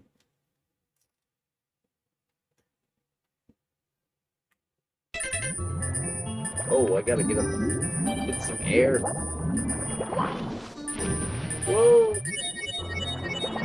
So if I press caps lock, it'll do turbo? No, that's not turbo. Turbo would be like pop, pop, pop, pop, pop, pop, pop, like that. Oh, I tell you. Everything's more trouble than it's worth. Everything. And I'm smoking a cigarette and saying that. You know it must be true. Whether I'm having a good time or a bad time, it's all more trouble than it's worth. It's cool though. I got mad skills, and when I get a chance to demonstrate them, it kind of makes it all worth it. But if I'm not demonstrating my mad skills, it's all just not worth it. Nothing. It's like, that's why I don't have a job. It isn't because I can't get hired. It's because they can't pay me enough. It's not worth the trouble. You'd have to pay me a lot of money to get me to do any kind of work. Like $100, $200 an hour. Like maybe. And you could probably find other people to do it a lot cheaper. So like I'm not really any kind of a prospect for any kind of work. I just gotta do what I do, and I'm either gonna succeed or I'm not. Because nothing is worth my time, except my endeavors. And I only do my endeavors when I feel like it. Because, like, it really, if I'm not in the mood, if I'm not feeling, I'm not gonna play music right now. I'm not gonna bust out my guitar. Oh, I did it again. I'm supposed to go to the left. That's what I'm supposed to do. Otherwise, I'm gonna get zapped again. Let me get my air bubble and go straight forward instead of a U-turn this time. But yeah, man, it's all right. Like I say, when I get to demonstrate my mad skills, it makes it all worthwhile. And, you know, this is a good chance for me to demonstrate some mad skills. This whole Mario thing. Because, like, I've totally played this on the Nintendo DS and the 64 enough times to have, like, I basically know how to do everything. I've done it before. I just got to jog my noggin and sort of throw down my mastery of Mario. Like I've got the moves, dude. You know I'm a video gamer that cares about my moves. I play Tony Hawk Pro Skater. So I'm like totally wanting to do good moves. Stupid current. I want to throw down a move like as if this was Tony Hawk Pro Skater. Have you heard that song? It's like on SoundCloud, that kid that's all blah blah blah like Tony Hawk Pro Skater. Let's play that. Because this star took a lot out of my thumb and my hand. I've had 7 hand surgeries. 7, if you can believe that. It's true. 2 for wrist tendonitis, 2 for trigger finger, and 3 for carpal tunnel, I think. Or was the third one for trigger finger? One of them had to be redone, because though it had improved, I had torn up my hand so bad that the doctor needed it to heal before I could come back and get another fix-em-up. That's how people wind up with like 27 hand surgeries. My hand therapist, she had what was her Mrs. von Kurzberg? She had 27 hand surgeries, and her ex-husband talked about her like she was cuckoo. Dr. John von Kurzberg, rest in peace. Anyways, He was like, she's crazy. She just keeps getting procedure after procedure after, and thinking her hands are gonna get better. And it's like, that's just kind of how it is, though. You got to let it heal, and then they got to try to modify it, because there's a lot of small parts in a hand. And, you know, surgeons are only human. But, yeah, let's listen to that Tony Hawk Pro Skater song. I liked it. I think I have liked it. It might be in my playlists. Let me see. Tony Hawk. Yeah, I'll take the caps lock off. It did not work the way I was hoping it would. Is this the one? Yeah, the song's dope.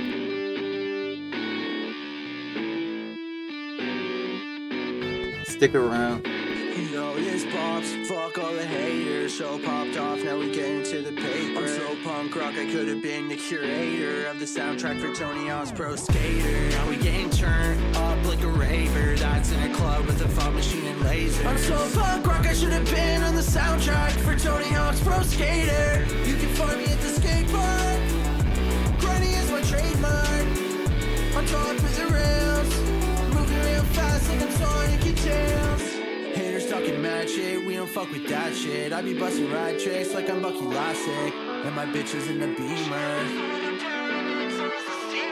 Same logo on my tee, that's the precedent. Yeah, I'm repping DC like the president. And on my feet I got some white fans, like the vehicles driven by creepy white men. I'm a child like Muska, started out underground then became bigger than Russia.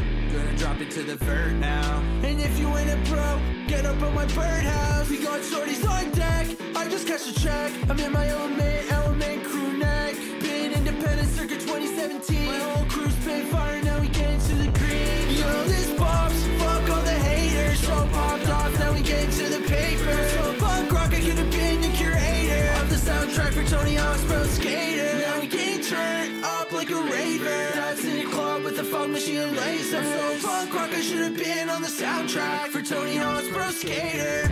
I'm so punk rock with Tony Hawk, getting loads of guap like I'm Tony Hawk. I'm so punk rock with Tony Hawk, I'm getting guap like a pro skater. I'm so punk rock with Tony Hawk, getting loads of guap like I'm Tony Hawk. I'm so punk rock, I should have been on the soundtrack for Tony Hawk's Pro Skater.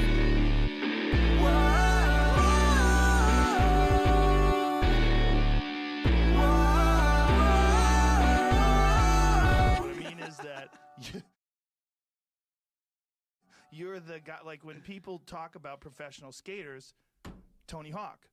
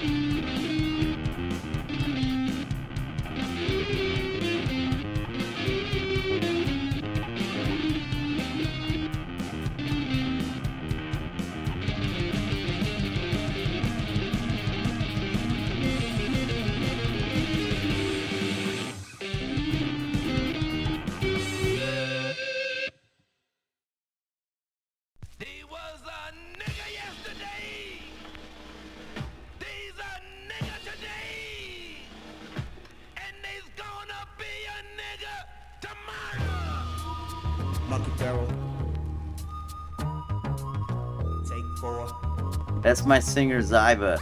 He's in prison. If you want to send him money, you can do it like this. You just go to like Still legendary. I'm just kinda hairy. That's alright though. Make it AC corrections. Sandman, make you say goodnight though. A deer, a female deer, a pocket full of sun when I sun you right here. This song's about Donkey Kong. That's why it's called Monkey Barrel. Monkey Barrel, like Donkey Kong. Spit out the words, I make them chew on like good. Trying to pick up 1 gram of the bud. The dead bullet back I got fire lots on the of trigger friends when you pull it. Don't be foolish. that I'd Scooby-Doo, like I'm that bullish. But you can maybe help me out by... Oh no, I typed in my name. That's I'm evil, stupid. call me young Knievel. Eat all your cotton like a damn Oh, well. boll weevil. Philadelphia, It's really yeah, obvious live when I like smoke grew up weed. in the I'm top, so kick it like stupid. Jeff Bezos. Cause you know I'm always chillin'. Below zero when Such a I'm in the lightweight. building. Spitting black on my teeth like tartar. Fish fillet, See no this right sauce, fire here? starter. They say go harder, what so I I go use- you much would harder. use this Take part. off my own dome That's like the a fucking martyr. inmate Go ahead, number. pull out your damn So- pistol, I'ma blow and then this you track go with like, these DEFCON missiles. You peep what I'm saying? No, I ain't global playing with the streets, we spraying. Lights off, satellite niggas wearing training bras. phone That's the only way they strapped up on all. One call and he asked the king. Jerry Lawler with a Super Bowl ring. But I ain't about this wrestling thing. And I finally got over my fear of a park GTL. swing. you know? Here, let me type in GTL. Okay, fine. Have a good one. Payment and All in all, I'm deposit starting to grow. solutions. They all interested in what a nigga know. All in all, I'm starting to grow. They all interested in what a nigga know. Absolutely Well, nothing. you use GTL, okay? I can't do a how-to on everything. I'm gonna be really pissed off if I have to. Because that guy shouldn't be in prison. So you do it your way. Good luck. I did it my way. There's like a program you can download. I'm gonna play my shit. What I'm gonna do? My shit. Monkey barrel. I don't need to listen to other people's shit.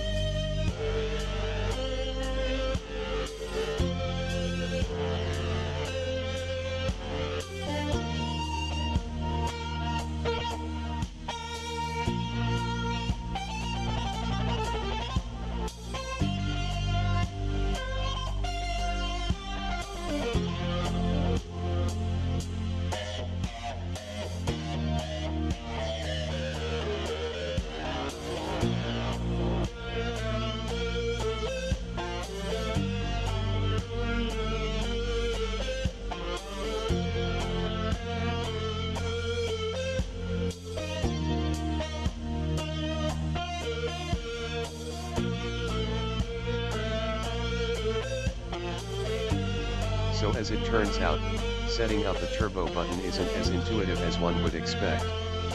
The turbo feature has always been a weak point within RetroArch, and while recent improvements to it have made it considerably better, it is still far from perfect.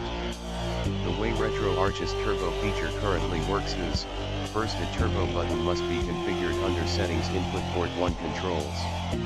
This turbo button will then be used to rapid fire the turbo default button set within a game's quick menu controls turbo fire settings.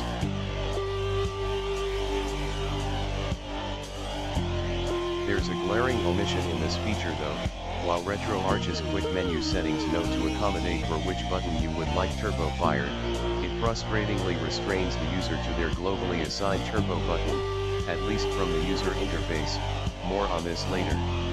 That is to say, RetroArch is aware enough to understand a user will want unique turbo fire settings on a per game/per core basis, but fails to recognize a user may also want to configure their dedicated turbo button on a per game/per core basis as well. For instance, what if in one game you want button B for the turbo default button, and the R button as the dedicated turbo button, but in a different game the R button has its own function? RetroArch's turbo fire feature is going to frequently run into these button conflicts that will have you playing around in the settings to get things working how you want.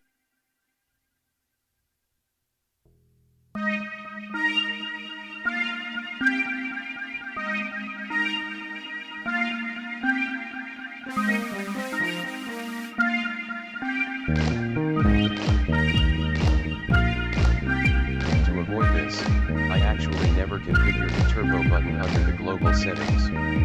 Instead, I take a more hands-on approach. First, I'll create a game override configuration file, typically by setting up RuneAhead within a game I'm going to play.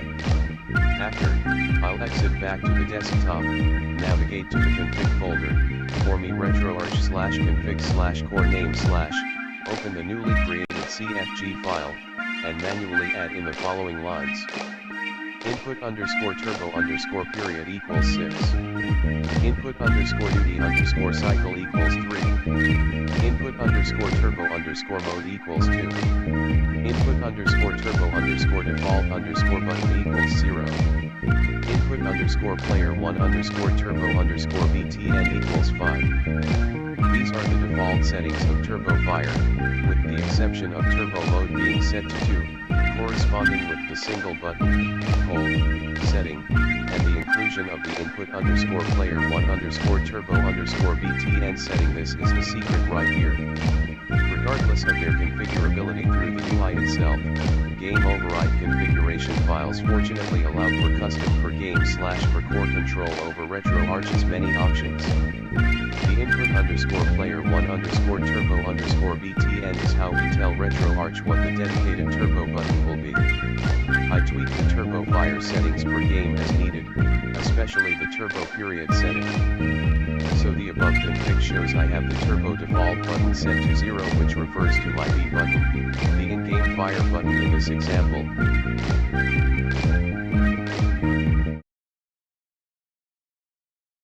Alright, stop the presses, eureka, eureka. I think I got it.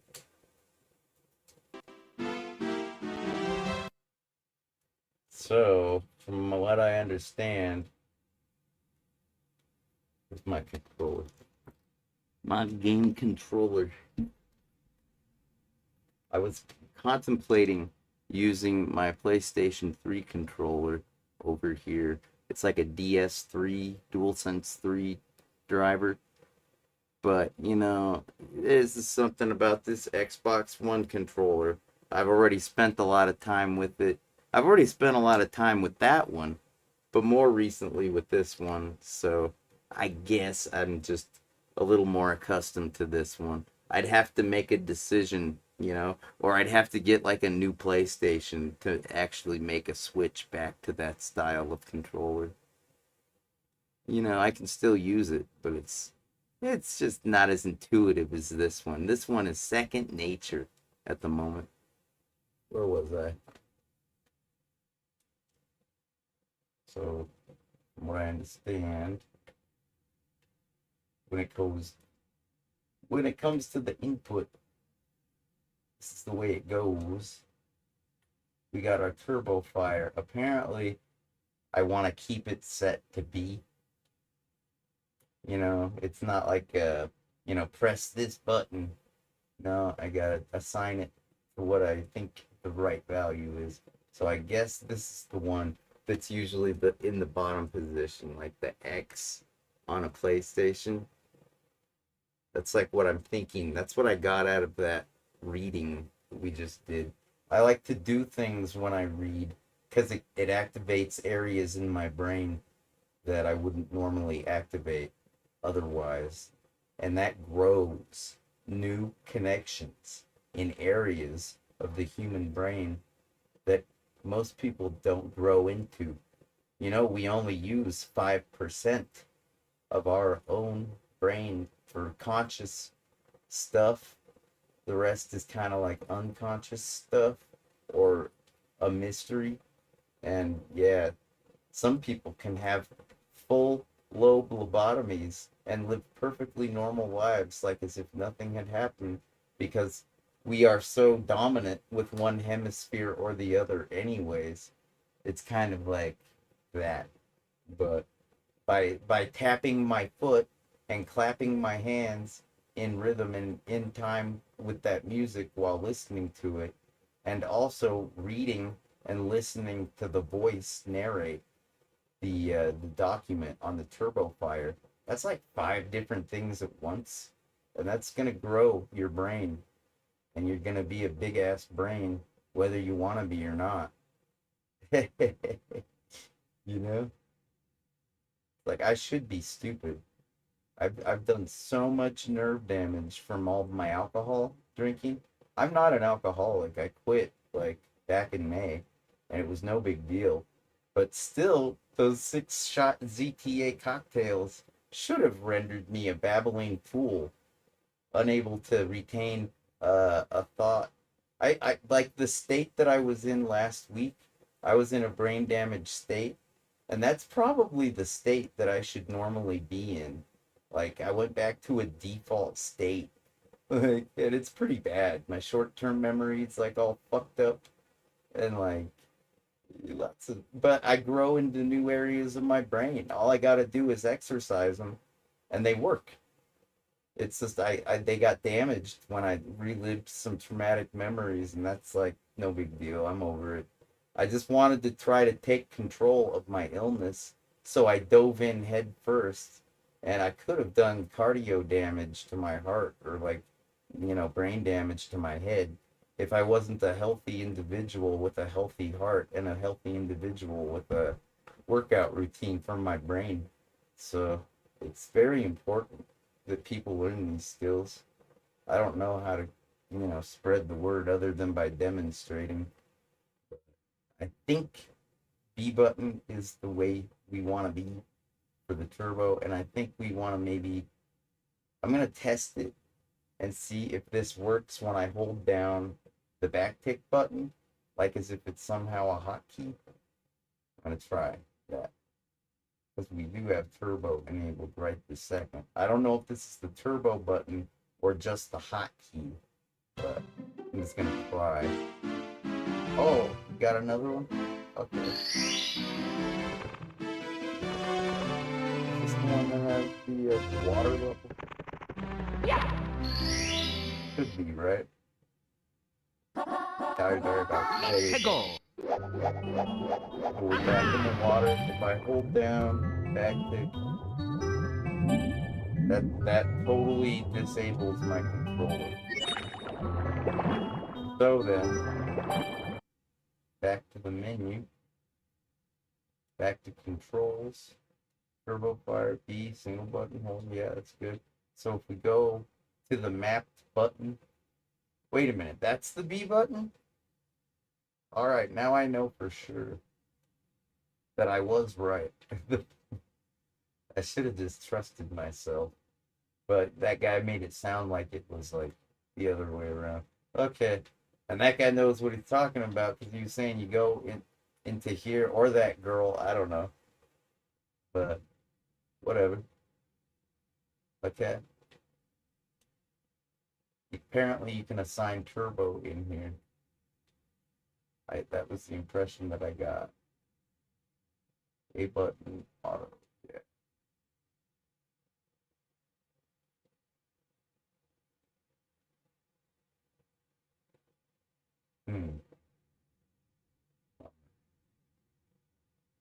Got the wrong impression. It seems. Uh,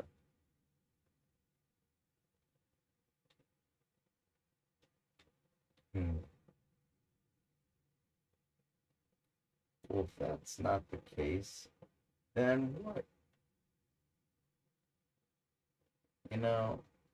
I'll bet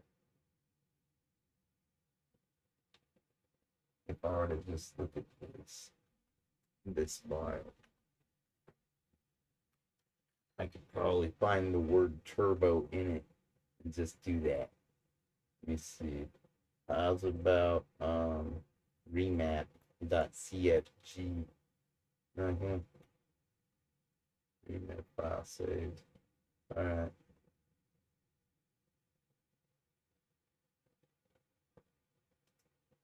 Where would I think it's in.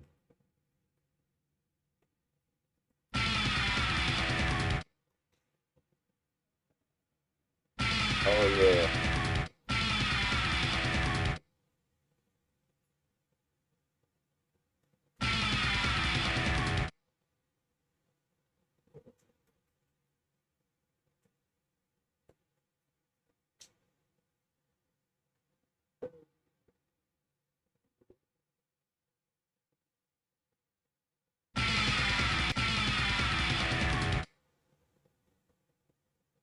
Okay.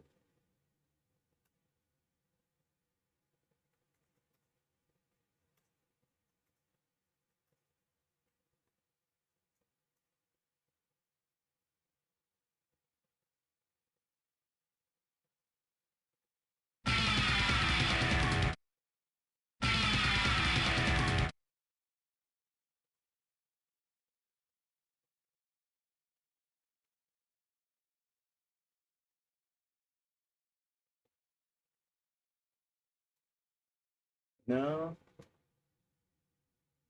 There's an arrow on YouTube. Before remap point 0. Virtual device 211. Alright. Well, let me try this.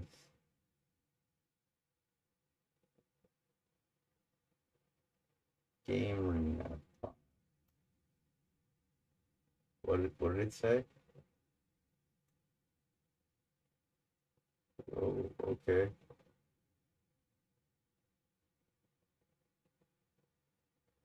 guess it's in here.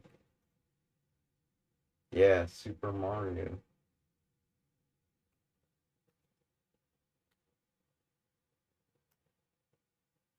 Yeah, that looks a lot like the other one. Hmm. You know, I really just want Turbo, so how's about we just find it already? You know what I mean? Know what I mean? This is a -R argument for recursive. That means it goes into directories, into directories, into directories. It's like a folder within a folder within a folder. So it'll do that, the nested searching of the text files. You know, it knows that it's a text file because of the magic bytes. If you do this little trick, let's see if you can find that. Those are all the files, right? So then if you input that to file, I think that works. No, I gotta do the dash. Okay, well, I sent it ASCII text, and the ASCII text is that list of ASCII text that we just made with the directory listing. Here. Oh, I know. I'll use the X arguments command, and I'll do this little trick with the I argument. I forget what it stands for, but that right there will do a literal command that is based off of file, and each one of those, it'll issue the command file and then each one of those. So we'll find out that there's a lot of ASCII text. In fact, if we want to see nothing but ASCII text, then all we got to do is this rep for ASCII, because you can see ASCII text. I guess that would be good if we just do that, okay? We'll just be literal about it so we understand what we're doing.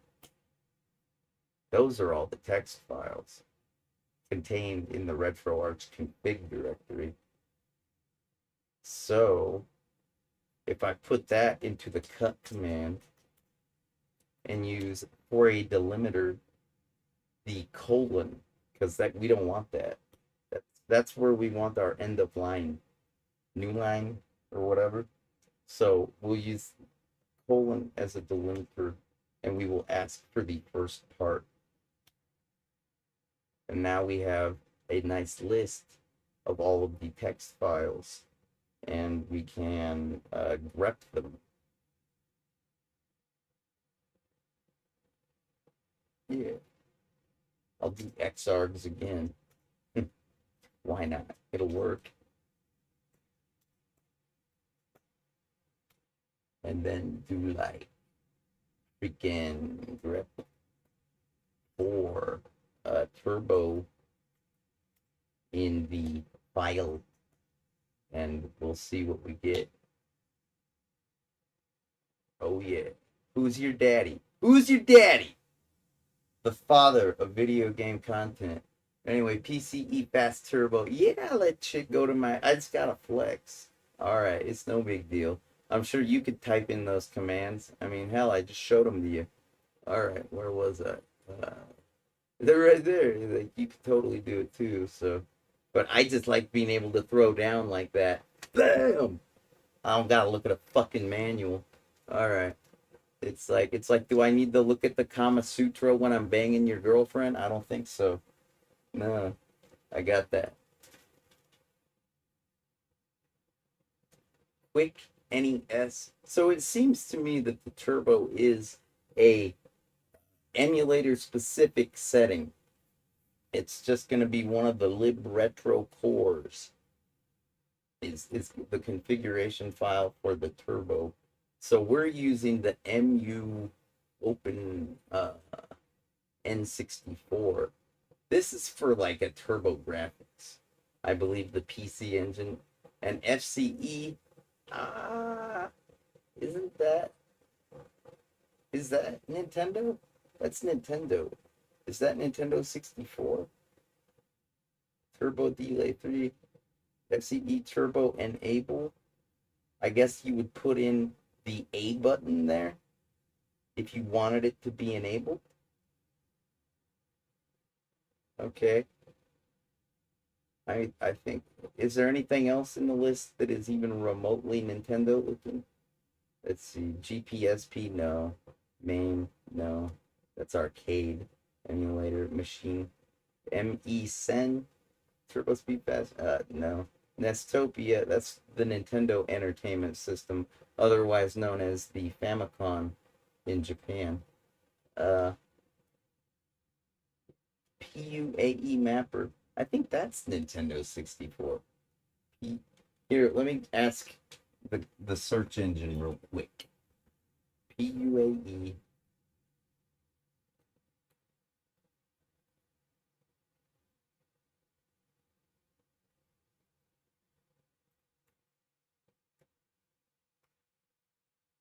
Oh, that's Amiga. All right. And what about the FCEU?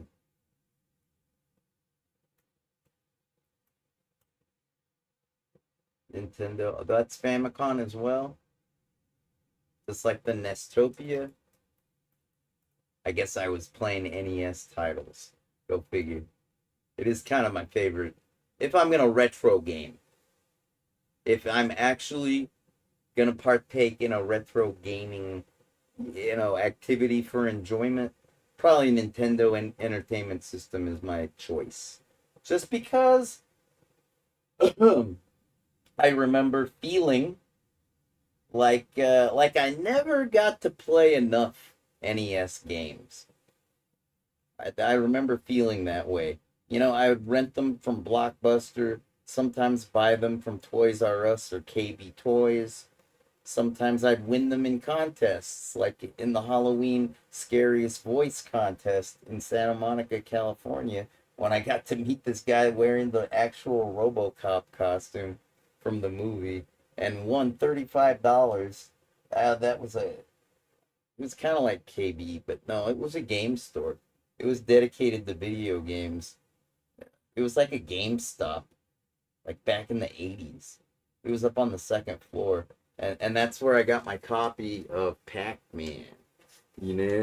Pac-Man for NES. It's basically like the arcade machine.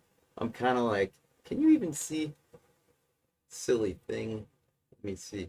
You know what? I can just do this. I can do that. Ooh. Yeah. Yeah, that's like my Pac-Man that I won in a contest. $35 gift certificate for going, whoa! Something like that. Dude, it was like, I never got to play enough Nintendo games. As I grew older and got the Genesis, the Sega Genesis, and the Super Nintendo, I think I was more realistic about life at that point, and somehow I realized that I was never gonna play all of them. That it was just impossible. I guess I must have figured that out when I played the Nintendo Entertainment System. I felt I never played enough. And by the time we had better technology and better stuff, better sound, 16-bit, the whole shebang, yeah, 3D graphics, it's starting to go that way. Mode 7, yeah. So, yeah, I'd never be able to keep up with the rate of technology and, just the sheer volume of titles available in the library of officially licensed games. Licensed by Nintendo, all kinds of publishers, such as Data East, Tengen, and the like, Konami.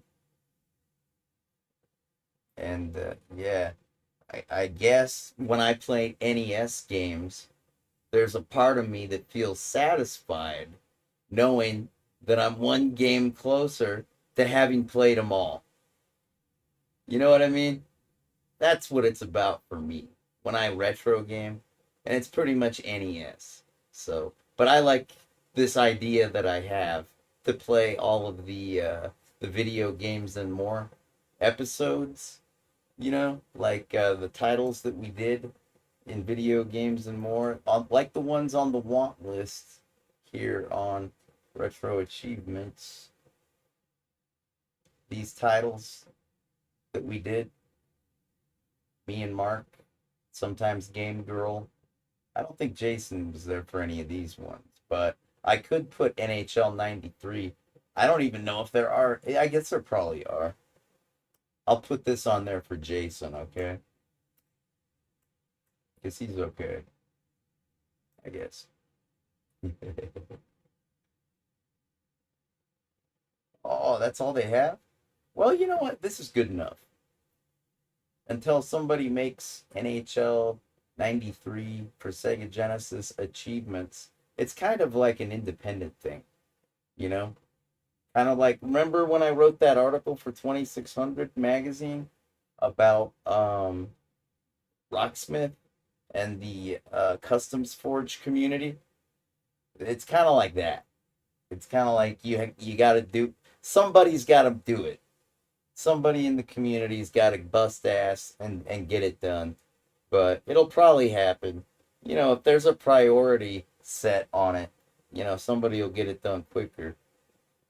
That's a nice thing, you know, when you can escalate some kind of a high priority situation. Because it is kind of high priority. It isn't like I'm going to be doing this forever.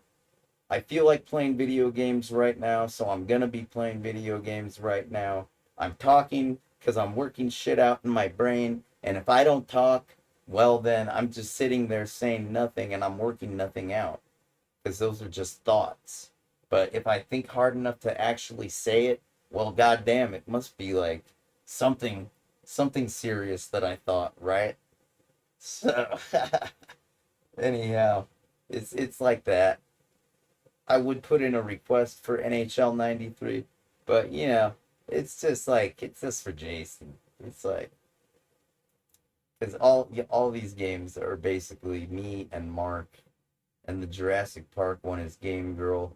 Some of the phone calls, like, let's see, I want to play games. You know, we did news and we took phone calls, and sometimes, but then again, sometimes the episode would end early because if I played a video game that was like, it only took me 40 minutes from start to finish to play a game, yeah, well, then that's like 10 minutes of dead air. So sometimes we would take phone calls at the very end of the walkthrough episodes. So I guess when I play these titles eventually, I'll be playing them for the friends that called in and rooted us on back then. They'll be a part of this as well. This journey that I'm trying to complete all by myself, basically. But then again, not alone, am I? No. So it's cool. Yeah, I think I should put, what do you think? Should I put Earthworm Jim on there? Details / ads.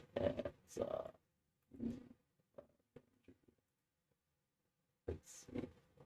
Video games and more. Here, I'll put that in the chat room. Because that's some good shit. That URL right there, that'll take you directly to the content. Like pronto. Like vamonos. Right away. Alright, here comes. Bam. Where was I? Yeah, I was thinking. Where is Earthworm? Earthworm Jim. This is Earthworm Jim 1. It might be mislabeled because sometimes that happens. Like if you're trying to title the program and you're just like filling out a form, you know, I think I referred to Donkey Kong Country as like Donkey Kong SNES or something like that, you know? Which obviously Donkey Kong Country is not Donkey Kong. But let's see if this is actually Earthworm Jim 1 and if I should add it to the want list or if it is in fact Earthworm Jim 2. and I should just leave the list as is. Let's see. This will determine the answer to that question.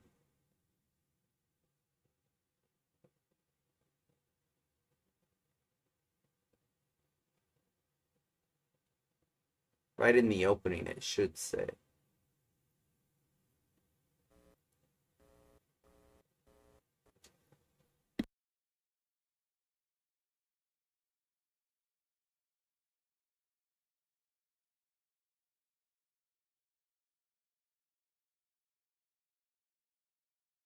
Here, you know what? I love the Internet Archive player, but this actually loads better if you just load it like a direct MP4.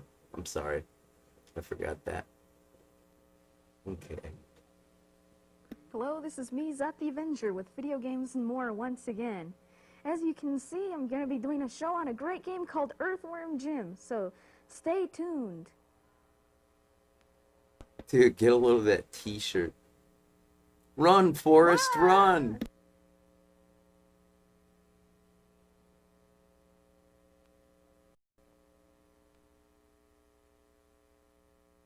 That is the first one. We did do the first. This is the first one. Son of a bitch. I wasn't sure. I thought maybe we only did the second one. You know, this was a hit Saturday morning cartoon made by Shiny Interactive, the Earthworm Jim. Perhaps you're familiar. What do you think of my new improved Zat the Avenger? Here, I'll show you how improved it is, okay?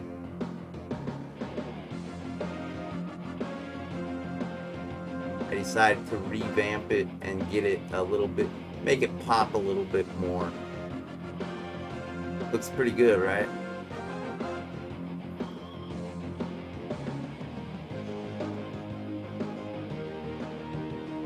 It is Earthworm Jim. Son of a bitch. I did everything. I was so cutting edge.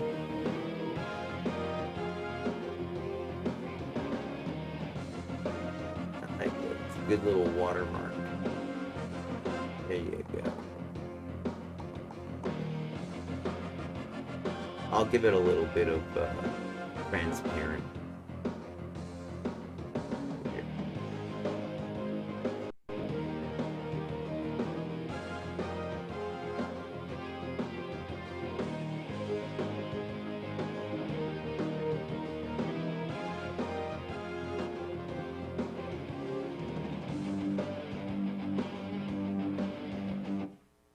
All right, well that settles it.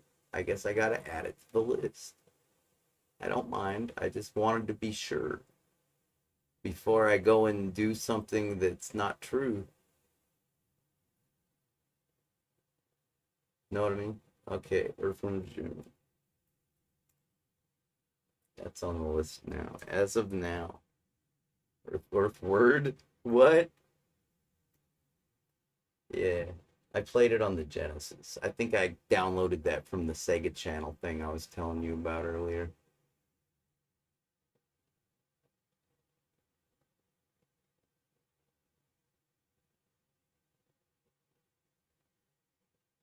Yep, there it is. I'd rather do the Sega CD version, but I'll keep it true. I'll keep it real. It would be a lot cooler to play the Sega CD version, though. I think I'm going to do the Sega CD version of Flashback, I think. Because right now, Flashback is not on the list at all. And if you check out the... Hey, check this out. If you check out the... I'm going to have to check Vector Man now. But if Flashback... Where's Flashback? Oh, it might. Maybe it needs to load more at the bottom. Or wait, Rise of the Dragon, Shadowrun, Earth. There's Flashback. So this was, you know, it says Sega Genesis. It's just not true. It's not. I played this on my Apple, my Power Mac 8100.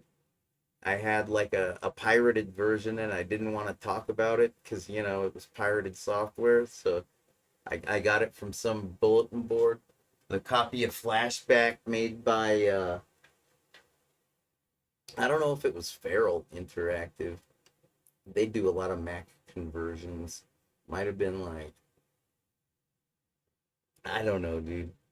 It was like Flashback was available for every platform practically, just like Prince of Persia was, and kind of like I think Out of This World was kind of like available on like all kinds of different consoles and systems.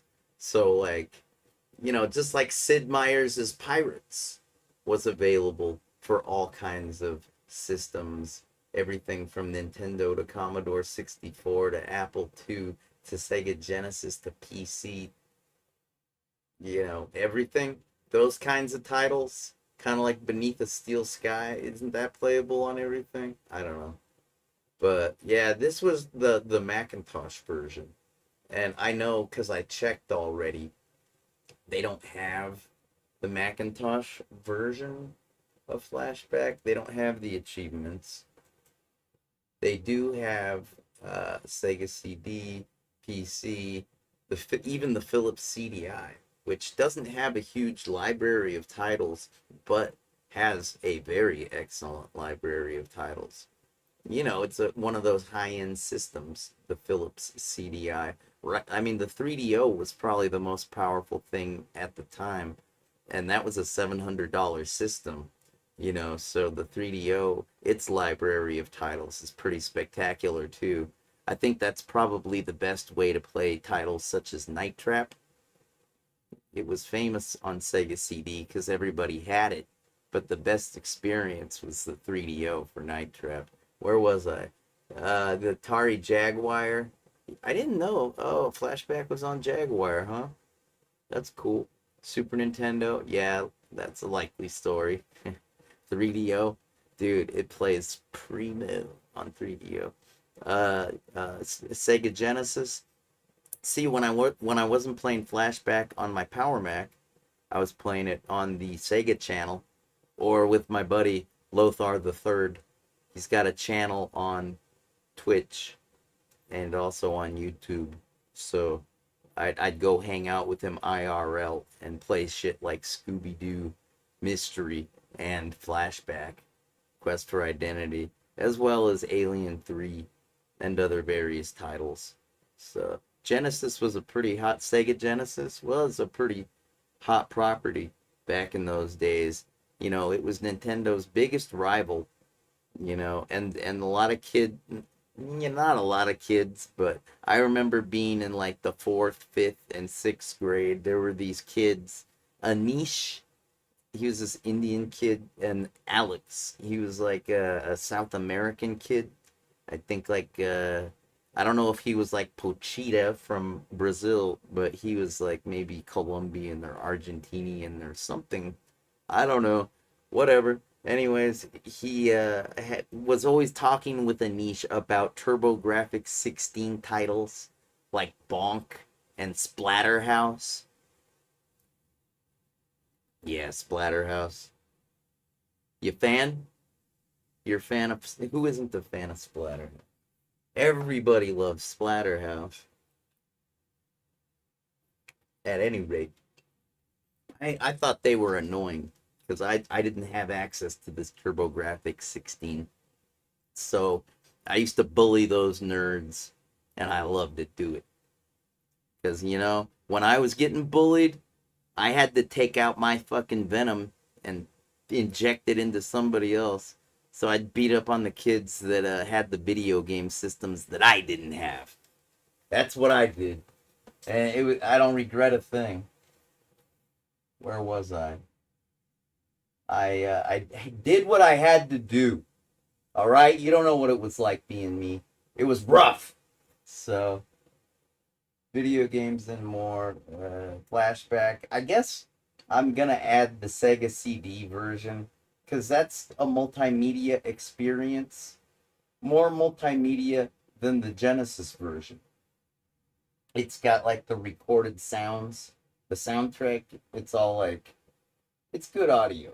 That's what the optical media provided us with, was video games that were larger in size, and also the soundtrack and sound effects were as vivid and real as any other compact disc optical media available at the time, which I believe is 16-bit audio at like 22 point something or other kilohertz, and pretty decent, you know.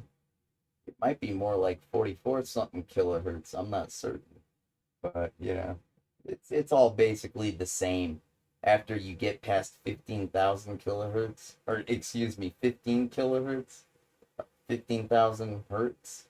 That's all that we can hear. I'm an adult. You're probably an adult. I don't think kids are allowed to watch me. I'm pretty controversial sometimes. So, yeah, us adults, we only hear 15,000. Anything above that is only going to be felt by our skin if the volume is loud enough. You know what I mean? That's about it. It's true. So it's basically as good as it gets, like the CD audio. And that's why I want to play Flashback for Sega CD. Fuck that, dude. I'm playing it for 3DO. Yeah! That's what I'm talking about. I'm playing Night Trap for 3DO too. Yeah! I'm gonna get some achievements on that. Fuck yeah! That's what I'm talking about. I did have that on Video Games and More. That was one of the ones with Jason. So, this one's for Jason. Alright. That's cool. Not bad. NBA Jam needs to be on here. We were always talking about NBA Jam. Let's see. Should I do the arcade? The question is which one, right? Which tournament edition version of, the original one. I played the first one, and every release after that was just extra butter on the bread, pretty much. It was all just like, oh, they updated the roster. Cool. Nice. Oh, it looks like they fixed that one bug that happens when you go on fire. That's good. Yeah, my turbo button wasn't kicking in quite, like, fast enough. It was weird or something like that. Yeah. Let's see. Which is going to be the best option? This is probably the closest to the true original, I think. I haven't played this one in a while. But if I was going to play, like, the original, like, arcade version and not have to dick around with all those MAME ROMs, you know what I mean? Yeah, this is probably it. Let me see. But then again, PlayStation 2, I'll just stick with Sega CD. We did a lot of Sega CD games. It's too bad they don't have a 3DO version. I would do that one instead. But yeah, I'll get some achievements for NBA Jam on Sega CD. That sounds like fun. Of course, if any of these achievements that I put on my want to play list here, we've added a few today, like Earthworm Jim and hey, oh, I did I not click want to play? I guess I should go backwards and click want to play. What else did I miss? Night Trap, want to play. Removed. It is checked. Okay. Flashback, that is checked. Oh, I probably need to hit the refresh button.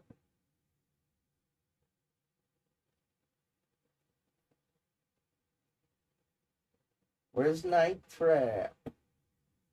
I need my. Oh, it's on page 2, maybe?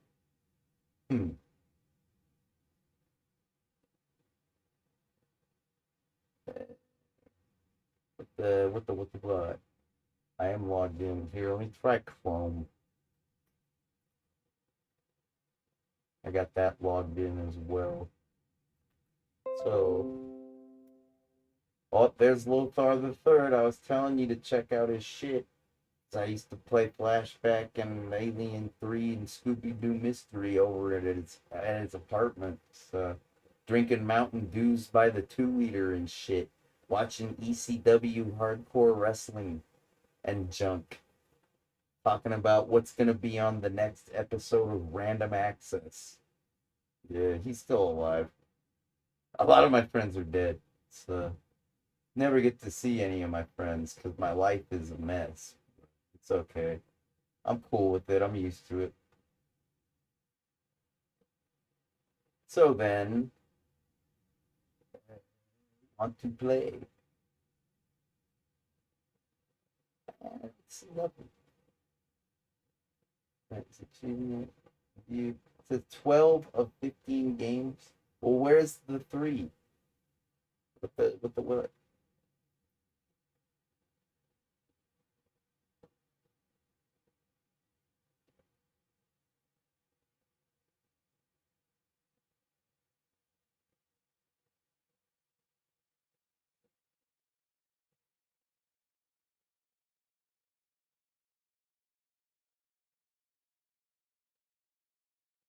There.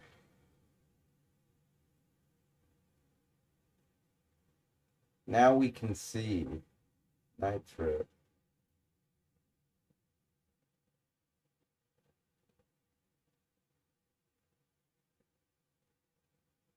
So we added Flashback, The Quest for Identity. We added NBA Jam, Night Trap. And I guess that's it. What about Vector Man? Did I in fact do the first one or not? I am unsure. That says Vector Man. If it's Vector Man 2, then I'm not adding it to the list. If it is Vector Man, well then I'll add it to the list. Simple as that. It looks like it's gonna be Vector Man. That's what it looks like to me. Let's find out.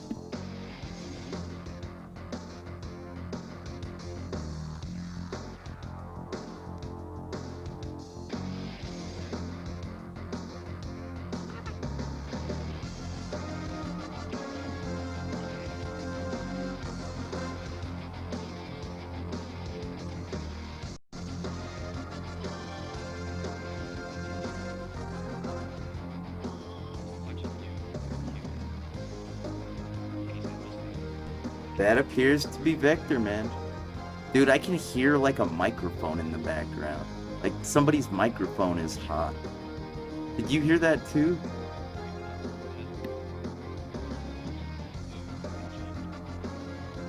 Alright, well this settles it. I gotta add it to the list.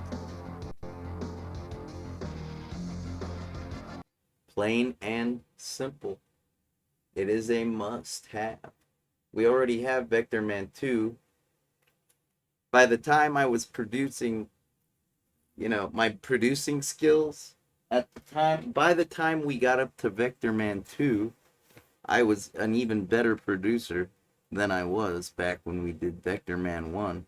And I was already a pretty good producer at Vector Man 1. So to see me get better, my skills, it really is like impressive, but also sterile. It gets to be sterile. Sterile? It gets to be too I get too good for my own good, if you ask me. You know what I mean?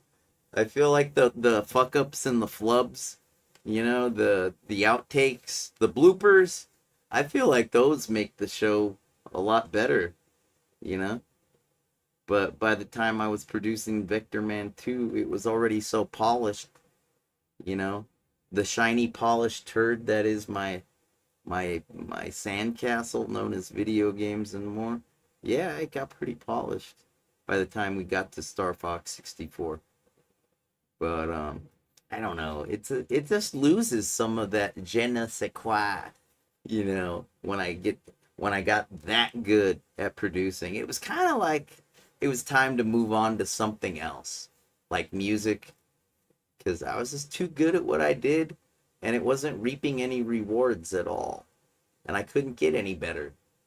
And it was like, man, I looked like a nerd. I was so good at producing by the time I did Star Fox 64. I looked like some kind of fucking video nerd, like an AV geek. Like, I didn't do AV in high school. I'm a dropout. I did everything at the TV studio. But by the time we got to Star Fox 64, I was looking like I was a total college-educated AV geek. And I'm just like, this is stupid. I'm not even making money at this. I'm out of here. Let's go make music.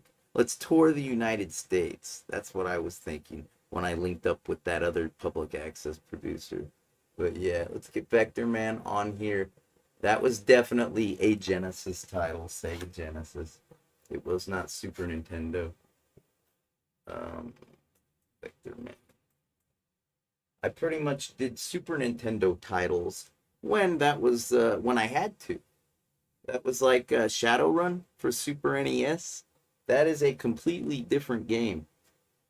Like, the Genesis title is nothing like the Super NES title. As such, that necessitated that I do the Super NES version of Shadowrun. That's the way that worked out. But more than likely, I was just going to do the Genesis because of the Sega channel. Which one of these do I want? Oh, this one. The first one listed. Got it. And it's on the list. Woohoo! Hey! This is going to take me forever. No. I'm already plowing through Mario. I mean, it doesn't look like it, I suppose. What the fuck?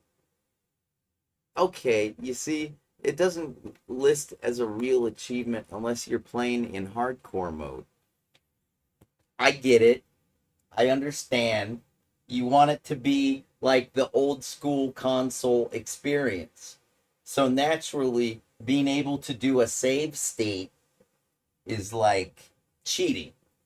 Because the only way you're going to do a save state with a console is if you just leave the thing powered on and turn off the TV and go do what you got to do and leave it paused and come back later.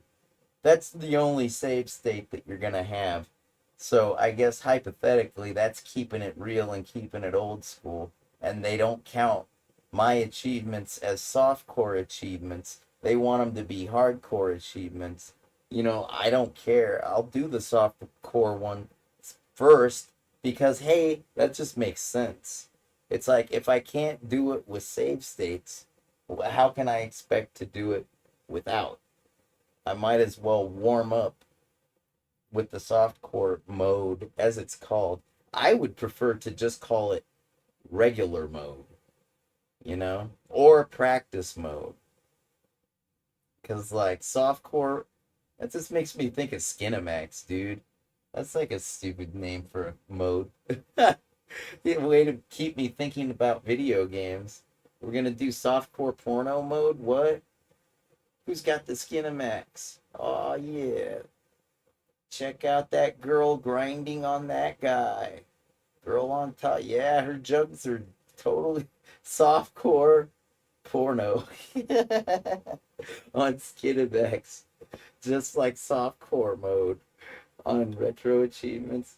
Hey, you know what? They're really cool. Retro achievements. You know how it works is they analyze the RAM, like, because these emulators, they have the BIOS, the original firmware, the boot up ROM. You have to have that in order for any of these emulators to work. It's like, technically, that's trademark, patented, copyrighted material. You know, it's like if you wanted your license to use that, but it's not yours, that kind of a thing. Yeah, the boot up code. Well, it has to have it. Just like on a Sony PlayStation, I think the file starts with an SPH or something like that. Yeah, it's the ROM, the BIOS. On my Apple II, there was a ROM version 1 and a ROM version 3. And you see, I had the one that was a ROM version 1 when I was a little kid. That's what my mom wanted to spend the McDonald's commercial money that I made from that Ya Llegó Navidad, la la la la la la la. Da da da da, que sabora at McDonald's. Blah, blah, blah. Yeah, that thing. I got like $1,000 for the first royalty year, I think. You know, it didn't get played that much the first year, but she wanted to buy an Apple II GS, and I had the ROM 1, which we all know is inferior to the ROM 3. The ROM 3 addresses some things and adds some things, and the ROM is important because it has the AppleSoft Basic interpreted language interpreter built into the ROM. So that's one reason why it's important. I think the ROM 3 had extra, stuff in the feature set, extra functions and stuff. Or maybe they fixed the pseudo random number generator to make it even more random. I forget exactly. But it definitely was a thing you wanted. The ROM 3.0, ROM 3 for the Apple II GS. It's okay. I had that when I was a little kid.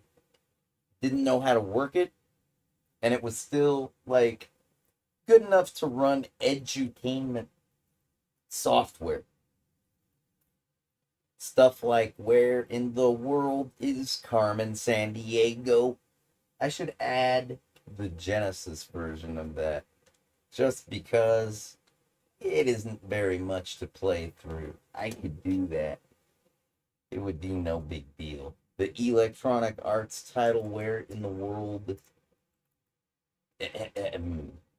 Where in the World is Carmen Sandiego for Genesis? I'll play that, because I was totally into that. This is like, Nepal was closed to the outside world for centuries, but can now be reached by plane and road from India, Pakistan, and Tibet. And I was telling you guys the other day on the stream that when I play titles like Far Cry 4, I think it is. It might be Far Cry 3. I think it's Far Cry 4. The one that's in Nepal. I was like, yo, there's this one village it's almost like Tibetan. It's like made me think, am I in Tibet? Because I think it takes place in Nepal. The Far Cry 4 title. Is that an Ubisoft? I can't remember. I think it is. Pretty sure. It's not Rockstar, right? Far Cry. I'm trying to remember. It's a big publisher. You know, the one... Okay, Far Cry 3 had Blood Dragon. That was kind of like a downloadable content extra bonus item. And it's totally like retro wave, purple and pink and blue, cool wave colors, It's like, and you get to be like a 1980s style cyborg man, that's all military issue and junk, shooting and firing like freaking, they might as well be Nerf guns, to be quite frank. But no, they're like laser guns or something, and you're dealing with dinosaurs, freaking cyber dinosaurs and crap in the Blood Dragon Far Cry 3. And that wasn't that was an island. You were on an island in that title. And that was that was almost like what, the Philippines maybe? Something like that, maybe like that area of the world, I'm thinking. But Carmen Sandiego, yeah, I'll own that. I'll totally own all of these in rapid succession, more than likely. That's how confident I am about that. All right, Chief. I'll be your head sleuth. And Where in the World is cut? There she is. There she is. That's what we're looking for. That's what we want. We gotta find her. She's gonna be mine. You understand me? Anything else to add to the list? Anything else? I added Earthworm Jim 1. Yes? Is that true?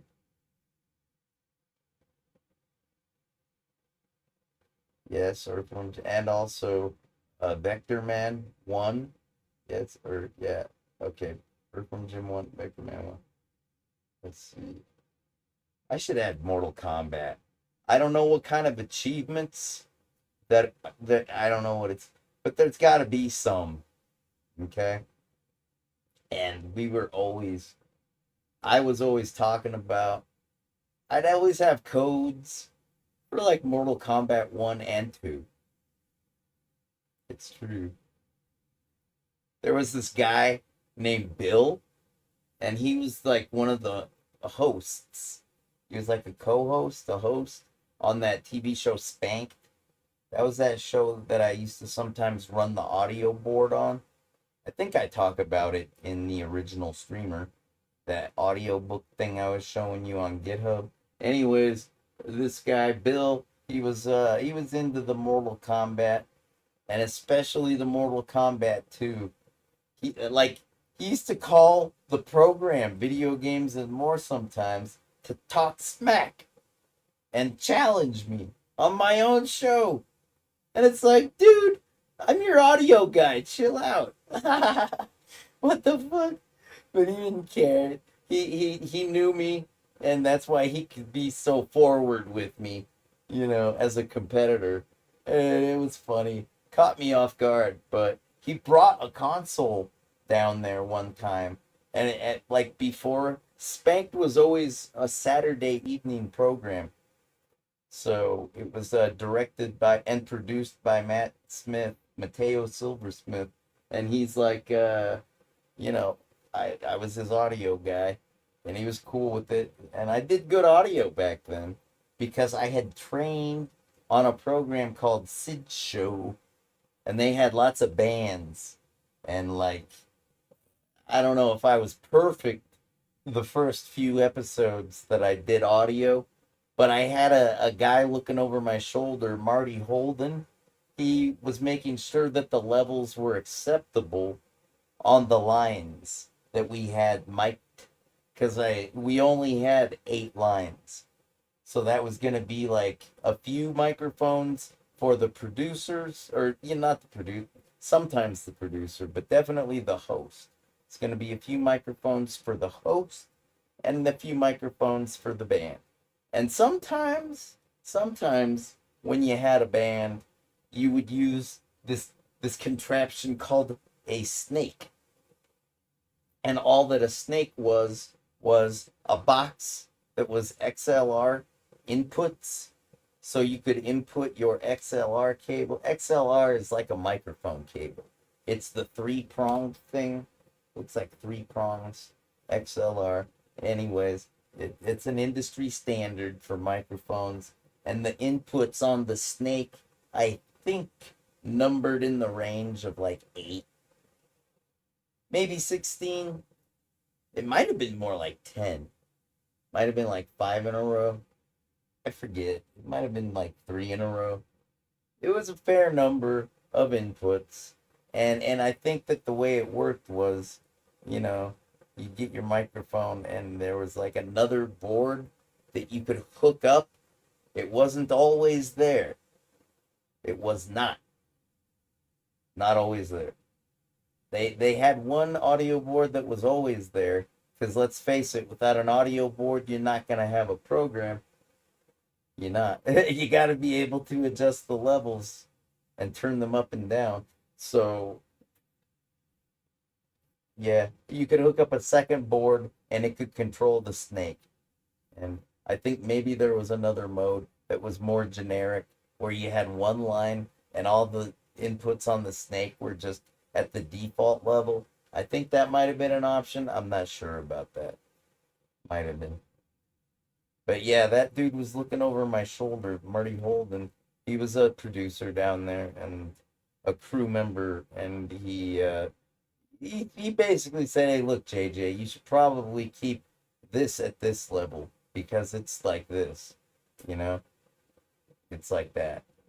The drums, when you're doing a band, the drums and the vocals are definitely the two things that should be the loudest. You should hear the drums and you should hear the vocals. If you are not hearing the drums and the vocals clearly, well, then you clearly aren't doing the audio right."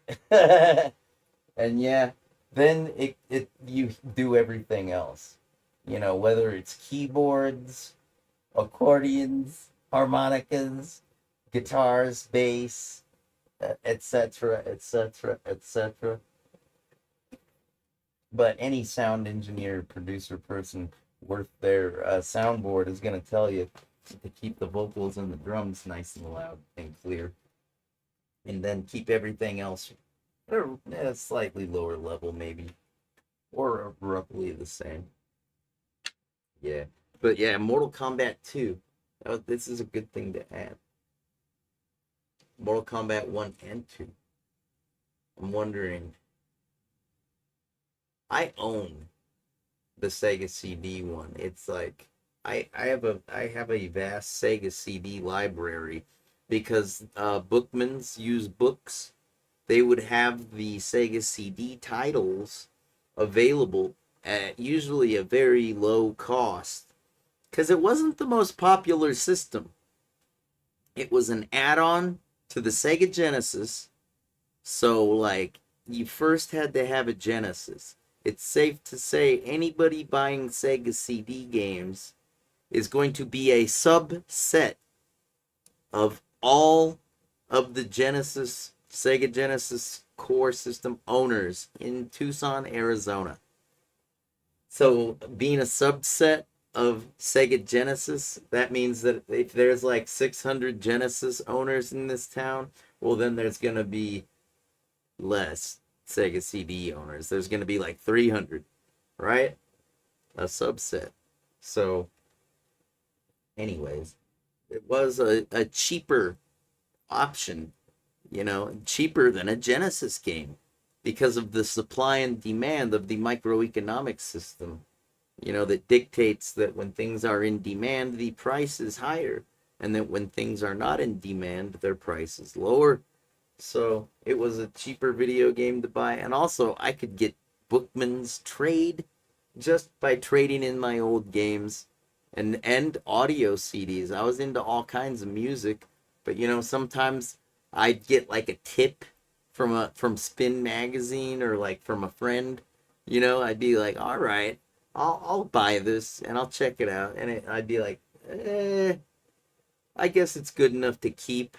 Because you could return it within a 7-day time period, I think it was, and still get a full refund, whether it was paid for with trade or cash.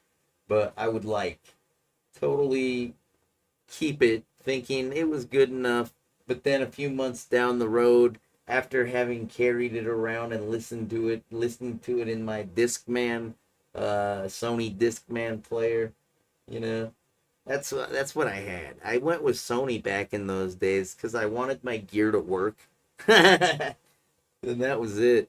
Sony Walkman disc players actually had the shock absorption system first before any other manufacturer of Discmans, whether it be a company like JVC or Philips Electronics Incorporated.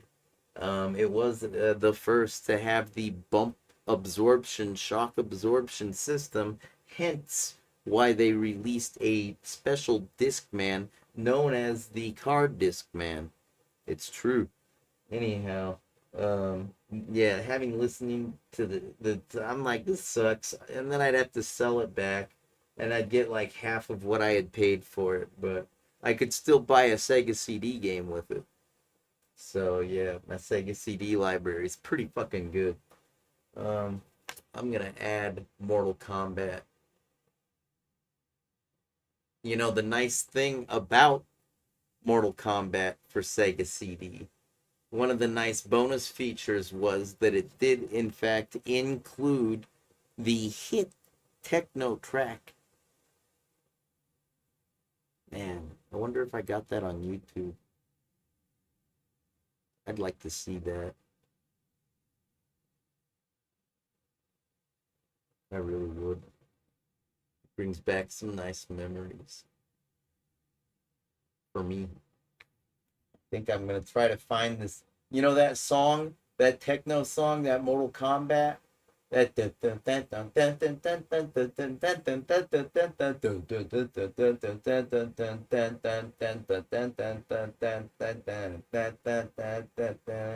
fight.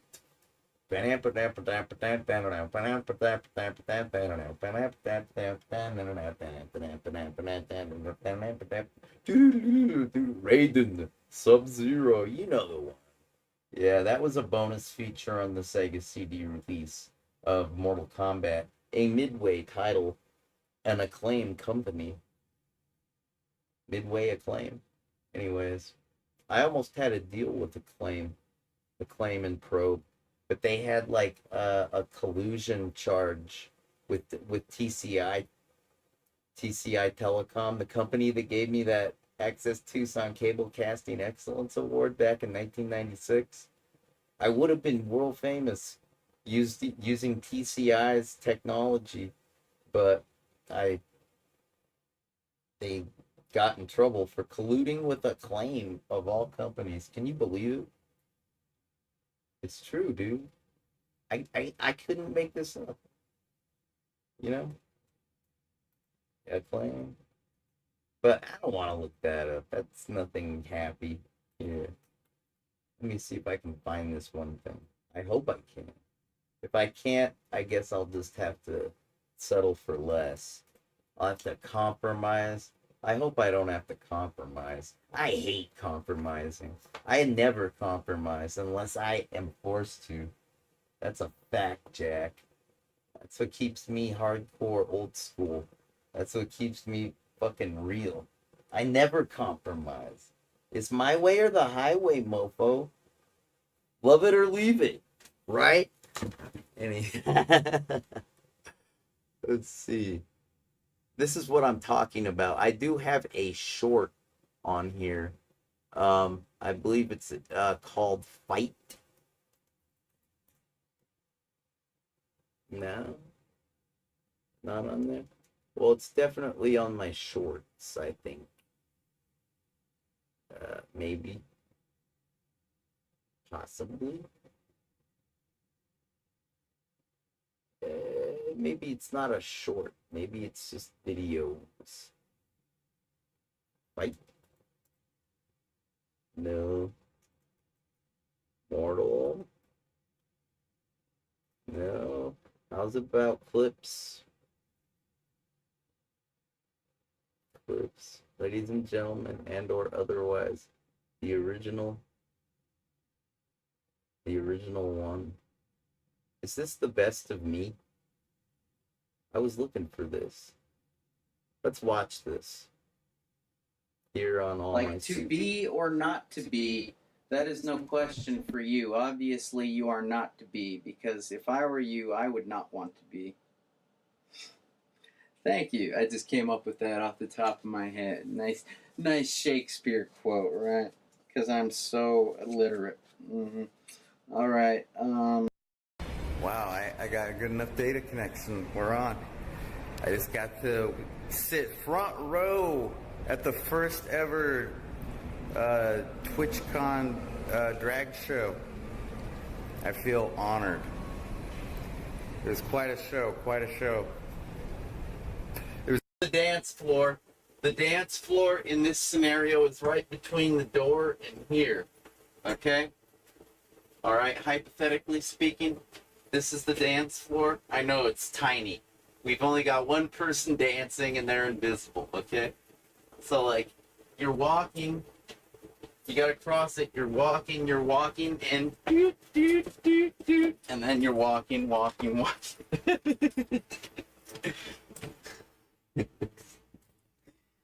It's pretty silly, huh?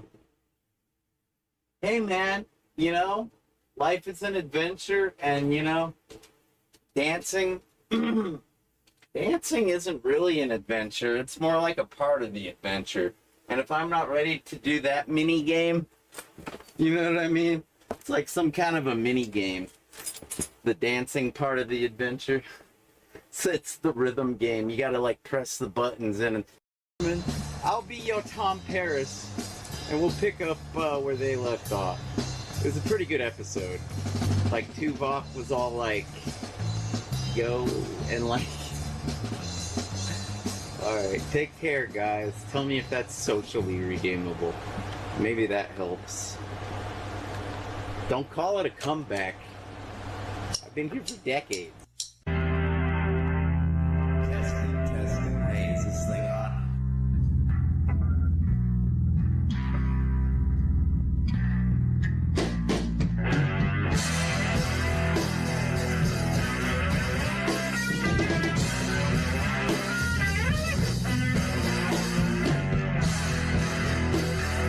Can't find anything of the word.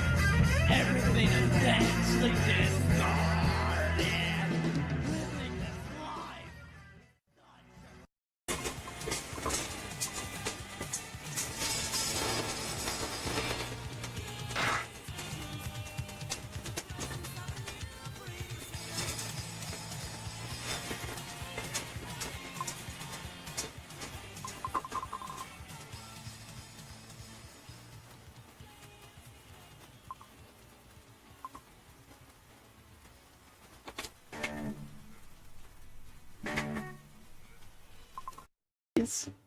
Yeah, it's like people got burnt out. I guess they weren't buying zombie stuff anymore.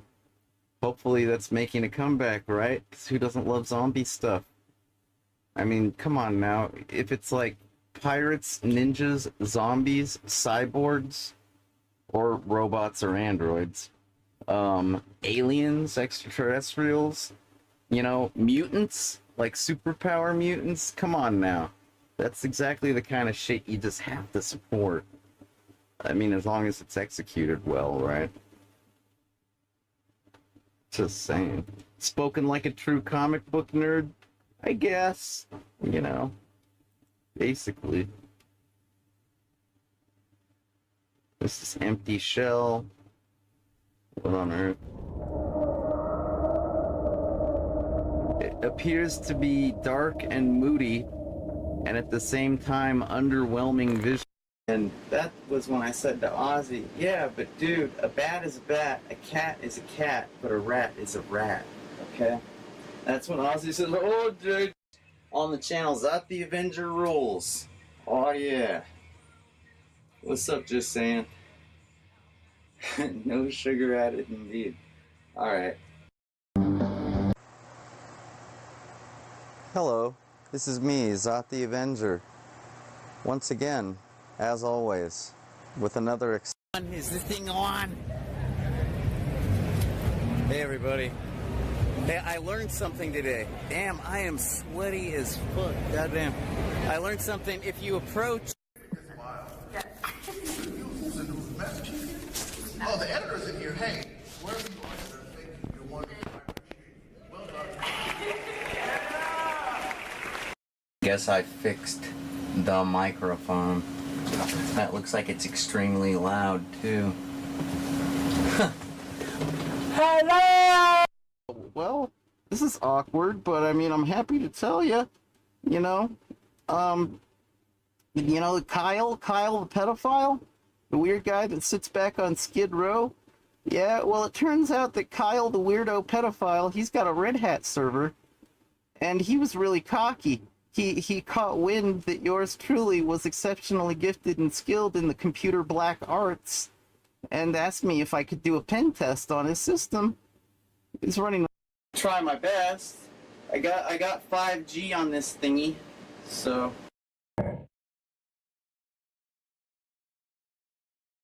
Fight. Are they charging $3? How's about a penny? Can you charge?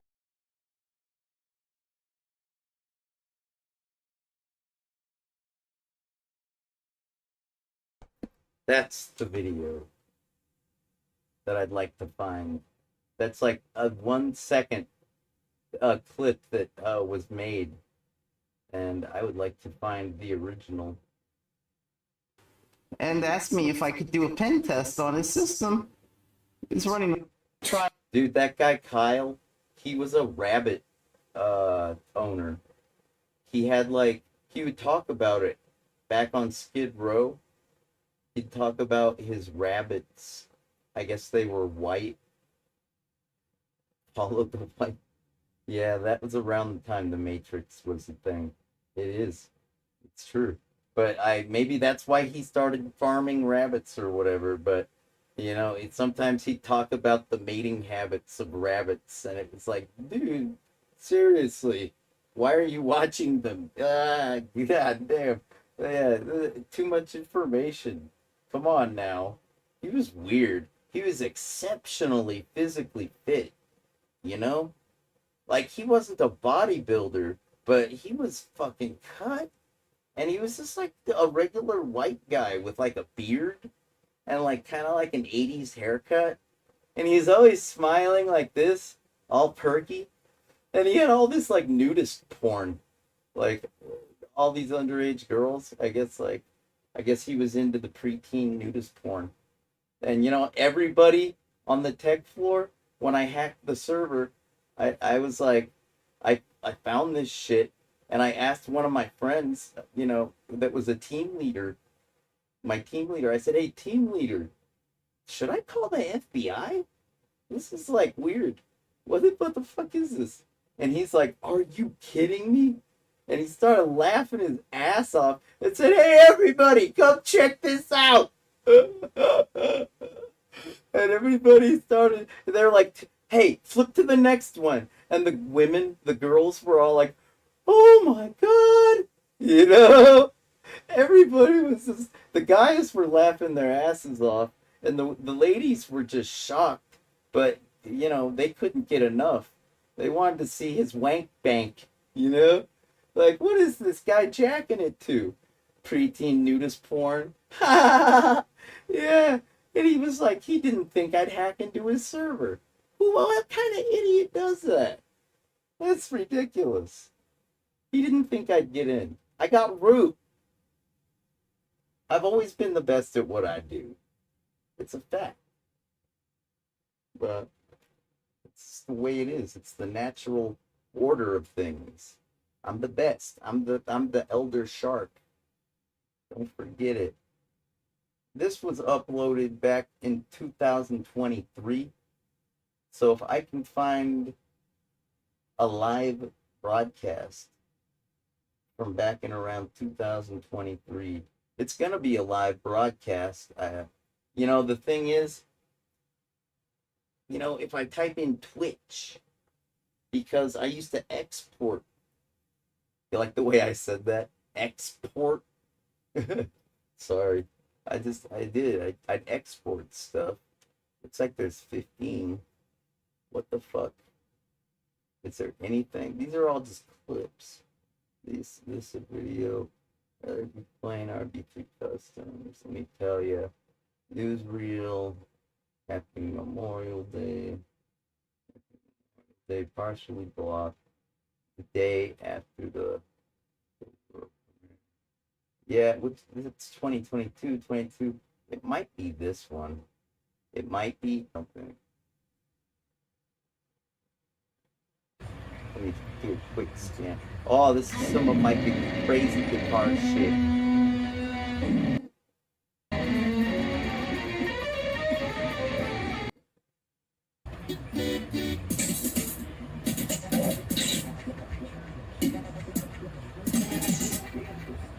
Yeah, it's far out.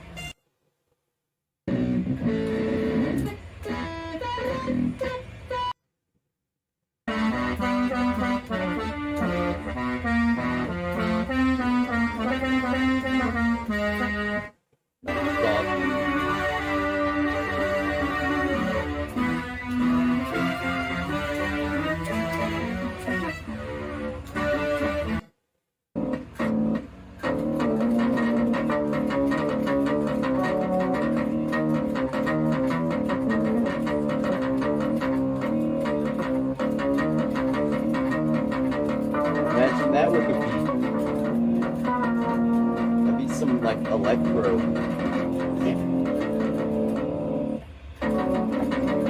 Some gospel dance music. Yeah.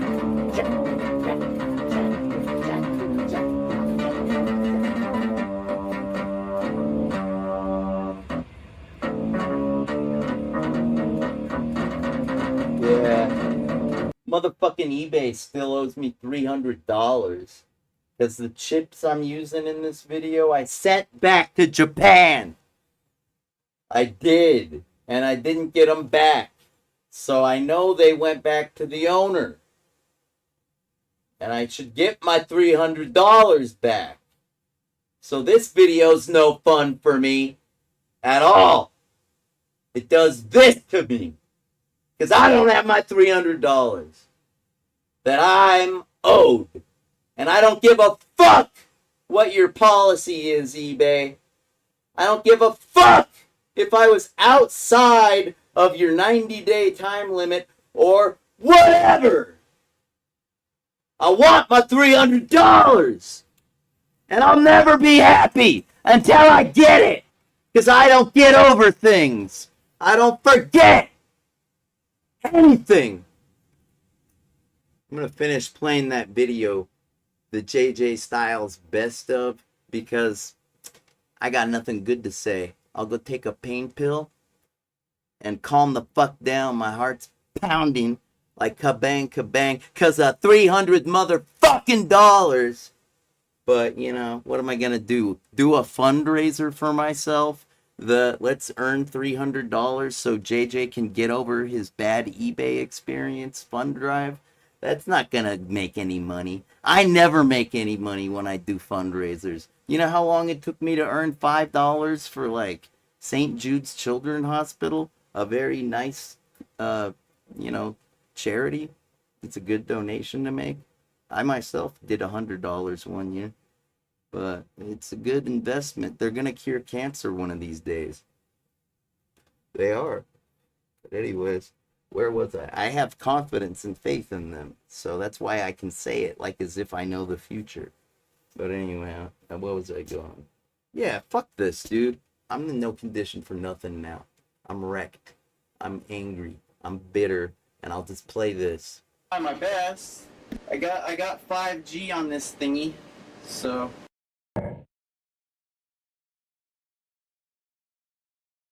Fight. Are they charging $3? How's about a penny? Can you charge me a penny? A penny a month? That's what I want to pay. I can afford that. Like, you ever heard that Sublime song where he says, like, I don't worry when my dog runs away. I don't get angry at the bills I have to pay. I don't get angry when my mom smokes pot. And then she goes for the 40 and smokes a rock. I forget the rest of it. But, yeah, you know, he don't get angry at the bills he has to pay. Good for him. Granted, he didn't live for very long, did he? Yeah, if you don't worry about the bills, you end up dead. That's the moral of that story. And I'm dead serious. Motherfuckers. You don't even know how serious it is. Gotta move the camera back. I think it was already after Christmas. It was probably February. Not just... No, I'm pretty sure it was a little before Christmas. There's nobody who's got a kid like this. Let's see. Yeah, old man. Well, that works. He encouraged the juggling, so I can't really, like... Now, back to 3 balls. My mom encouraged the juggling too, but he really encouraged the juggling. He was like, that's genius! Your hand-eye coordination is genius, boy! By God, you can work for the fucking circus! You could be getting clown pussy up in here. Something like that.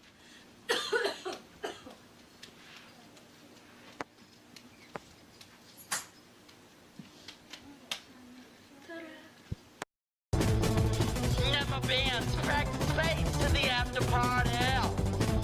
I got cool drinks at the place.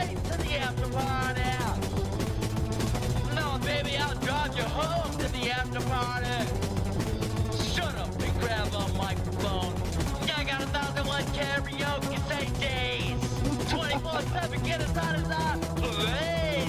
So come with me, and I guarantee you won't be That's awesome. sorry. Okay. I think I To missed. the after party. Never been practice space to the after party. I'm totally gonna have to watch this later and see how that worked out, because that's pretty awesome. From my perspective, and I don't even get to hear the music. Alright, I guess we can try to play a video game. Dude, I was totally looking for that the other day when I was streaming, because, like, I was talking about the Blue Pill Menace, the illegal fentanyl that is being smuggled into this country. And River Phoenix, he died a heroin overdose, like, out in front of a nightclub, I believe is how he died back in the 1990s. You know, those are tragic deaths when they occur to celebrities and the like. You know, everything is tragic when your life is cut short of its full potential. But the thing is that those celebrity deaths serve to inform a generation and let them know that, yeah, heroin's deadly. It killed River Phoenix. Don't forget it. Okay, I'll respect heroin, and I won't fool around with it unless I know full well that it's deadly. I'll keep that in mind if I ever fuck around with heroin. Just like the Blue Pill Menace is completely deadly. You will become addicted to it instantly because it is in a pill form and it hits the bloodstream immediately, as opposed to a fentanyl patch, which is applied transdermally and absorbed slowly into the skin, much like a nicotine patch. So, two completely different methods of distribution that result in two completely different effects. And as such, yes, the Blue Pill Menace will kill you if it doesn't, like, may turn you into a filthy junkie that's living on the streets and you don't get killed because you're homeless and have no protection and you just freeze to death, or maybe get robbed or beat up, you know, or starve to death. You know, maybe you'll just, like, wind up losing your ability to breathe oxygen, respiratory failure from an overdose of the Blue Pill Menace, fentanyl, a drug that is illegal and being smuggled in by the Chinese criminals. I think it's the triads, you know, and the Mexican criminals, the narcos. They take innocent Americans hostage every day and use them as drug mules to transport the illegal narcotic, the Blue Pill Menace, fentanyl pills, across the border, hiding them usually in the tires or some shit like that, maybe in the dashboard. Maybe they got like a magnet that they, you know, hook it under the fucking carriage somewhere, and like it don't even stink that much, so it's like you know, maybe a dog will smell it, maybe they won't. It's never gonna end. You have to do a coordinated attack. You have to cooperate with your neighbors, the other nations, or go to the United Nations and address the issue of illegal narcotic fentanyl. It's not like a prescription fentanyl. That's prescribed by a doctor that knows what they're doing, and they give you the appropriate dose based upon your medical needs, the necessity. Whereas this shit that's getting smuggled in is 100 times more powerful than any opioid ever known to man. It's stronger than methadone. And that's like concentrated opiate, you know? It's like the liquid concentration camp, as it's called, in that movie Sid and Nancy. With, what was his name? Ian, with the guy that's Zorg in Fifth Element, you know, the Luc Besson movie. He also did Valerian. Luc Besson. I think I'm saying that right. I think he did The Professional and La Femme Nikita as well. But anyways, whatever, man. I lost my train of thought. Would you believe me if I told you I was still in an excited state when I came back to talk about River Phoenix? I was still calming down over there, trying to fucking not be pissed off over $300 that eBay owes me. It might be more like $350. I think it's $350.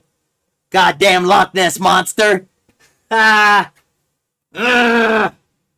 Anyway. Sorry about that. Yeah, River Phoenix, I just wanted you to know that that is the consolation prize in every celebrity overdose, is it serves to inform the community and a generation of people that might otherwise not respect how deadly it is. You know? Thank you for your time. I'll put the fun stuff back on. What's up with the athlete's crotch? I'm like, you know me better than that. Skateboarding doesn't give people athlete's crotch. No, it's more like I'm juggling my balls around for you. That's what that was. I can still remember that's what I was thinking. I was like, I'm wearing these baggy ass shorts, and I'm like, here, I'm gonna juggle around my balls for you. And you can look at it, you pedophiles. Never gonna give you up. Never gonna record that.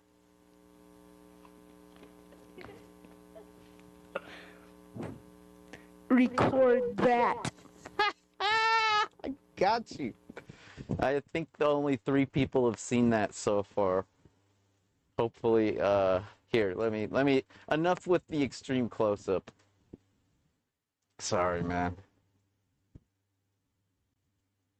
A guest, and I took, like, Lou's head and put it on Marty's body, and I think put Marty's head on Lou's body, and, I thought it was pretty cool. But I think I pissed Marty off pretty bad. He thought I was like... He thought it was inappropriate. You know, we used to get pretty far out on the Forbidden Zone. So I didn't really think I was, like, that out of line. But I guess it was a little bit serious because we were having a guest that was like nationally known at the time for being super controversial. But, you know, all these years later, like 30 years later, I still really like this trick. It's funny. It feels like big head mode on Tony Hawk, right? I like it. See this? Where was it? You know, these Apple products, they tend to have Nintendo parts. Like that screw right there, that's a freaking tri-wing. A lot of times the Nintendo Wii and the iMacs and from that era, they tend to have a lot of the same parts. All right, this is the end. All right, take care. All right.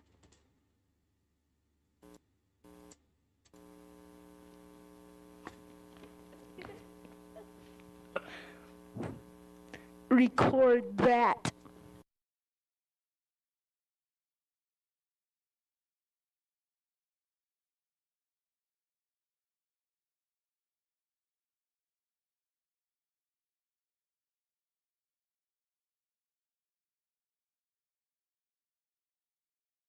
To be a good Catholic, I think I said, oh Jesus God, look over my mom and dad and everybody, my aunts and my uncles and grandmas and but also, can you please help me learn better? Because man, this school thing sucks. The cafeteria food blows, the fucking bullies are all assholes. Not only that, but I can't seem to wrap my head around much of this subject matter. It's like I don't even understand what the teacher's saying half the time because they don't explain things well. Because they aren't articulate. And plus they don't care. They don't get paid enough to care. Right? So I think I prayed to God that somebody could explain things like the way I do for you guys. So this little program is fun. It's called Retro Boy. Perhaps you're familiar. Oh, here, let me do this. I gotta be in a real good, functional state of mind to do this stupid shit. I don't even like working on my own shit. Could you imagine my attitude working on your shit? I'll probably sabotage your shit and laugh about it on the drive home. That's how much I hate your shit.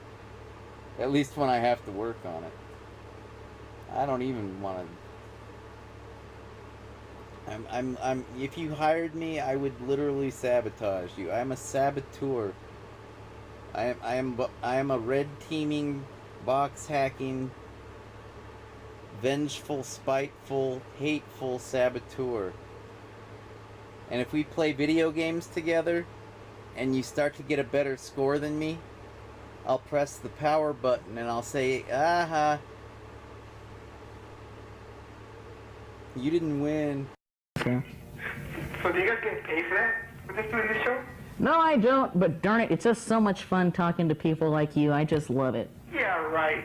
No, we do. We enjoy. We appreciate. Actually, I gotta pay Mark. So hold on, Mark. Let me give you a loan, okay? I owe you, okay? Yeah, right. Put it on a piece of He paper. knows it. He knows it. Mark knows it. Exactly. What? I know what? What? I wasn't paying attention. If I could get some sponsors, maybe I could get paid for the show. Any sponsors out there? Give me money. Oh, yeah, we don't get paid. Give me money. Lots of money. Lots of money. We do this. We do this all for free, basically.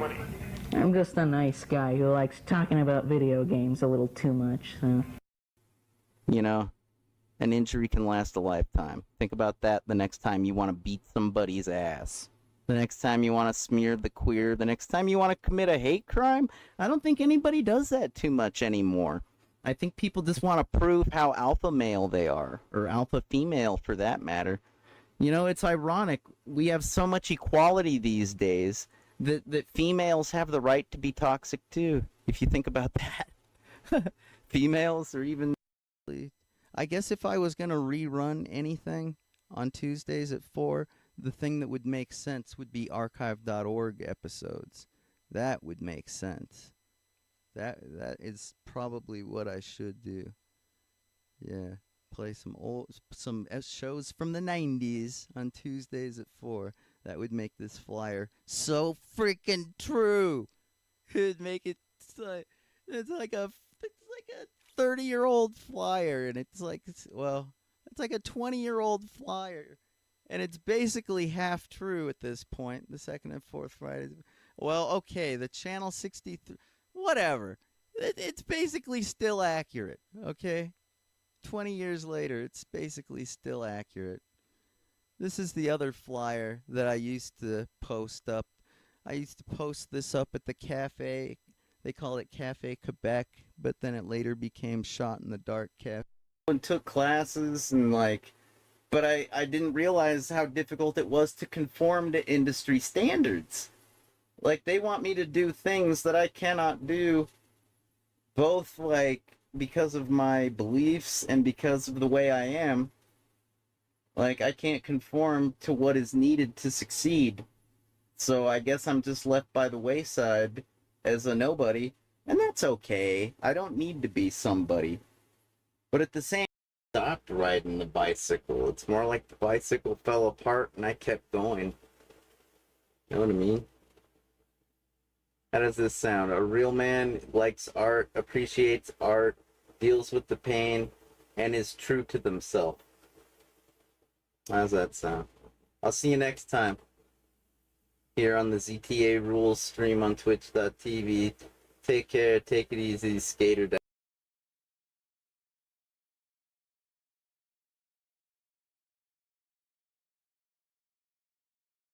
That's an easy thing to say, isn't it? Be true to yourself. Look what it's done to me. I don't really want to play video games anymore after talking about my $350 fucking dollars. It really pisses me off, man. Makes me think things like I should hack eBay. Like, fucking any way I can. Denial of service them, or fucking find a 0-day exploit that nobody knows about and totally pwn them.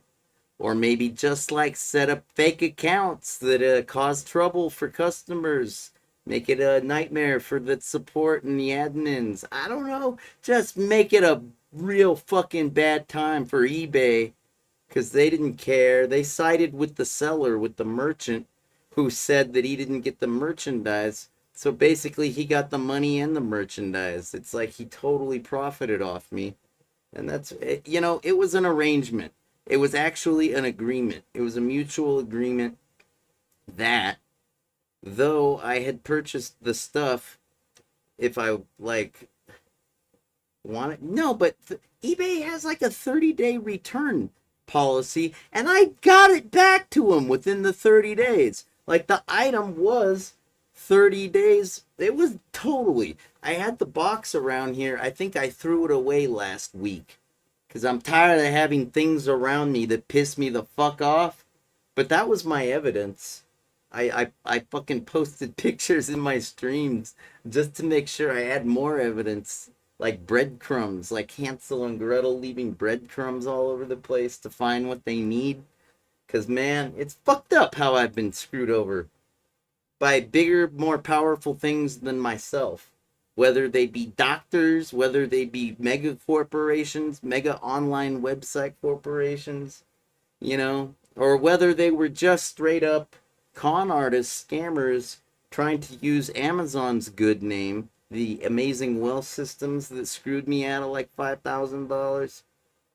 Yeah, and I always say that I'm grateful to the FTC and the Consumer Federal Protection Bureau for doing their job and shutting it down and recovering what they could recover from the 100 and something million dollars in fraud that company did, alluding to, or rather just claiming to teach you how to work Amazon so that way you'd be at the top where the buy button is. You know, when you look for stuff and like it says buy now, and there's always like a seller in the buy now button. Yeah, they claim to teach you the good habits of an eBay merchant and how to get the ownership of the buy now button by having the best prices, the best delivery times, you know, the best support and replies to comments and reviews and junk, and also how to use the right keywords to get noticed for the right products and the right reasons, how to index the already available photos for the scanned products, you know, because you can use your phone like a barcode scanner, and that makes selling on eBay or Amazon, yeah, whatever, pretty easy. But the thing is they called me back and offered to sell me a surefire method to success when I'm just trying to sell my comic books on Amazon, because like I didn't want to screw with eBay. I just didn't. I'm not a bargainer, haggler. I'm not good at it. I do like it when I have a chance to haggle, but most business people don't like to take their time and haggle. They like to rush through the process and say, well, look, it's this or that. What's it going to be? An ultimatum? You're giving me an ultimatum? Come on. Everything has a price. Let's talk about it. No, what's it going to be? It's going to be this price or nothing. You're no fun. Fine. Goodbye. You know, that's how that goes. But, yeah, dude, it's fucked up. Don't you think? I don't mean to be a drag. I don't mean to always bitch about shit. But it's that I got nothing else to talk about. I've had to cut off from any kind of a fucking life ever since they stopped. You know, at that TwitchCon, this video right here, Best of JJ or whatever, Zot. Yeah, that TwitchCon thing was the last time I had a fentanyl patch. And I was addicted to the fentanyl patch physically, because that's the nature of opioids. My body craved it, and it was no big deal. I just put a new one on every 3 days, or maybe like cut it into thirds and put a new one on every morning when I woke up. And that was it. And I had my pain under control. My aching back and neck that got trashed in that tragic accident, as seen in the Survivor video. You know the one. Should I play the Are YouTube one? No. I'm right here. I'll play this one. Yeah, my back gets trashed. And like, people keep treating me like I'm a competitor, like I'm any competition at all. I got so many fucking setbacks. I'm gonna be dead soon. I just know it. I just know it.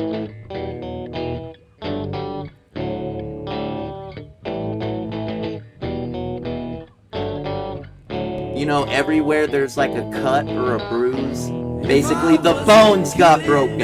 I got hit the ground so hard. Every little scratch and scrape is a tremendous injury. It's getting harder to walk. I guess I'll just have to run. Headed straight off a cliff. I'm not like everyone. I'm a survivor. Come ride with me. Been through hell and back. Don't need your sympathy. Everything I wanted is right in front of me. Yeah. I'm a survivor. Come ride with me. Come ride with me, yeah. Come ride with me.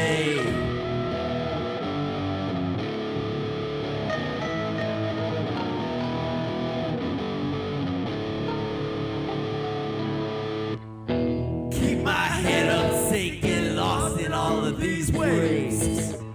These odds keep me going, the tide has finally changed. When it gets harder to breathe, I guess I'll just have to scream. Up on my feet, I want the world to see me. I'm a survivor, come ride with me. Been through hell and back, don't need your sympathy. Everything I wanted is right in front of me, yeah. I'm a survivor, come ride with me. Come ride with me, yeah. Come ride with me. Come on. Ride with me, yeah. I've been riding solo for fun. Ride with me. Did it.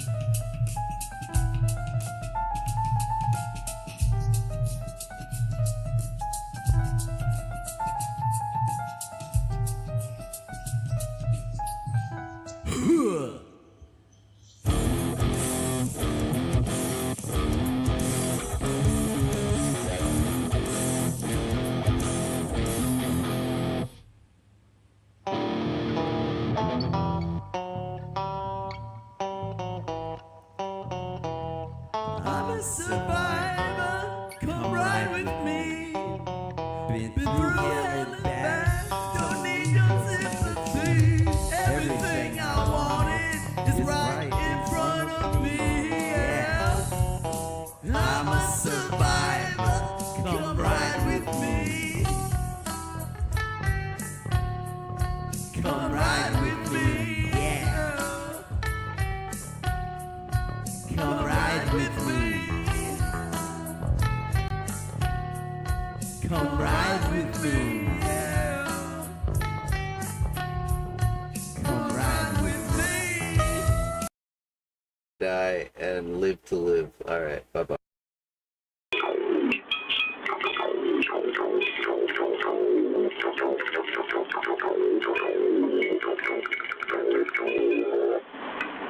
Whatever, man. I unplugged my cable. I knew something was getting weird. It felt like I had an intermittent... and I'm about to knock my drink over. I need a fucking cigarette.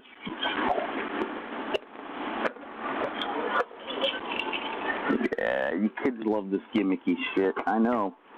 I know what charts... Ye ask and ye shall receive. Balls up in your face. Micro will lead to available only at authorized Miracle Ear hearing centers, over 1,000 nationwide. Call now to receive this free booklet about hearing loss. Mad skills.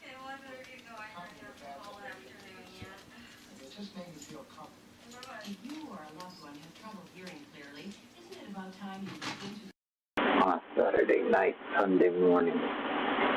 Here on the ZTA Rules and Style 0001 stream.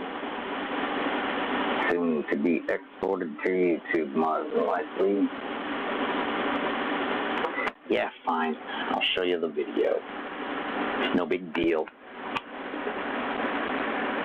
Let's see. I think I can access it on my local area network. Or maybe just like... Sure.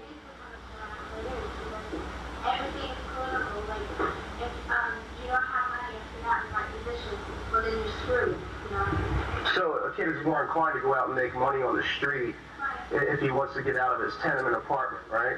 And if he wants to get out of a place where he's sleeping on the floor with 14 other people because of the idea of poverty in this country, created by the greedy. So how do you feel about drug legalization? Well, I think it's worth a shot. I would. And you're killing me, Smalls. You're killing me.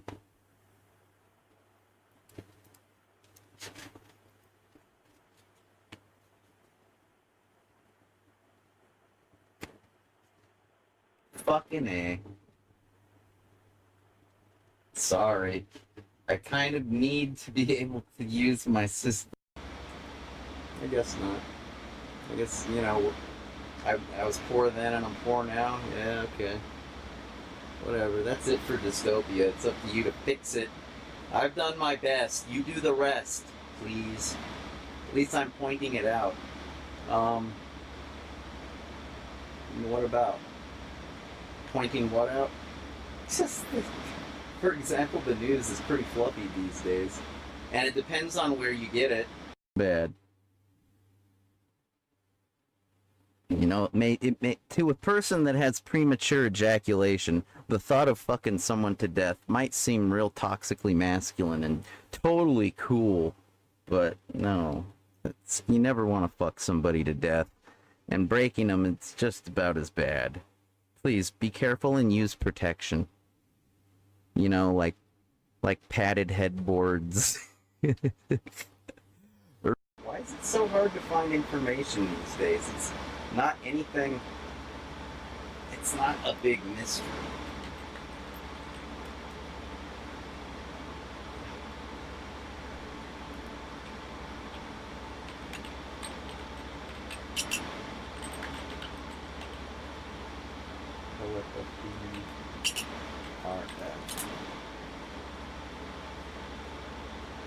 Really? Am I just realize just how sick you are and that you really do have a bug? You know, they'll fucking prescribe it. But even still, that's the very nature of the problem at hand, is the bugs become resistant to the antibiotics, and then you have an entire society of vulnerable people, a la COVID-19. But that wasn't caused by antibiotics. That's basically the epidemic that we've all lived in fear of if we abuse antibiotics. And if you're 5 years old and watching this, where are your goddamn parents? Let me guess, they're at work. Where's your babysitter? Oh, they can't afford one? Why aren't you in school? Oh, it's summertime? I almost forgot. My bad. I digress, though. What, you don't think there's any 5-year-olds at home right now? Okay, wake up. Anyway, down. And if you're 5 years old and watching this, where are your goddamn parents? Let me guess, they're at work. Where's your... You know what that's about? Me commenting on that is just like, you know, if you think that everything's hunky-dory in the world, everything's kumbaya, everything's really great. I was just commenting on the fact that there's probably a kid, somebody's kid, a child of a parent that is at home alone with nothing to do and no one to watch them, you know, like a 5-year-old or a 6-year-old. That's pretty dangerous, right? But, you know, if your mom's a drug addict and has to go score, you know, I'll be right back, honey, you know, something like that. Or how's about a latchkey kid that comes home from school and doesn't have a mom or a dad or anybody there? So they're just like, you know, there. It's like, that's like a person that has no No influence other than the things influencing them. And nobody there to watch and say, hey, that's a bad influence. You shouldn't be influenced by that. That's like going to give you the wrong idea because you're not mature enough yet because you don't know enough about the world to appreciate and digest, that particular kind of thing, you know. It's like I've smoked weed. I like to watch Half Baked. It's like if you haven't smoked weed, you shouldn't watch Half Baked. But I did because, hey, I had a lot of friends that smoked weed. So I figured, hey, I might as well watch Half Baked and listen to Cheech and Chong, you know. Cheech and Chong. Hey, excuse me, can I see your license? What, the license? Yes, your license, please. You're driving. Oh, it's back on the bumper. That kind of thing. That's the stoner humor. Yeah. It was easy enough to appreciate because I had a father that smoked weed and he was a stoner like any other. He'd get wiped out, and other times he'd just play guitar, and other times, he'd empty the freezer, the ice cream, and the freaking used to make tortillas with like butter and honey and sometimes butter and sugar, or maybe like a tortilla with peanut butter, maybe like a tortilla with a hot dog. Dude, he's the one that showed me how to make papas con huevos with weenies. That's basically the cheese, cheddar cheese, or maybe like Colby, whatever you like. Not a whole lot of it, but mix it in with some scrambled eggs. It's best to scramble the eggs. Don't put the cheese in with the uncooked eggs. That's just damn nah. Some recipes call for that, not this one. You could just like make the scrambled eggs, then put the cheese in, but fry up some potatoes, cut into wedges, and then take a wiener schnitzel, a hot dog, the sausages, the little pork sauce, yeah, they're turkey or chicken or whatever. It's like or beef. It's a hot dog. You slice it up like as if it was macaroni and cheese and hot dogs, and you got a pretty nutritious breakfast. One time the old man said to me, he said, I said, I'm full, father. Take my scrambled eggs, please. I think I was 7. And he's like, boy, or maybe I was 5. Yeah, I was 5. I knew better by the time I was 7. I was like 5. I says, here, father, I'm done with my scrambled eggs. Take me to kindergarten.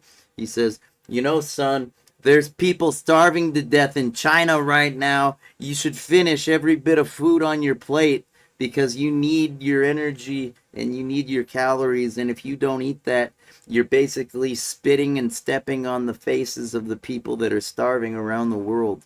So don't waste your food. And I was like, damn, that's some hardcore shit.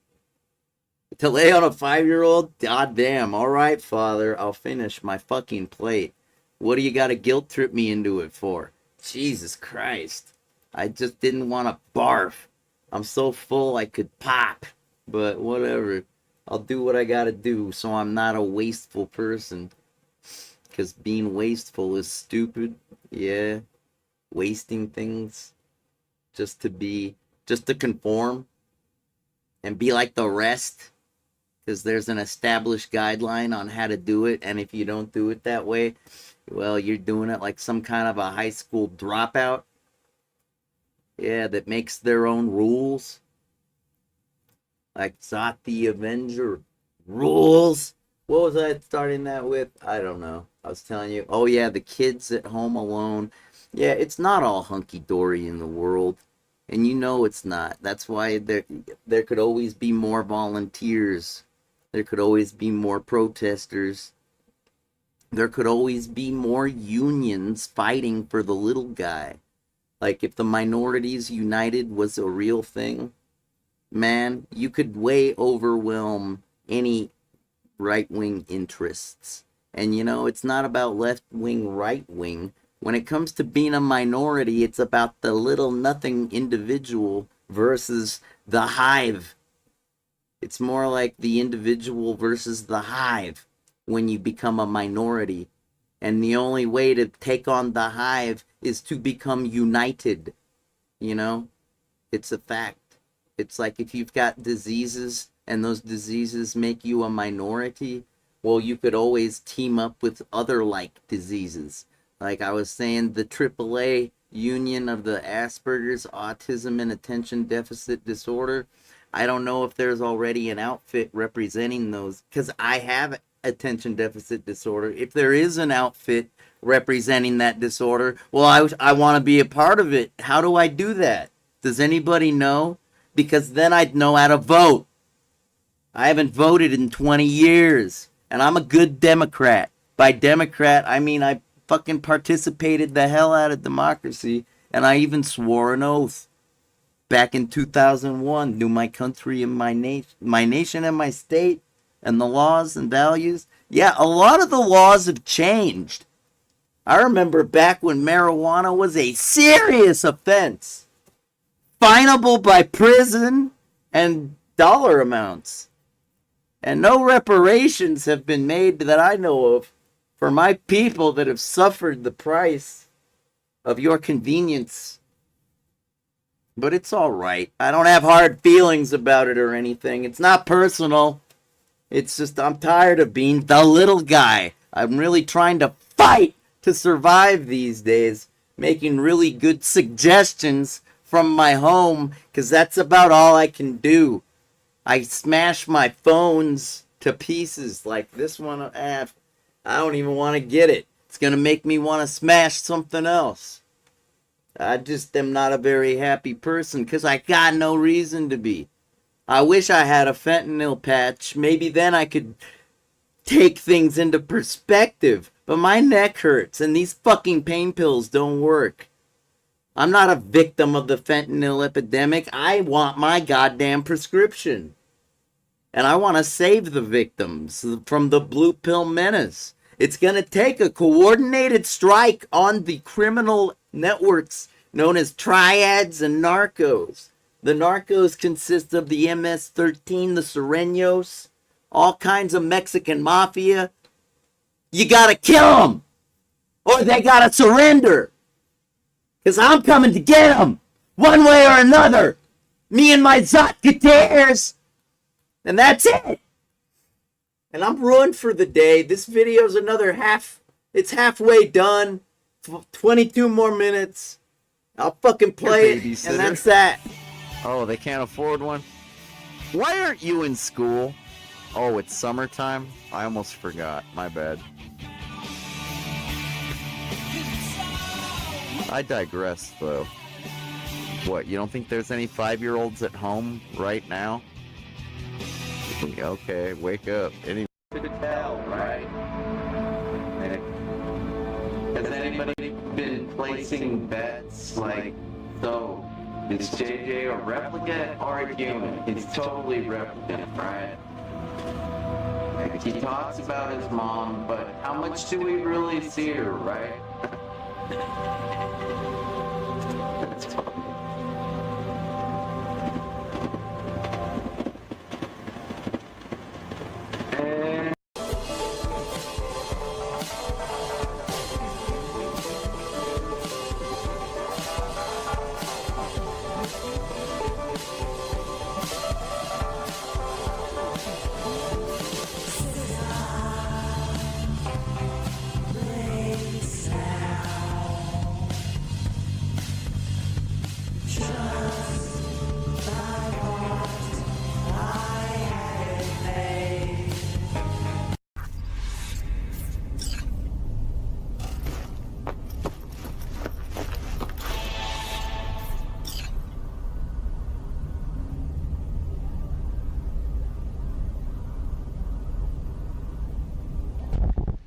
What does that say? Brain eater? Something eater. Let's see. I've never been that good at reading graffiti.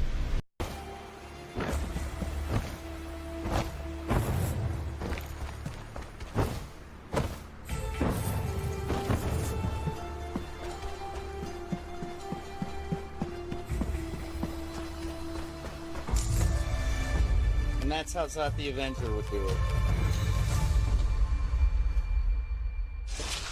Thank you. I'd like to thank the Academy for giving me a video game. Could have been you. disposable all-American wet dream. His and her towels, his and her peas. I tattooed his on my dick and hers on her shaved bum. Wish my dick were disposable. Disposable nuclear waste. I don't want it. I'll send it to you. I think someone pranked me the other day. How so?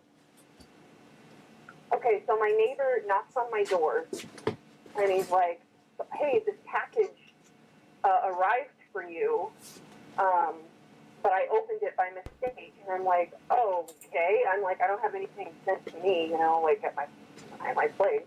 So I'm like, I don't think that's mine. And he's like, no, it has your address, and it had my address, but it wasn't me. And I was like, well, I'm sorry, that's not mine. And he's like, yes, but look what it is. And he pulls out troll makeup.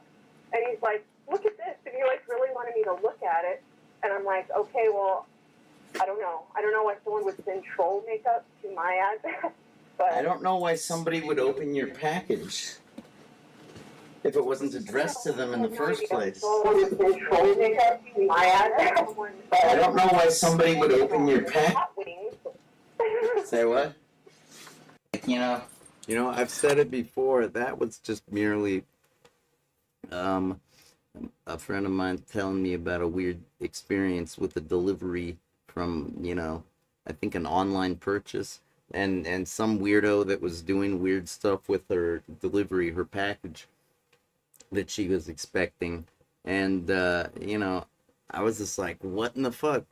Like, why is this happening? Don't you have like a lockable mailbox or something, like a PO box? I'm thinking to myself, you know, why is somebody handling your package in the first place, and why are they opening it? Because it sounded to me like they had opened it. And that pertains to what I said the other day about Eddie Guerrero, the professional wrestler. Rest in peace, right? It's been a while. He's still dead, right? Okay. Hey. He says lie, cheat, steal, because like he's a bad guy. He's basically tired of the establishment at that point in his life. And he says lie, cheat, steal, because those are the things to do if you don't want to be trusted or respected or acknowledged or treated like a human being in society. He's basically society's rebel at that point. He's like the rebel with whatever cause that he's into, you know, and that was it. That was it. Lie, cheat, steal. Lie, cheat, steal. I don't do those things. I've told you before, I pirate software sometimes because I'm a starving artist. And technically, I'm a starving programmer because I don't got no shareware that's making me money. You know? It's funny, I never learned how to participate on something like GitHub in college. I just didn't. Back then, I think we were using like CSV or CVS type of repositories. Like the Gits hadn't been invented yet, and it was like that's a big difference in productivity from community member contributions. But regardless, yeah, man, if it's information, if it's like, whether it's like paper or whether if it's intellectual property, it's mine until mine is acknowledged. All of mine. I mean, acknowledged like I can make a living off of it. Until that happens, I take what I want and I do with what I want. Granted, if I'm gonna produce something musically, it's a little bit different because that's a product. So I have to stick with things that I own, you know, or face the possibility of, you know, not being able to collect royalties or anything, because that's fucked up if you record music using pirated software. Or if you make videos with pirated software and your videos go on to become viral, that's fucked up. And you owe the maker of the software money. That's the way it is in reality. Like, if I ever got rich and famous, I'd try to pay back everybody I ever ripped off or whatever. Because, you know, it really doesn't hurt them. Like, to make a copy of one of my songs, like, my songs are free right now. I did that a year or two ago because I had been acting crazy and doing fucked up things like black hatting music corporations and making videos about it and putting them on YouTube, you know? Literally committing crimes federal crimes right there in these videos. But it all worked out because I'm not a bad guy and I didn't fuck up their shit. In fact, they've made their servers more secure because I basically, by hacking them, they learned that they were hackable and decided to get some security, countermeasure type things. The companies like the SoundQuest and the music video distributors and the fucking bias sound engineering software. All those videos I made on the Internet Archive, Black Hat hatting them. It's like, if I ever get famous, I'll fucking pay you back for any damages I might have done. I don't think I did any harm. I think they actually improved their systems thanks to me and my harmless illegal activities. Unauthorized access is illegal as of the 1986 Computer Fraud and Abuse Act, in case you didn't know that. 1986. If you don't have a password to a system, you're not supposed to guess one. That's illegal. A federal crime if you do it across state lines. And on the internet, I mean, give me a break. Unless you're hacking your local radius, yeah. The funny thing about that is, even if you hack an organization that's in your local, community where you live, because that's not federal, that's a local state crime, okay? According to your revised statutes for your particular state, but it's true. It usually mimics the federal law. A lot of times the state law mimics the federal law. Other times it's more specific depending on the census demographics it must serve. I digress. What are we talking about? Yeah, damn it.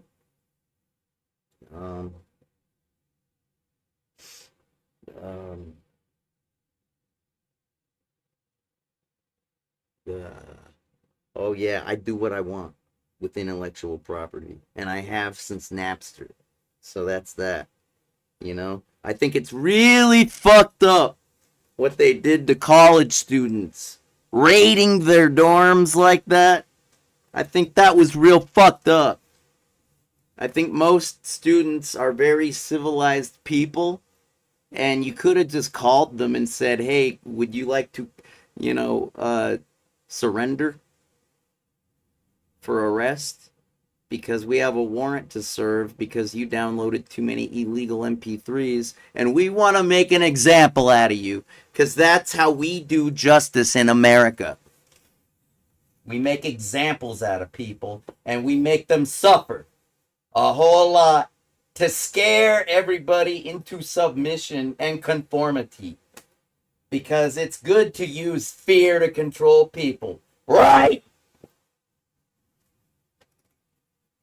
Ass backwards motherfuckers. Look, nerd, okay? You've been doing a lot of stupid shit around this school that's making life hard for everybody. You think you're really cool in drama club, or freaking, you think you're so smart hanging out with all the chicks in home economics? You think we didn't think of that? But you know what? We stay out of home economics because we need those girls to focus on cooking the future meals that they're going to be making for us. The breadwinners, the bacon makers. All right, nerd? If you don't get out of that home economics class right fucking now, we're going to ruin your life. And your next encounter is going to be a lot closer to the toilet bowl. You got that, nerd? Yes, sir. You fucking learned your role real good. So I'm just going to do it, okay? So pay close attention. You might want to record this. Are you ready? You ready, Mark? Yeah, okay. Now keep in mind, my cheeks are going to puff out because I'm blowing, okay?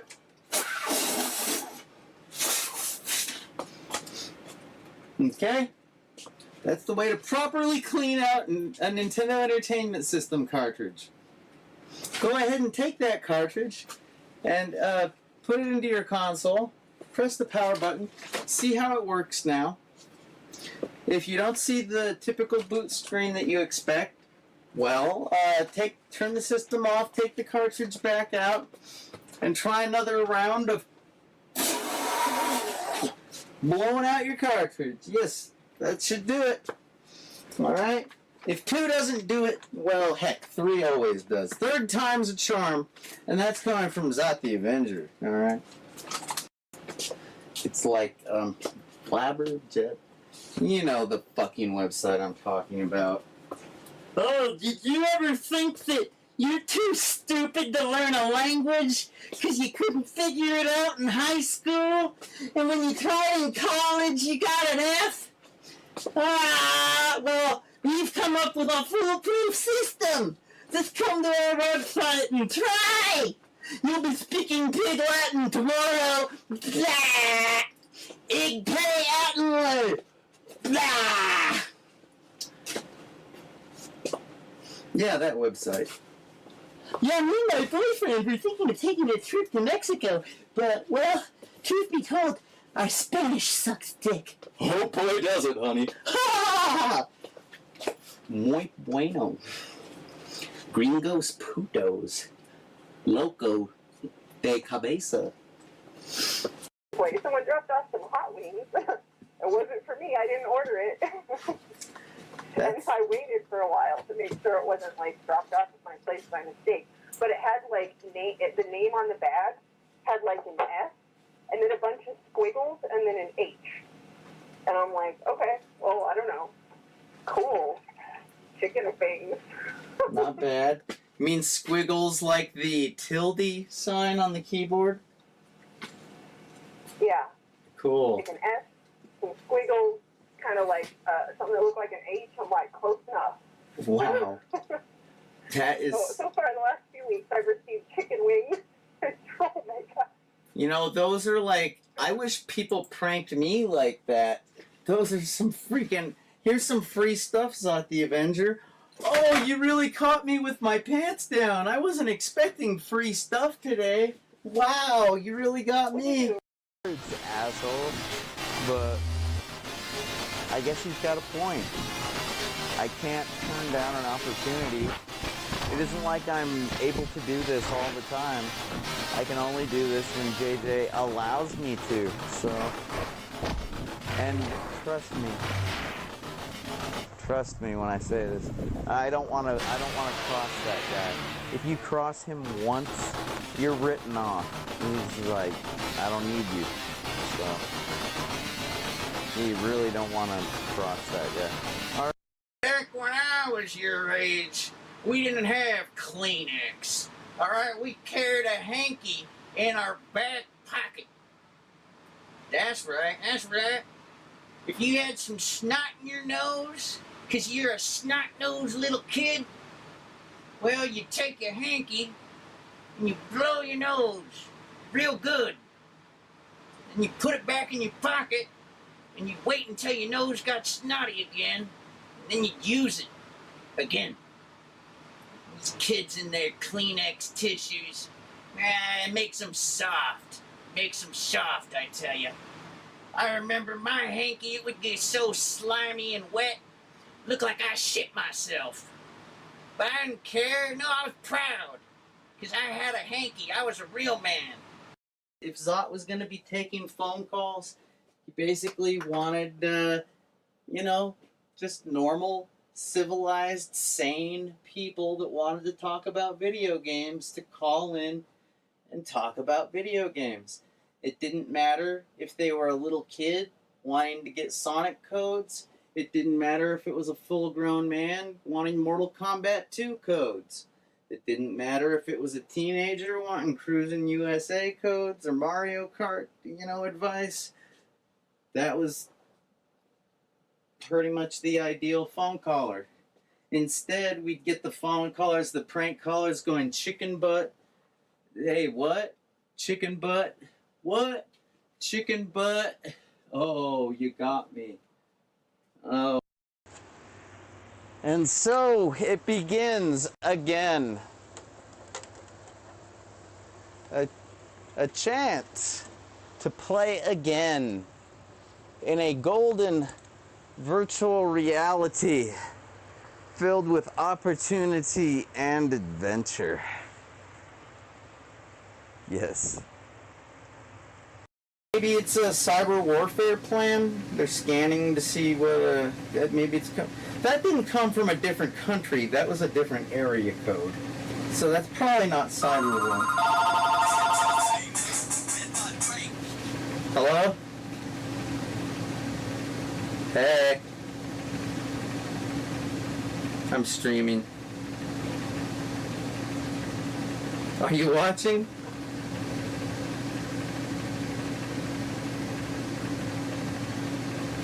Okay, hold on. Let me say hi to yourself. Hi. Did you hear that? I'm like, no, but something could have happened to it. Like, what if they did something? She's like, what are they gonna do to your deodorant? I'm like, I don't know. I could think of a few things, actually. And she's like, really? And we probably talked about it for 5 minutes. And by the time we were done, she's like, this is like a goddamn Seinfeld skit. Or Seinfeld episode. Like, we're talking about nothing, you know, but we're just talking about it on and on and on and on. It's like, yeah, but what do I do with deodorant? Long story short, I took it back. Strangely silent, while not completely, and still quite powerful at short and middle range. From Tokarev's own words, the system may be tweaked and tested, so chances are that Orlov himself can find better positions or attachment devices to increase the efficiency of the silencer. Oh. Yeah, being silent, being stealth is pretty important to these assassin guys. Skin disease. It has Matt turns his skin white. His hands whiter than mine. I don't get it. Oh well. Actually, I gotta admit, I've been eating s'mores way more. Someplace where you viewers might just be interested. Sandwich or a hamburger. Brand name fucking graham crackers and meat box. You know, they got these chocolate graham crackers now that are covered in sugar. California days. And I prefer to use a Hershey bar or whatever, but I've been using chocolate chips because you gotta make do. Time to talk about glory holes and maybe Dirty Sanchez while you're at it. Because, El Sanchez, I am here to give you the Dirty Sanchez. Pretty funny shit, right?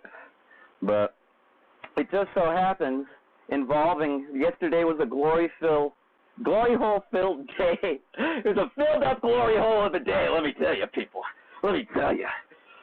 Yeah, it was, Wear with pride. And if anybody thought it sounded corny or geeky or dorky, that's when you just kind of go, just keep thinking that. Okay, buddy?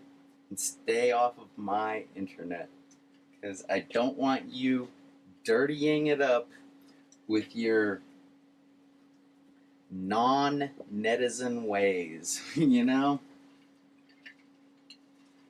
And you're probably thinking, what the fuck is a netizen? Like, where are my friends? Like, I used to talk for hours. I could talk for 5 hours at a time when I was a teenager. It's like about nothing, all kinds of shit. Like, is Just Saying still here? Is she Just Saying Paige, I love your hat? Okay. Like, I remember I was talking to her one time when I was like 15. Maybe it was after an episode of Video Games More. I don't know. I told her. Oh, and then there was the NWO. We're taking over for life. Right? Oh, God. Oh, no. Not the NWO. They were some sophisticated prank callers because they'd really reel you in. You know? Oh, fished me. Hooked me. Oh, yeah. Hell, they could talk to you. Yeah, pre-surgery. Yeah. What's up with that skin disease? My favorite It has Matt turns his skin white. Peeps, of His course. hands What's whiter theirs? than mine. I don't get it. Oh well. Actually, I gotta admit, I've been eating s'mores way more. Someplace where you viewers might just be interested. Sandwich or a hamburger. Brand name fucking graham crackers and meat box. yet. They got these chocolate graham crackers We are now about that are to go covered into in Vans, sugar. California Well, Hello, viewers. In case you're wondering why that policeman just walked up to me, he's told me to leave the ducks alone. What a jerk. I think his name was B. Klinger. He was a real jerk. Get it? Oh, and by the way, that's the jerk of the week. Get it? I always have a jerk of the week.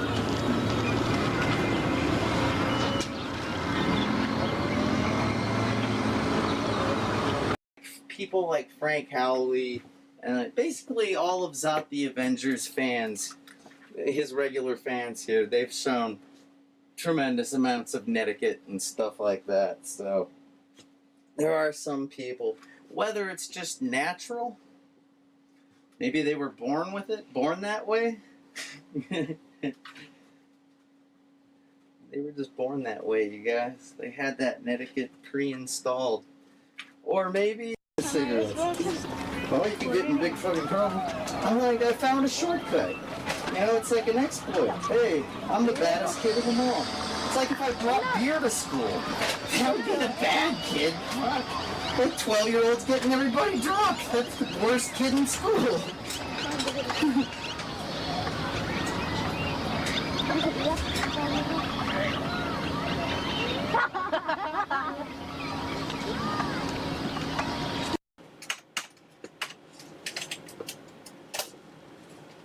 And I'm just gonna throw some music on to be nice, because I'm a nice guy.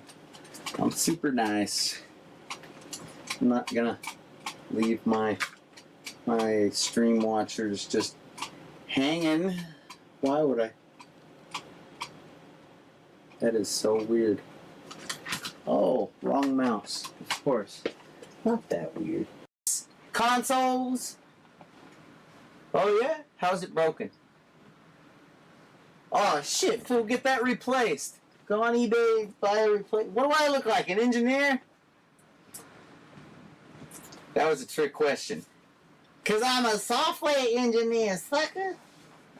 Alright. I see somebody with a phone and a ROM I can hack. Alright, finally. Somebody that's paying attention. Can you believe these? Hello?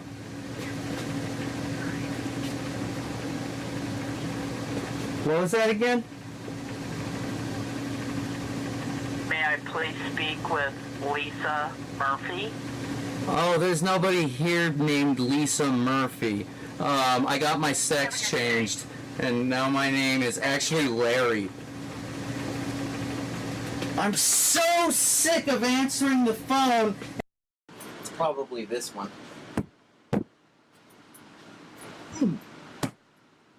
Take that, motherfucker, and that, and that, motherfucker, I'll kick your ass! Sorry. I'm a little bit of a violence junkie.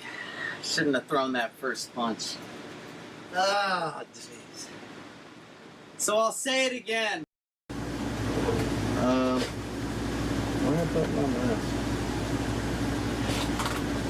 You know, guys, this whole situation would be much easier if I just would have, like, Sarah, are you on? Is Just Saying still on?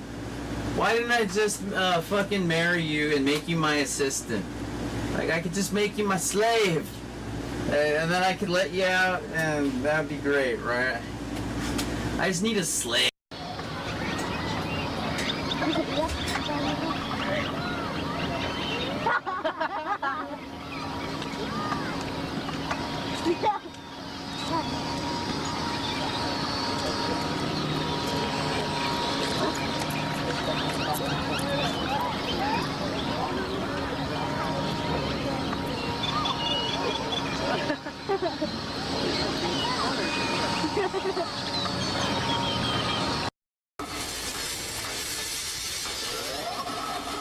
Oh my god!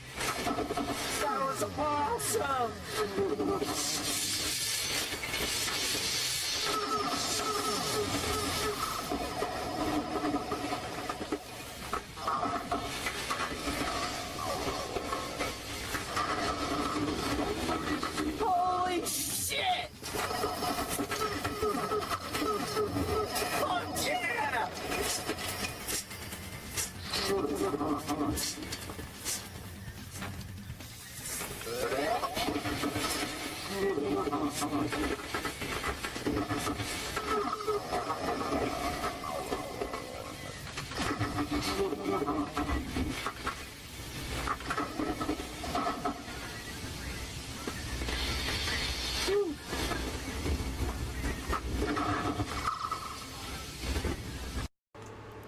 You know what's a good site? Fucking this one I'm looking for. I must expel some seminal fluid. May I use your body? God, these are so lame. I want to put my thingy into your thingy.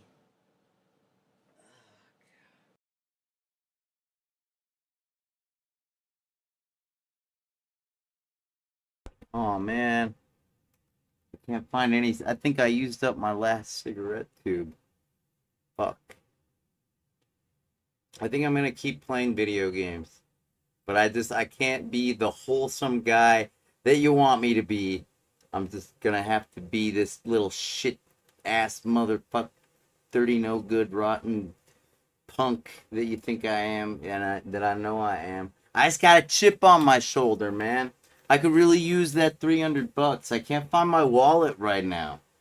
Like, I can't even get at any money. I was lucky, I guess, that I had my card saved in the Restream, because that's about the only thing I could buy. I can't buy anything. I can't find any of my cards or no. I don't know what I'm doing. I'm just stupid, dude. And I don't even care. There was a part of me this morning that was all like, "Ah, how can I not look for my wallet? This is an emergency. Oh, I gotta find my fucking wallet." And then I tidied up yesterday around here, and I looked around and I was like, no, I don't really care enough to do this. Nah, this is way more trouble than it's worth. What am I gonna do once I find it, you know? I can still roll cigarettes with like a fucking rolling machine and dig the butts out of my ashtray and recycle them into cigarettes. Why the fuck not? What do I really need to survive in this world? You know? I already got nothing. Shit, man. The few creature comforts that I got, you know, who even needs those? I can make do without those. I just don't know what I'm gonna do, though, because, man, drugs are made for poor people. That's like the truth. You know, it's like rich people get procedures with their good insurance, and poor people settle for drugs. That's the natural order of things, and it gives the poor person motivation to work hard and get rich. Right? So they can get the procedure they need. But it's like the medication, if you can't get it, then you got no Band-Aid, and then you can't work really hard, you know, and try to, you know, get that procedure that you need. It's like, it's totally a poor person's thing. Taking drugs and medication is for poor people. Alright? And if you're taking drugs for something, you gotta stop and ask yourself, what's wrong with me? Why do I have to do this? You know, I don't know if they have like a medication for like gluten allergies where your intestines get all flat and stuff, or like IBS where you have like you have an inflammatory reaction down in your gutty works and it causes you to maybe, you know, have an accident. I don't know if, you know, it sounds to me like the kind of thing Imodium AD could cure if you're trying not to have an accident, but if you're really trying to get rid of the irritable part that causes the accident, well, then you're going to have to investigate further than just Imodium AD, because all that is an opioid-based, you know, anti-diarrhea pill. So it's like you got to address the right issues, or else it's like you're not doing any good at all, you know? It's true. It's like fucking Kurt Cobain died because of it. For whatever reason, you know it's true. He had a stomach problem. He was always upset to his stomach. And what did he do about it? He took opioids. That's stupid. That's gonna plug you up, man. That's gonna make you, it's like taking Imodium AD. the anti-diarrhea medication. That's a stupid way to fix your stomach problem. But then again, if it was painful, I guess I get it. It's like he just wanted to get the pain under control because it was too much to live with. And as a result of misusing his medication, he turned into a fucking junkie. And Courtney, I guess, already was maybe, but she hadn't used in a while. I don't know, man. Those two were hanging out in the tar pit together. That's just what they did. They were married. They had a kid, Supposedly that kid's married to Tony Hawk's son. I hope they're having a happy marriage. And I think she made a documentary about her old man. I can't remember. But my point is you gotta address the issue. If Kurt Cobain had a stomach problem, a stomach disorder, like an ulcer, like an antral or peptic, that's what I meant. Not antric. That's not a word. I meant antral or peptic. How do I know those? Because I've had them both. Because I'm a stressed out motherfucker, and I always have been. I got my peptic ulcer when I was 12 years old. So video games and more was my way of not being stressed out and getting another ulcer.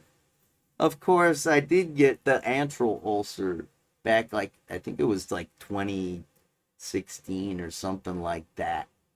And I said, yeah, God rest your soul, Dr. Hurtado. It was a lot easier to deal with that one because I had a procedure. This one a few years ago, Dr. Hurtado gave me some propofol. I went out like a light, and then I woke up seemingly 1 second later, all groggy, going, whoa, what happened? And then I found out, the procedure was a success. We successfully scoped you, zapped using electricity or something. We cauterized your ulcer to make it go away for good. Now it's just scar tissue or whatever. And it's not going to be painful anymore, and it's not going to develop or grow anymore. It's really just like scar tissue now. I guess. I think that's how it works. Most of my procedures result in me having scar tissue. So that's probably what getting an ulcer cauterized does, is leave behind some scar tissue. I'm 99% scar tissue at this point, it seems to me. But I don't care. It's just scar tissue. It's not, and I know I'm not trying to belittle the struggle that a third-degree burn victim might have, or even a second degree, perhaps a first degree. I know scar tissue hurts all too well. I know it's painful to the touch sometimes. And I know it can get chapped and irritated pretty easily. So I am not trying to lessen your struggle, scar tissue burn victim. I'm just saying, man, I've had a lot of fucking problems. And it's though I don't have any scar tissue in my veins yet, because I developed an early phobia of the hypodermic needles, thanks to Nightmare on Elm Street 3 and walking in on my father sitting on the toilet shooting smack when I was 7. And I'm like, hey, that was weird. We didn't even exchange words. I was just like, ugh. And so what? Man, I don't give a fuck about your struggle at all. I'm still going through mine. When's mine? What about me? Fuck you. I'm gonna play one more thing, a song, and then I'm gonna own that list like nobody you've ever seen before. I think I've got it full. I think so. Alright! Motherfuckers! Alright. Boy, I sure got a lot of stuff open. Okay. Here. I just wanted to do this. Just to get my mind, clear my mind. I'm going to do something that I like to do sometimes. I call this resetting my state. Because when I get all bent out of shape like this, I just want to reset my state. Am I different now? Not much. The scar tissue is still there. It's not so present, though. Let me reset my state. Am I different now? Perhaps. Let's reset my state. I'll listen to some music. Why not? I like this. This is some good shit right here.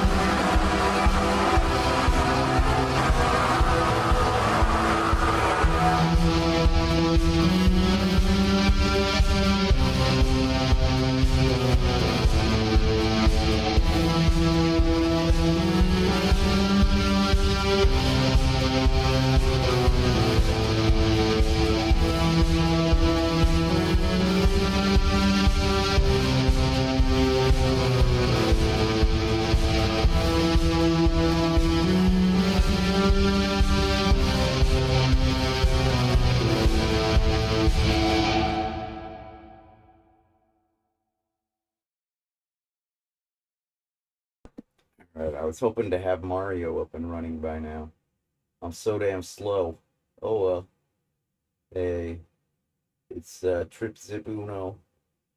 His Zotliness here on the Bright Idea Records stream on YouTube, the Video Games and More stream on YouTube, the JJ Styles Rock stream on YouTube, the JJ Styles 3 zeros and a 1 Trip Zip Uno on Twitter. We're also on JJ Styles Trip Zip Uno on Facebook, JJ Styles Trip Zip Uno on Instagram. I think that's about it. Those were just some of my remixes of Daft Punk. I added some guitar, some digital guitar. It was that thing that I was playing with in that last video that you saw. Let me see if I can get rid of the cropping on this. I think I'm not using any cropping. No? All right then. I was trying to show you how I guess I'm trying to show off. I'm like showing off my built-in mouse pad. See? Oh, you can't see here. I was like showing off how my chair's got a built-in mouse pad. Gangsta. That's dope. He's got a mouse pad for an armrest. You know what I'm saying? Know what I'm saying? Alright. Let's get Butterfingers. We're gonna get back to the achievements right now. On the double, pronto. You know, I'm doing this Mario trip right now. Alright, and that's cool and everything.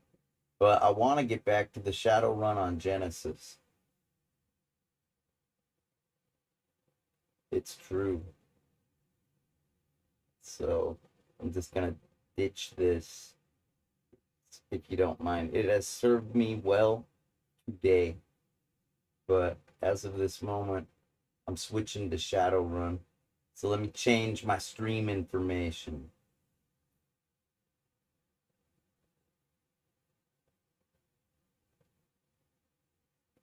It says Super Mario 64.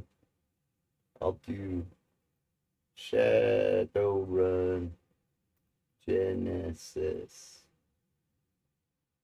/ Megadrive. And I'll also leave that the way it is. Everything is updated. Now I will turn all my streams off. And now I will turn all my streams on, initiating some kind of new, hopefully it does a new, post under a different name so this shit can be manageable somehow. So I'll say goodbye.